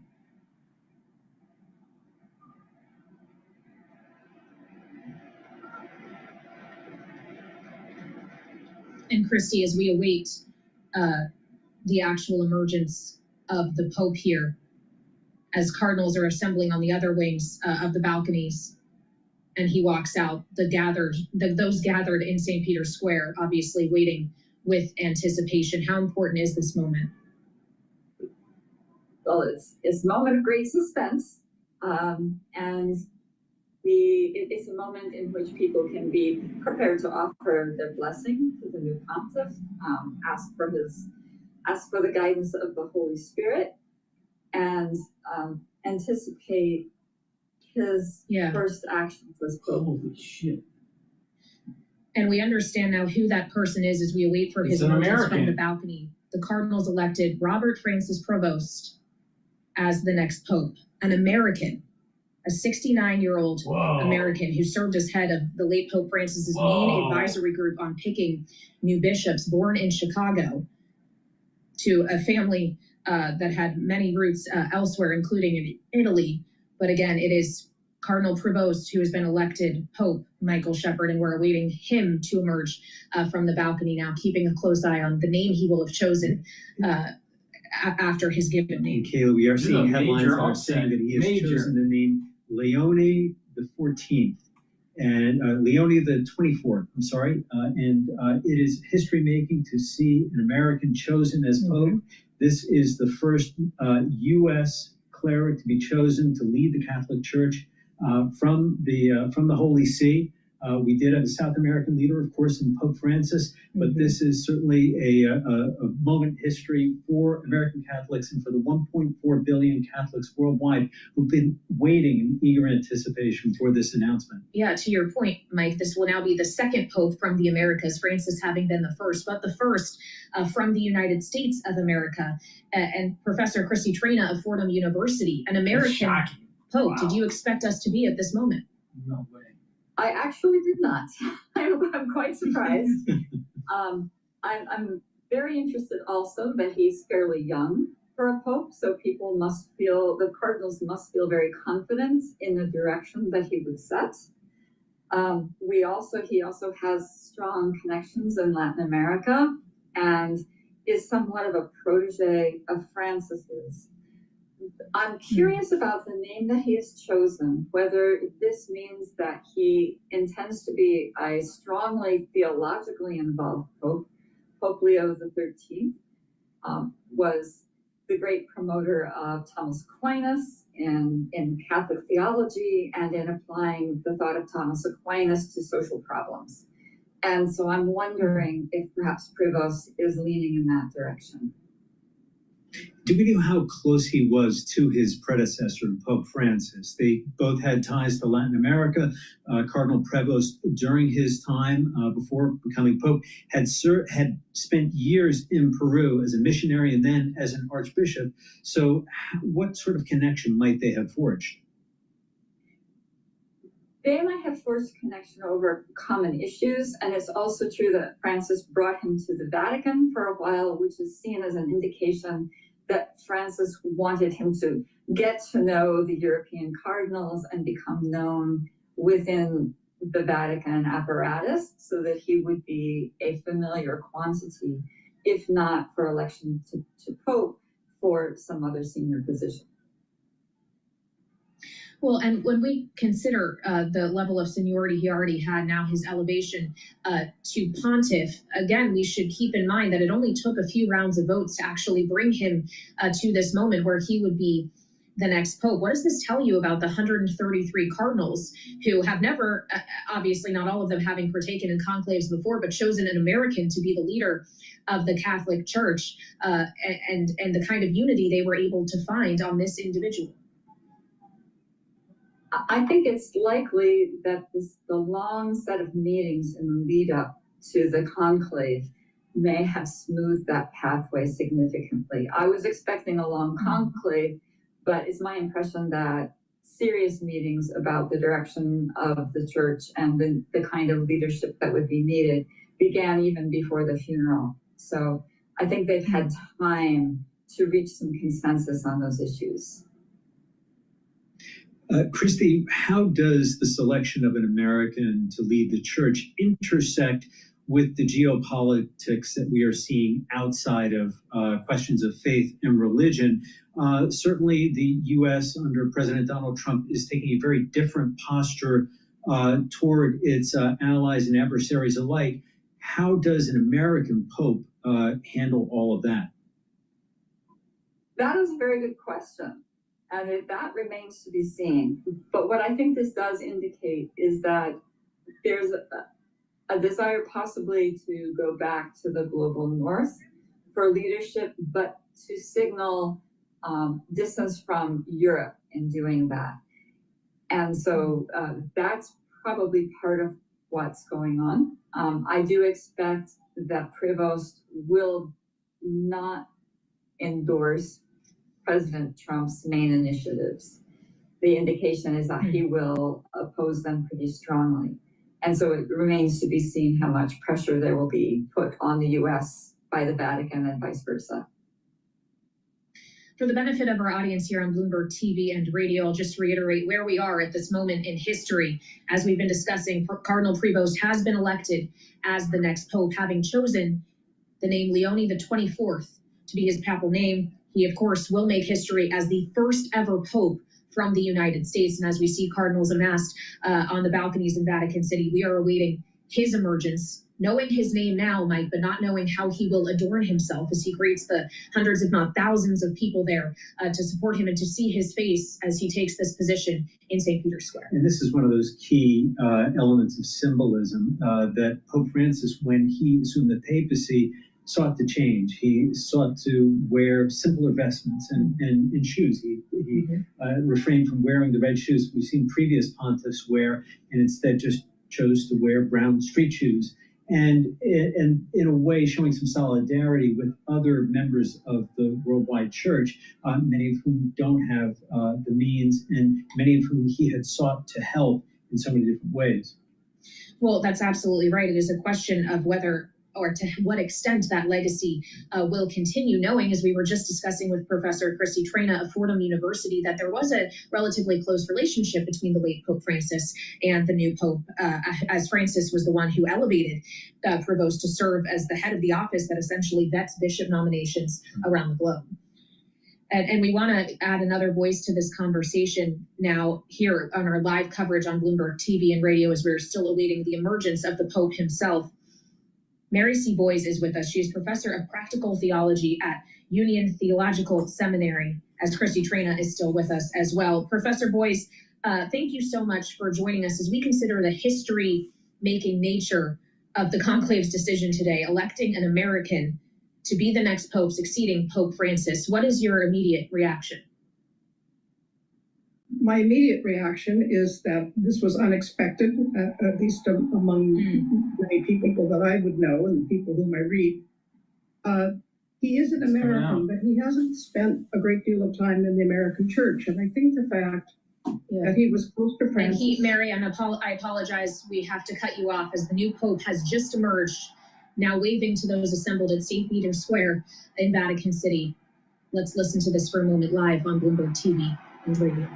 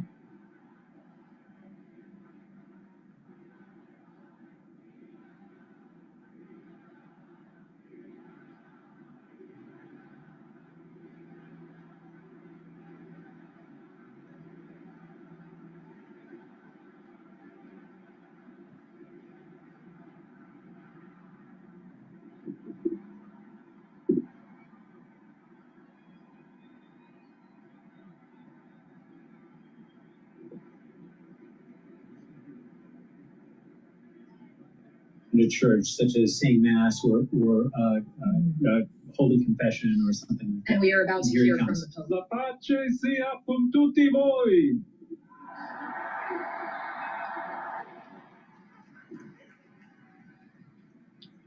Fratelli, sorelle carissimi, questo è il primo saluto del Cristo risorto, il buon pastore che ha dato la vita per il gregge di Dio.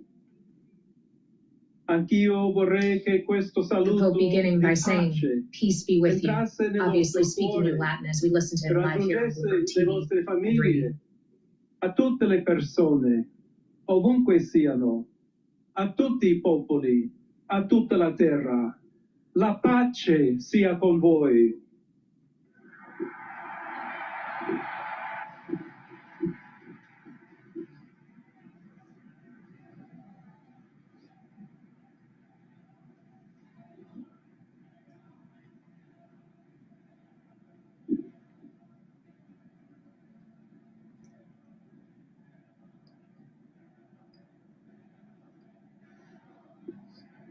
And as the Pope listens to the crowd in St. Peter's Square's reaction to his first words, we do hear from President Trump reaction congratulating the new American Pope with what he calls excitement. Umile e perseverante, proviene da Dio, Dio che ci ama tutti incondizionalmente. Ancora conserviamo nei nostri orecchi quella voce debole ma sempre coraggiosa di Papa Francesco che benediva a Roma.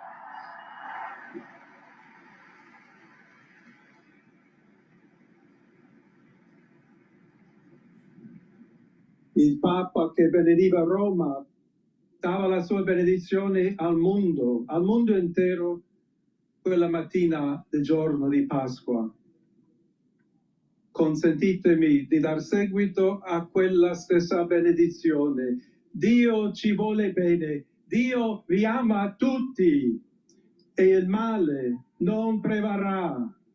Siamo tutti nelle mani di Dio. Pertanto, senza paura, uniti, mano nella mano con Dio e tra di noi, andiamo avanti. Siamo discepoli di Cristo. Cristo ci precede. Il mondo ha bisogno della sua luce. L'umanità necessita di Lui come il ponte per essere raggiunta da Dio e dal suo amore. Aiutateci anche voi, poi gli uni gli altri, a costruire i ponti con il dialogo, con l'incontro, unendoci tutti per essere un solo popolo, sempre in pace. Grazie a Papa Francesco.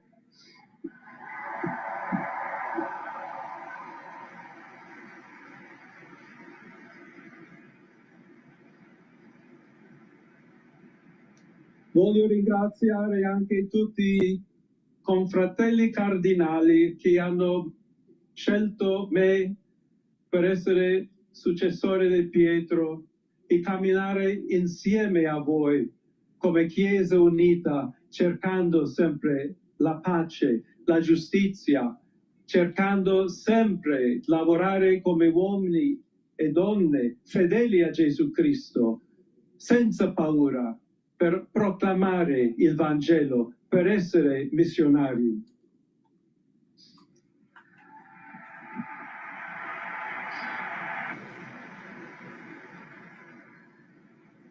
Sono un figlio di Sant'Agostino, agostiniano, che ha detto: con voi sono cristiano e per voi vescovo. In questo senso possiamo tutti camminare insieme verso quella patria la quale Dio ci ha preparato.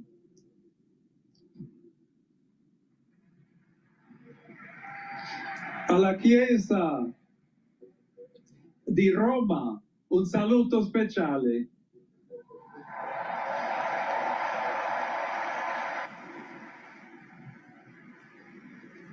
Dobbiamo cercare insieme come essere una Chiesa missionaria, una Chiesa che costruisce i ponti, il dialogo, sempre aperta a ricevere, come questa piazza con le braccia aperte, a tutti coloro che hanno bisogno della nostra carità, la nostra presenza, il dialogo, l'amore. Y se me permiten también una palabra, un saludo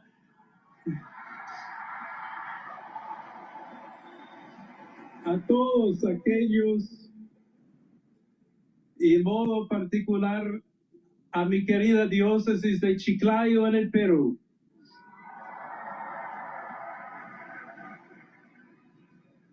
Donde un pueblo fiel ha acompañado a su obispo, ha compartido su fe y ha dado tanto para seguir siendo Iglesia fiel de Jesucristo,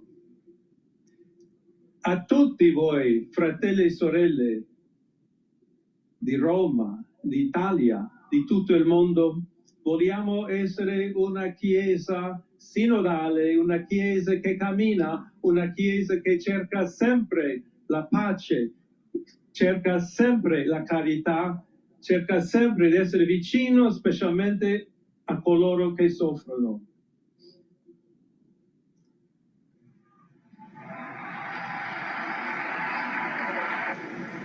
Oggi il giorno della supplica alla Madonna di Pompei.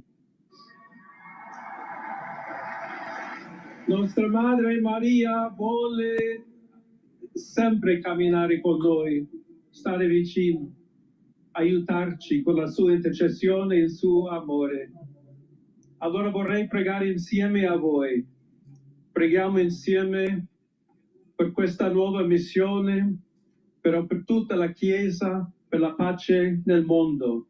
E chiediamo questa grazia speciale di Maria, nostra Madre. Ave Maria, piena di grazia, il Signore è con te. Tu sei benedetta fra le donne, e benedetto è il frutto del tuo seno, Gesù. Santa Maria, Madre di Dio, prega per noi peccatori, adesso e nell'ora della nostra morte. Amen.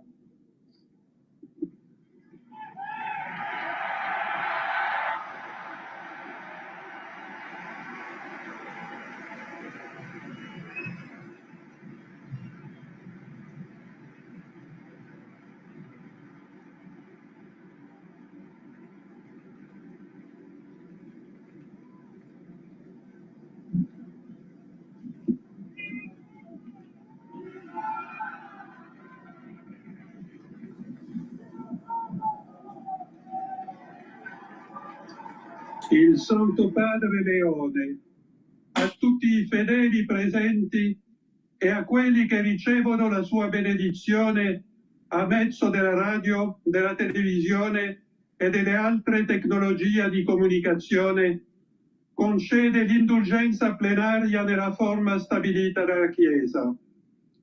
Preghiamo Dio Onnipotente perché conservi a lungo il Papa a guida della Chiesa e conceda pace e unità alla Chiesa in tutto il mondo.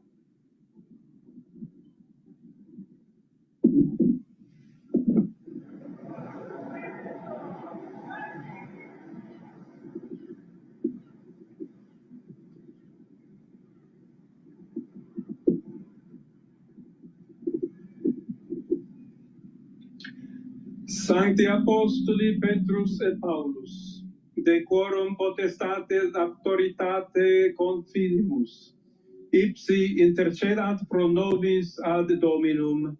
Amen.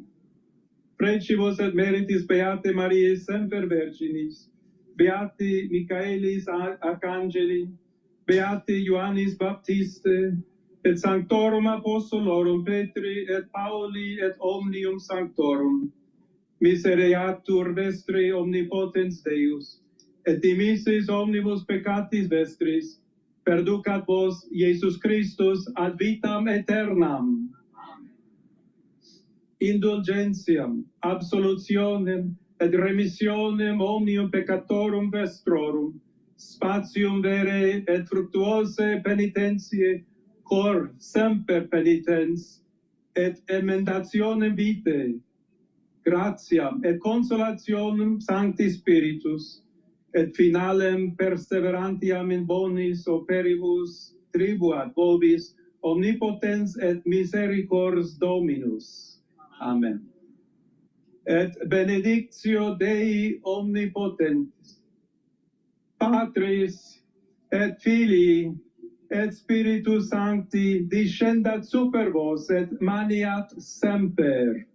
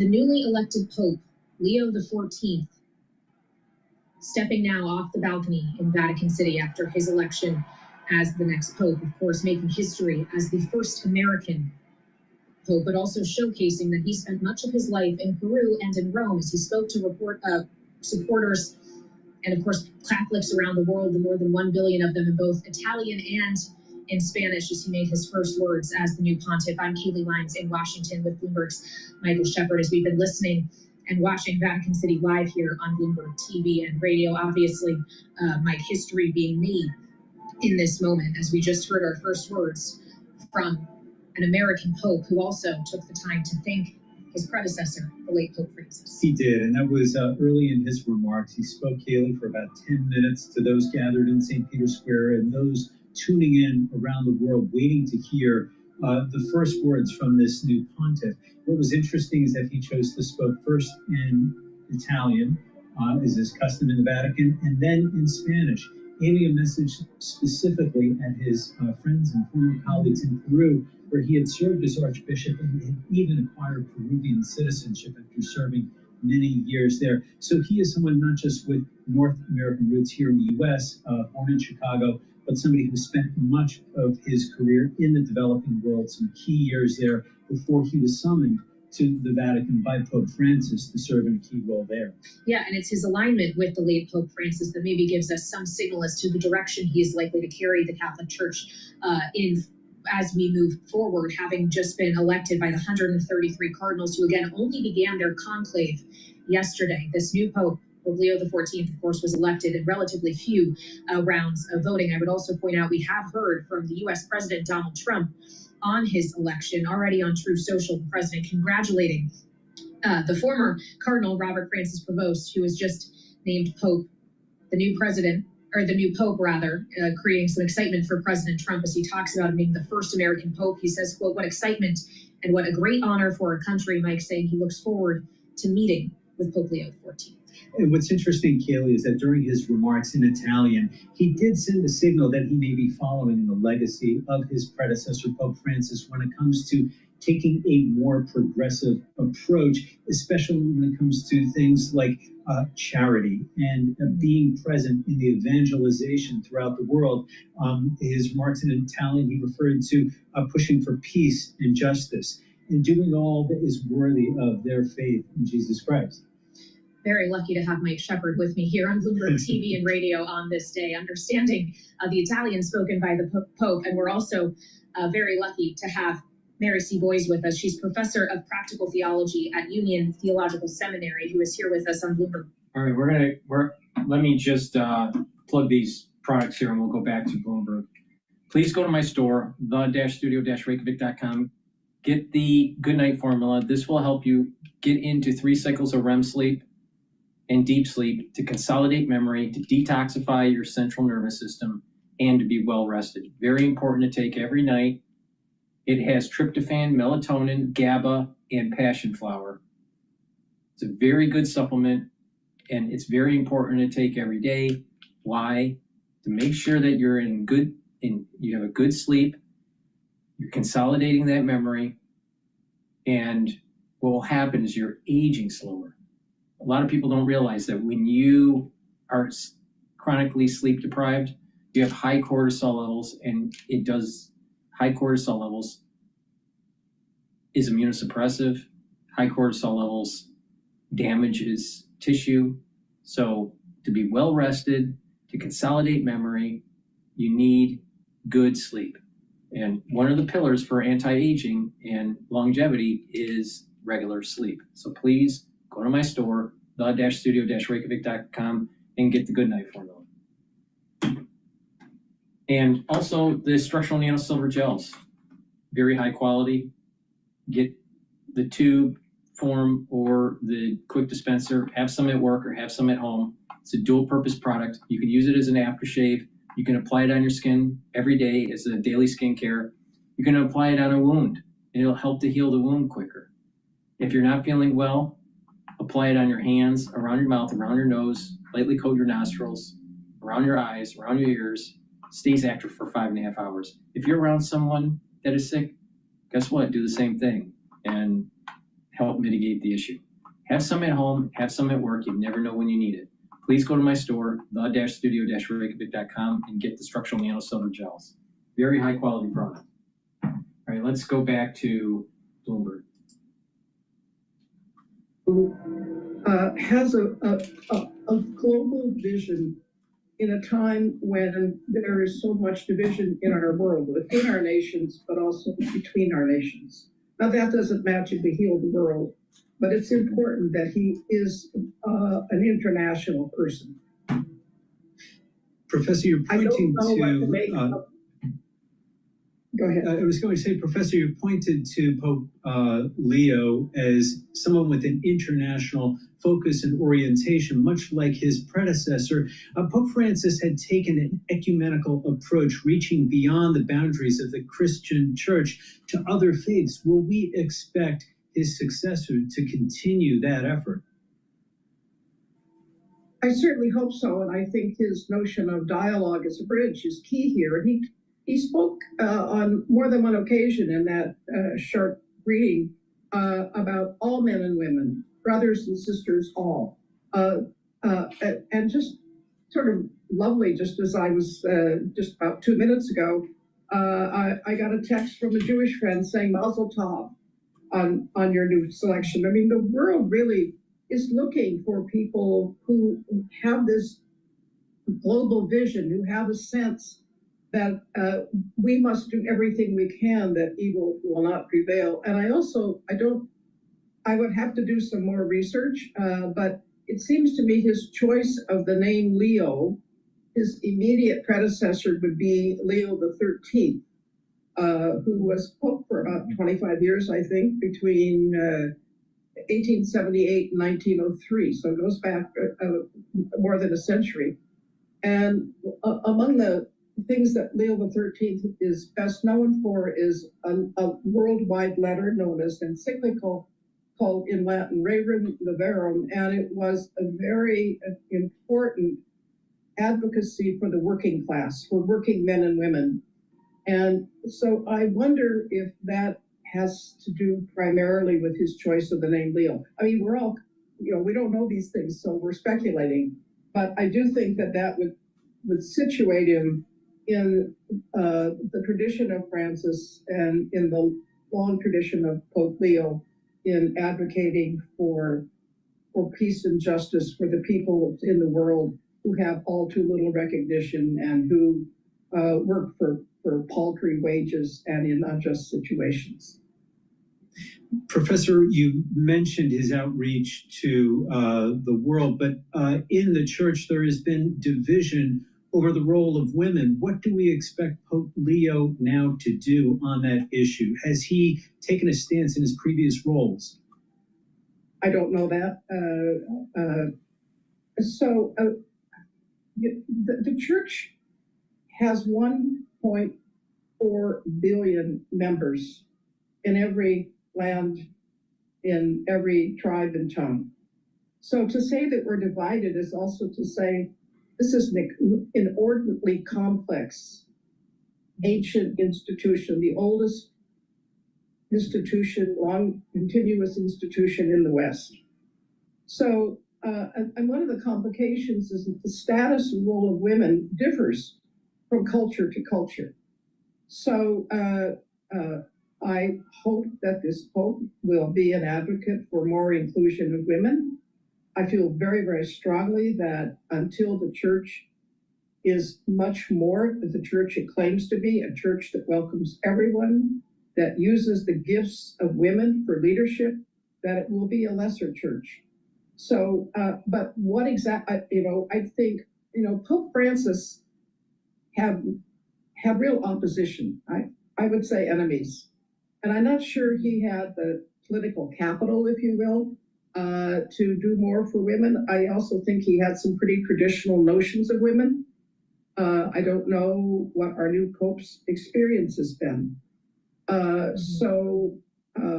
But my guess is that working in Peru, he would have worked with many women who probably kept the church going on a daily basis and who did teaching of the people and that sort of thing. So, I hope the first thing that will happen, but in terms of an ordination, will be the ordination of women as deacons. We know that historically that is a given in the church. But this has to work by the sort of the leadership in various nations, and we know that in many cultures women have a very inferior place. So how this exactly is going to happen, I think it's going to happen with encouragement, and particularly in certain countries where women are more prepared for leadership. Well, and as we consider the church's approach to women in leadership is one thing, but you allude to some of the resistance Pope Francis ran into on other issues, other social issues, including the church's approach to LGBTQ individuals. And I wonder, Professor, if you could elaborate on where you think that ongoing dialogue might go from here under Pope Leo XIV. Again, because I don't really know the thinking of the new Pope, or I don't really know. He hasn't been one of those that's been talked about so much as papabili. I hope, because the fact that he sort of put himself in the tradition of Francis, it would seem to me that he would be open much to what is necessary, which is a more inclusive church. So many of us live in nations where there are leaders that stoke divisions, and the role of the Pope is to be someone who calls us together, and not necessarily, and not meaning everybody should become a Catholic trying to convert people, but who has a vision for how the world could really be. And I think one of the great things of Pope Francis was his encyclical Laudato Si on the environment, in which he begins by saying the earth is our common home. And I think that I teach at a historically Protestant seminary that is ecumenical and now interreligious. And I would say that his encyclical made a profound effect on many people in our seminary community who are not Catholic, but could see the wisdom and the prophetic character of Laudato Si. So the Pope speaks, yes, to and within the church, but what the Pope says is heard by many others, and the Pope has he has a microphone. He has people in the world paying attention. He doesn't just work as an internal bureaucrat. And he will be trying to send a message to the world with his first trip outside Rome. Where do you think he will be putting his greatest stock and his first investment? We saw, for instance, Pope Francis visited a time. I think he's going to put it in South America. Where he perhaps be? That's an excellent question. And I don't really know. I'd have to really think about this. I suspect it would be probably something to do with workers. It might be among immigrants, because and migrants, these issues have certainly not gone away. I think that it would be a very interesting exercise for everybody in the.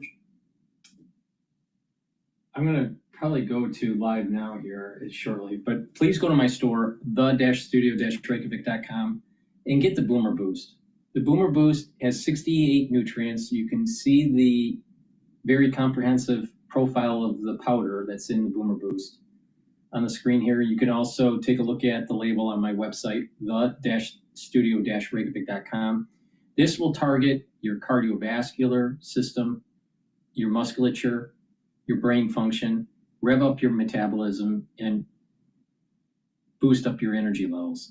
Very important to take every day, either for breakfast or for lunch.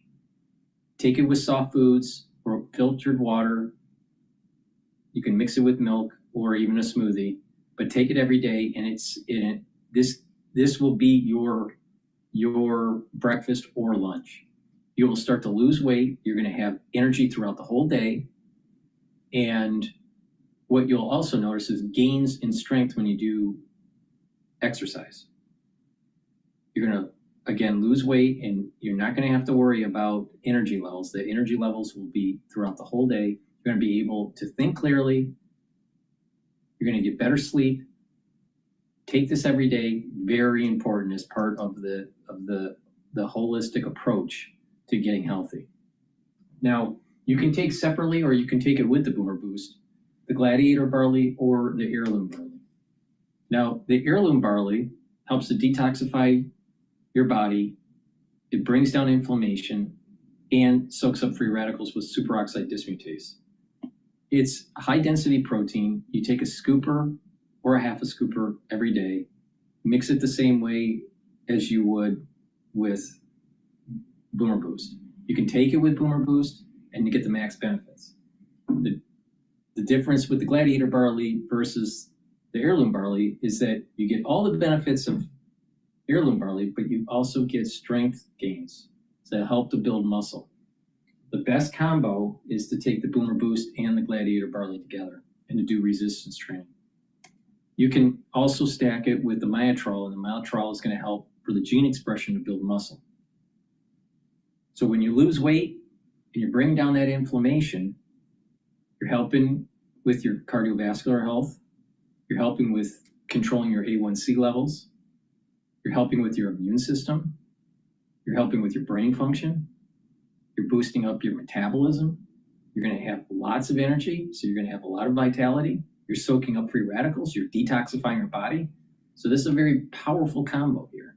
And the cost for 1 month's supply, which is what I have in my hand here, is cheaper than I'm sure that you're spending for a month for breakfast or for lunch.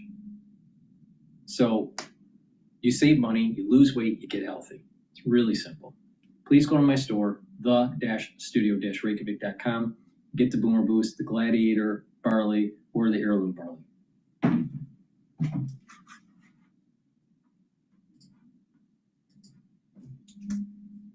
Thoughts on the selection of Leo the 14th, that is now the new name that former Cardinal Prevost selected.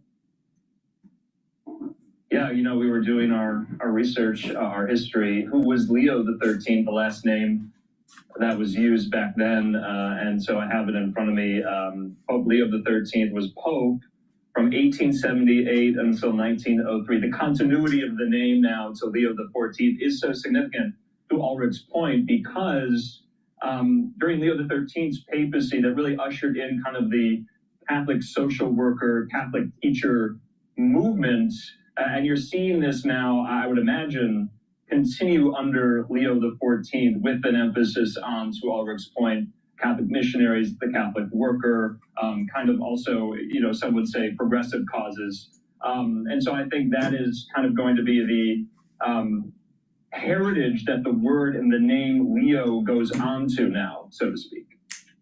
And we were having conversations, and, you know, Andrew, you and I have been speaking with a number of experts, including you all, when it comes to the evolution of the Catholic Church. Pope Francis was known to be more progressive, to be of the people, really focusing on the less fortunate, you know, and in which direction the church would turn to with the election of a new pope. As we take a look to the future, you know, and again, this is just the very first moment of Pope Leo the 14th, but where do you see this going, especially when we hear from him and his message to the public?